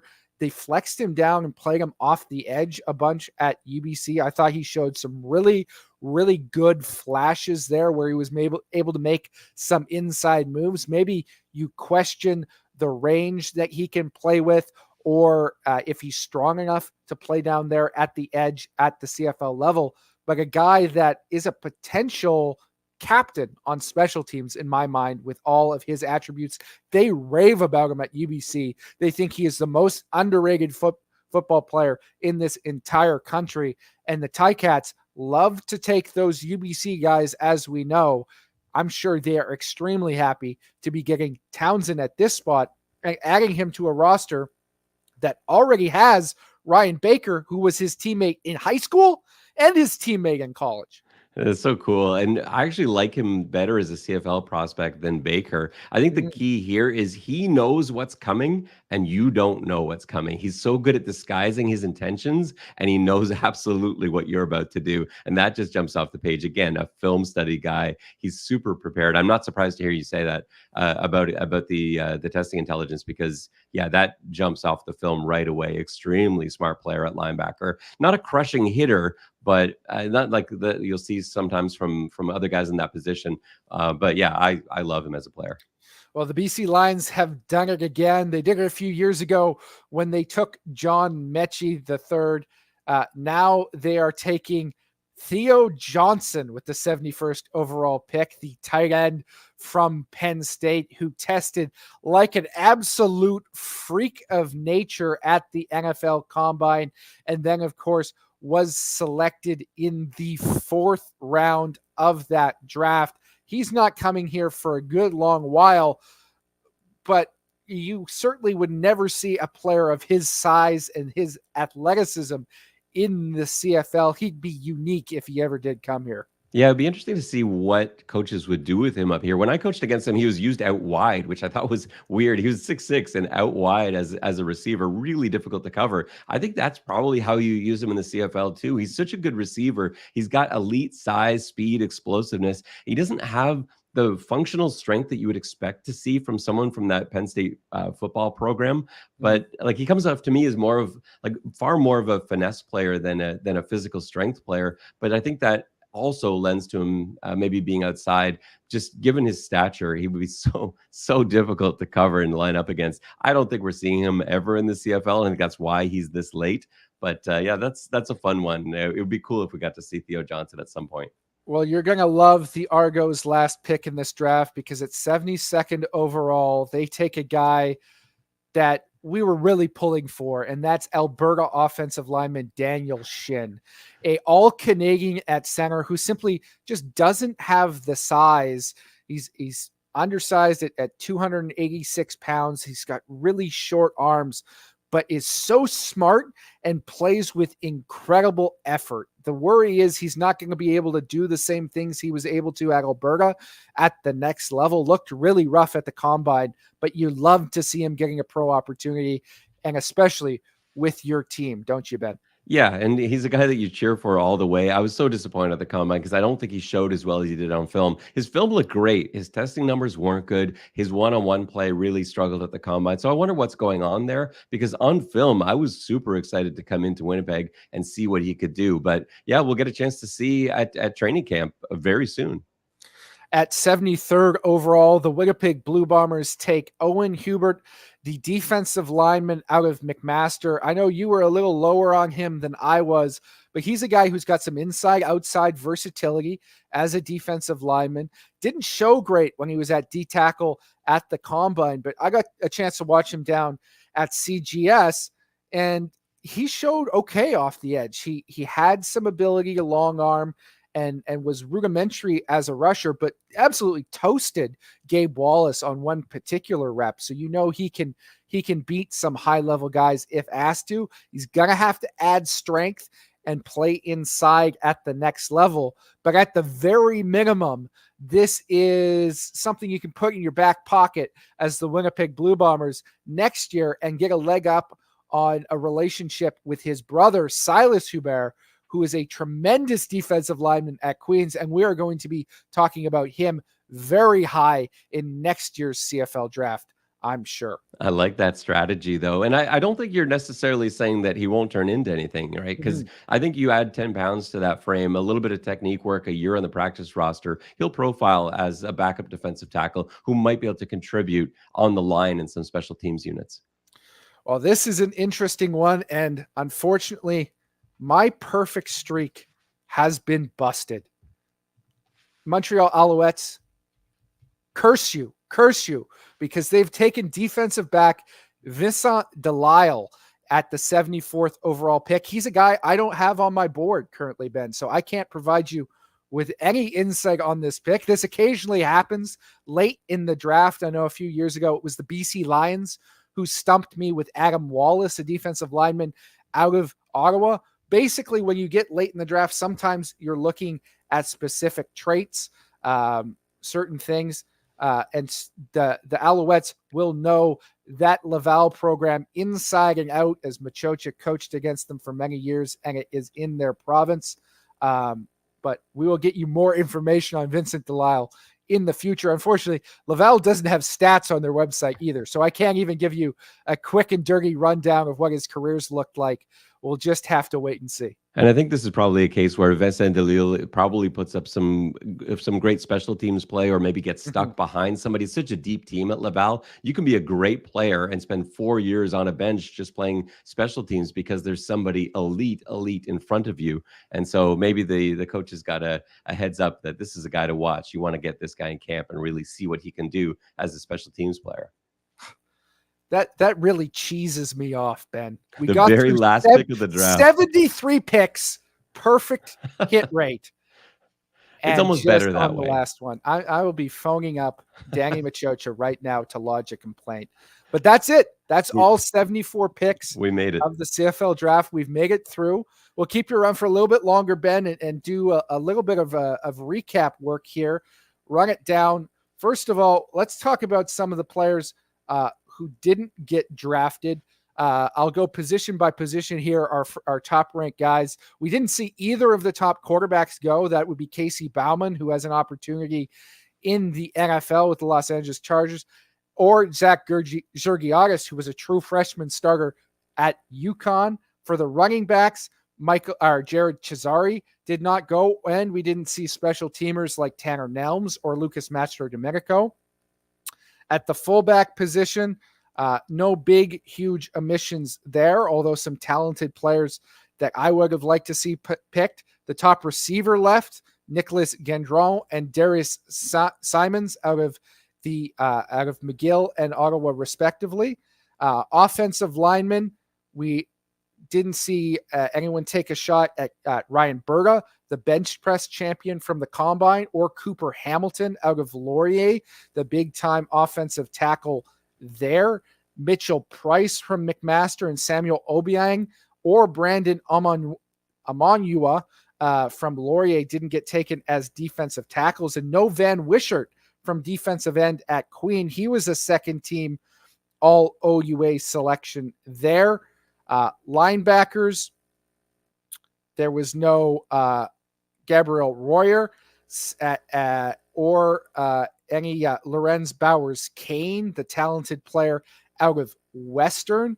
And with the DBs, we didn't see Ayo Ajayi go from Laurier, or any of the more depth selections like Stephen East or Donovan Smalls. Also, no kickers other than Blanchard. So you didn't hear Aldo Galvin from Regina's name called, or Ben Hadley from St. Francis Xavier. I know I listed a ton of names there for you, Ben, but is there one that jumps out to you as stunning that they didn't get picked? Maybe one that you didn't mention. I don't think you mentioned Anthony Souls, did you? Oh, no, I didn't. That's right. Anthony Souls also didn't get picked. Yeah, for me, Mitch Price out of McMaster, I really liked his film. I wondered if when he didn't get invited to the National Combine, I wondered if that might be that there's something there that I'm not seeing. I really like him as a run stopper, as a nose, but there's a few guys in here. I think a lot of the guys that you named are going to end up as camp invites, and I wouldn't be surprised again with the depth of this class. It's not like in previous years where almost no camp invites stuck around. I wouldn't be surprised if there are a couple guys that you just named that are going to make an impression, that really have a chip on their shoulder too, and are going to change some minds once they get in camp. We'll have to see how that goes. I'll give another name that I didn't mention, but I was really high on a couple of players that I listed at the fullback position. That's Jonathan Fournier, an undersized fullback from Ottawa. I love everything about his tape. And Hunter Brown, a receiver at Carleton, who I thought would translate to a tight end H-back type. I was a little surprised not to see either of those guys go. I thought they might offer some versatility or special teams value, but it was a deep class at that position as Maybe well. Kane Stevenson, another guy that didn't go that I yeah. thought might like. I think to me he looked like he might be a better pro than he was a college player, just because of that size and the stuff that he can do special teams wise. Pretty versatile. He was even like returning punts and stuff. So there's a ton of talent still left here. Absolutely. Let's quickly recap each of the draft classes. BC Lions, they took George Una in round 1. A flyer on Theo Benedict at 15, Ezekiel Tiidi at 19, Christophe Beaulieu at round 3, and then in round 5, Kale Dava, Terrence Gagne in round 6. Round 7, they took Dawson Marchant, the defensive back from Northwestern Oklahoma State, and wrapped it up with Theo Johnson from Penn State. That's a really solid draft in my mind that hit a number of needs for the BC Lions. Is there something that stands out from that group of players? No, but I started looking through these draft classes as you were talking, and because it's such a strong draft, my instinct as I flip through a few of these is, you know what? A lot of teams had a really good draft. There's so many good players. I like BC's draft, but I think I'm going to say that a lot. I think with most teams, they just managed to, there's so many good players that they managed to fill and address needs. And so many of these teams, BC included, are well set up for the future now. They've got a bunch of guys they can plug in this year and expect to contribute. And they've got a bunch of guys down the road that are going to really turn into something. So I think the only head scratcher maybe is Ezekiel Tiede, but other than him, and it's not the choice that's a head scratcher. It's just that I think he was a little early. I think he was picked 19 round 2. But other than that, a little bit of a reach. I don't know. I like him as a player. I think that's a nice draft class. The Edmonton Elks to me are the head scratching draft class. They hit a home run at number 1 overall with Joel DeBlanco, but DK Bonham at 10th overall, that's a big swing. Bradley Haladic at 18, then Olivier Mwembi, Jackson Morkin, Vincent Blanchard, the kicker from Laval, then a couple of players who are lower on people's boards, Evan Ansua from York, the offensive lineman, Patrick Lavoie from Carleton, and finally in round 8, Jacob Spencer from Saginaw Valley State. To me, there's a number of reaches in this particular draft class, guys who I thought should have gone a little bit lower. They certainly bet on a number of special teams players, and they'll get better in that area. But after DeBlanco, I'm not sure that they've added any real impact starters, and I think they reached on a number of guys late. They did seem to reach a little bit, but if you forget what round they're taken in and just kind of look at like Joel DeBlanco, maybe you're starting linebacker of the future, DK Bonham, maybe he's lined up behind him. Maybe that's a solid Canadian spot there. Bradley Haladic, you can't argue with as a player. Mwembi, again, if you don't think about where they're selected, these are CFL players they've added. I do think they maybe missed some opportunities, but I don't mind the players they ended up with. I think they're going to have some contributors there. The Calgary Stampeders went with Ben LaBrosse at 4th overall, the talented defensive back from McGill. At 8th, they trade back in to get Christy Nakanu to fill their offensive line needs. And then they don't pick again until round 3 when they go with George Idoko, the defensive end or potential fullback candidate for them from Saskatchewan. Jason Janvier Messier, the undersized pass rusher. Paul-Antoine Ouellette, the tight end from Montreal. Tanner McLaughlin as a future pick. Then Jackson Sombach and Kalen St. Cyr. I think they got some real value here late and certainly helped their defensive back position overnight, redefined what they are in there. But I think they reached on a number of the sort of fullback tight end types. I think Adoko is a little high. I wasn't very high on Ouellette, and it looks to me that they've got a bit of a backlog at that position with some of the guys they've taken in the past, like Sebastian Howard and Lucas Robertson, who was an all-Canadian last year and should be in camp. I wonder how that position is going to shake out for them. Also taking one with the 4th overall pick in the global draft today in Ron Tiavasu from New Mexico State. So a lot of fullbacks there, not a lot of spots on the roster. Yeah, and I don't love LaBrosse as the 4th overall pick. I know most people were higher on him than me, so that's probably me, not them. But yeah, with 4th round and onward, though, you're right. There's so much good depth there. Like they got some steals after the 4th, but there's some weird stuff going on early on there. The Saskatchewan Roughriders went with a couple futures at the top with Kyle Hergel in the 1st round and the currently injured Nick Weeb at 12th overall. Then they got receiver Dale Duncan Busby, Malik Straker from Arkansas State, tackle Daniel Johnson from Purdue, receiver Deshaun Mims, the local kid, Ajo, the receiver formerly of Clemson, and in round 8, the big body DB Richard Adubufor. I love this Riders draft. I think they added quality. Their receiving core, which was already incredibly talented with Canadians, has gotten even better, which is hard to wrap your head around. But they've added some really, really talented players, even if they're not going to see the top 2 right away. Yeah, I really, this is the best draft class so far of the teams that we've gone through. I don't think there's much question about that. I love Hergel and Weeb for next year, but everyone else after that, like Duncan Busby, that's great. Malik Straker, I was really high on. Daniel Johnson could turn into something. He could turn into a starting tackle. And then you got Mims, the local kid at Joe. Joe could, if they can find a way to motivate him and get him going. Yeah, I love this draft class. The Winnipeg Blue Bombers traded out of the 1st round, but they picked up a slew of talent in the 2nd, grabbing Kevin Clorsius, the receiver from UConn, Michael Chris Ikes from Delaware State, the running back, Gabe Wallace, the offensive lineman from Buffalo, and Kyle Sampson, the defensive tackle from UBC. Then they come back late, grab their long snapper of the future in Ian LaRue, a couple of offensive linemen in Ethan Calra from Waterloo, and a futures pick in Giovanni Manu from UBC. Round 6, they took the local kid, A.K. Gassama, at receiver, another offensive lineman in round 7 in Michael Vlahogiannis, and in round 8, Owen Huber. I think this is a very solid draft class overall from the Bombers, especially with that haul that they got in round 2. I think they get better instantly on special teams. This is the wave of youth that this older team has needed. Yeah, they were smart with how they handled this. Their 2nd round is fantastic. And 2nd round and a long snapper. That's basically what this draft is. And in that 2nd round, you said it, like they've got special teams contributors who could turn into something. And I really like Kyle Sampson to finish off that 2nd round too. So nice draft class. I still think I prefer Saskatchewan's, but Winnipeg's right there too. And the Hamilton Tiger Cats, another team that you were having a strong reaction to as a favorite as it was going on. Round 1, they take Nathaniel Desmoulins from Laval. Then Luke Brubaker in round 2, the uber athletic defensive end from Laurier. They come back in round 4 with Daniel Bell from Mount Allison and Matthew Peterson from Alberta.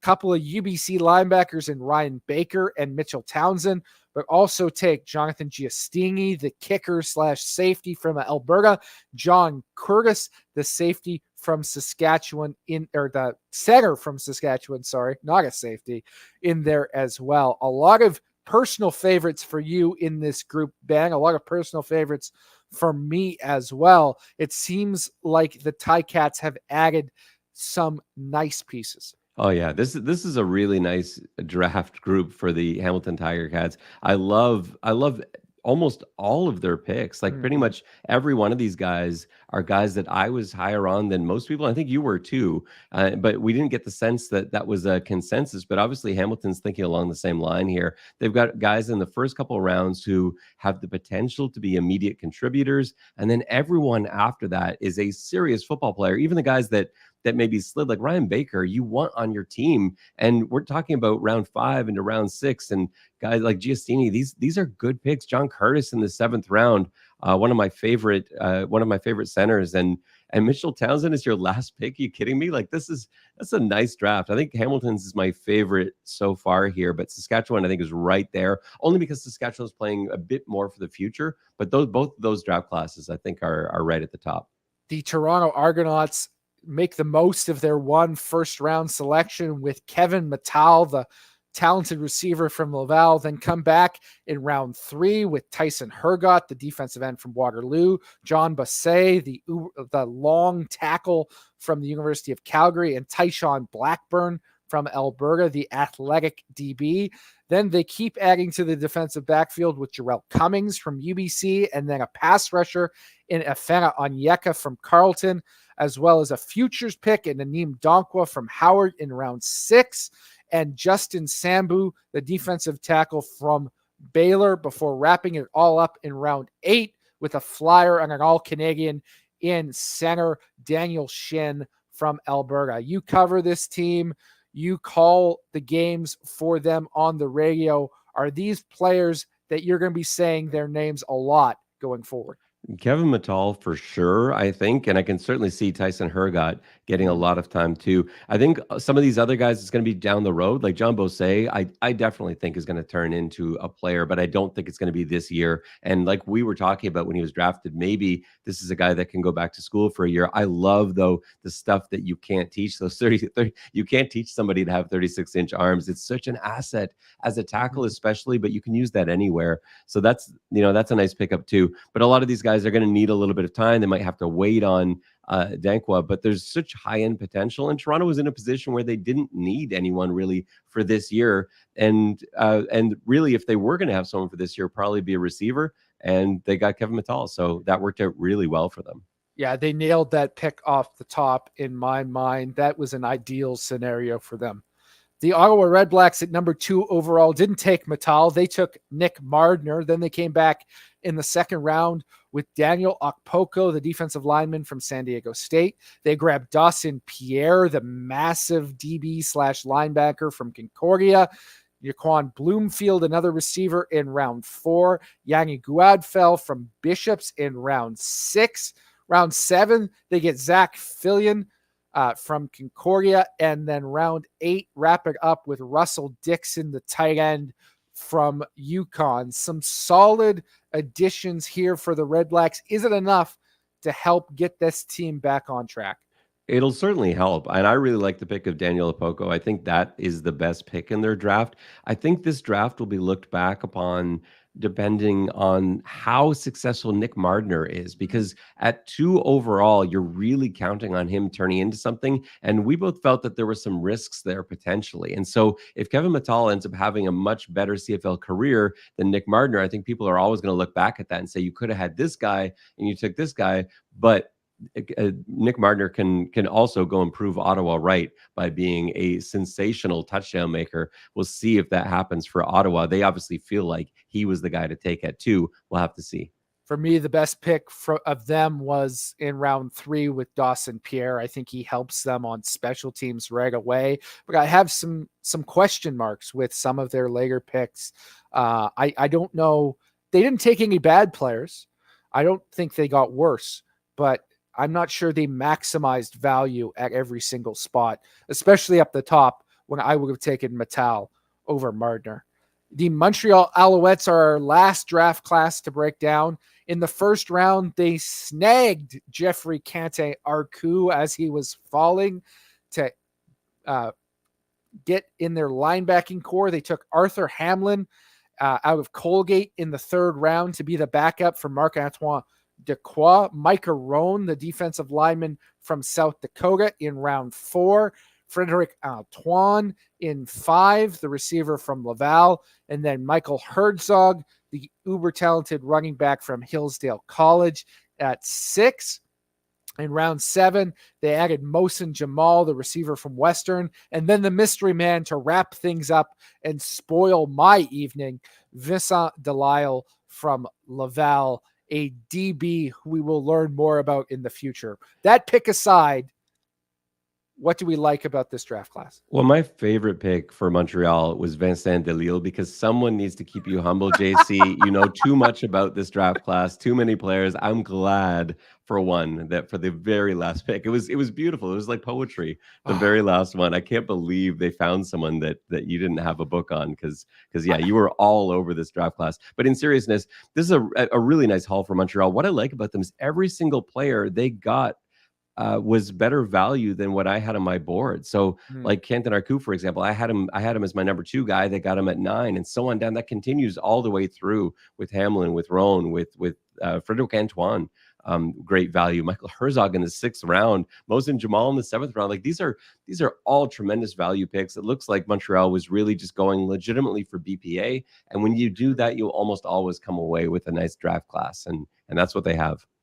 Well, that's the draft wrapped up for us, but I always like to end it every year by reassuring those watching that, hey, we've said a lot of things on this broadcast. We've put our evaluation of the players out here on film for everybody to see, just as the teams have by picking these selections. But what happened before tonight doesn't matter. It's what you do with the opportunity that you're granted, however large it may be. And there's going to be players here that make us eat our words, and I certainly encourage them to do so.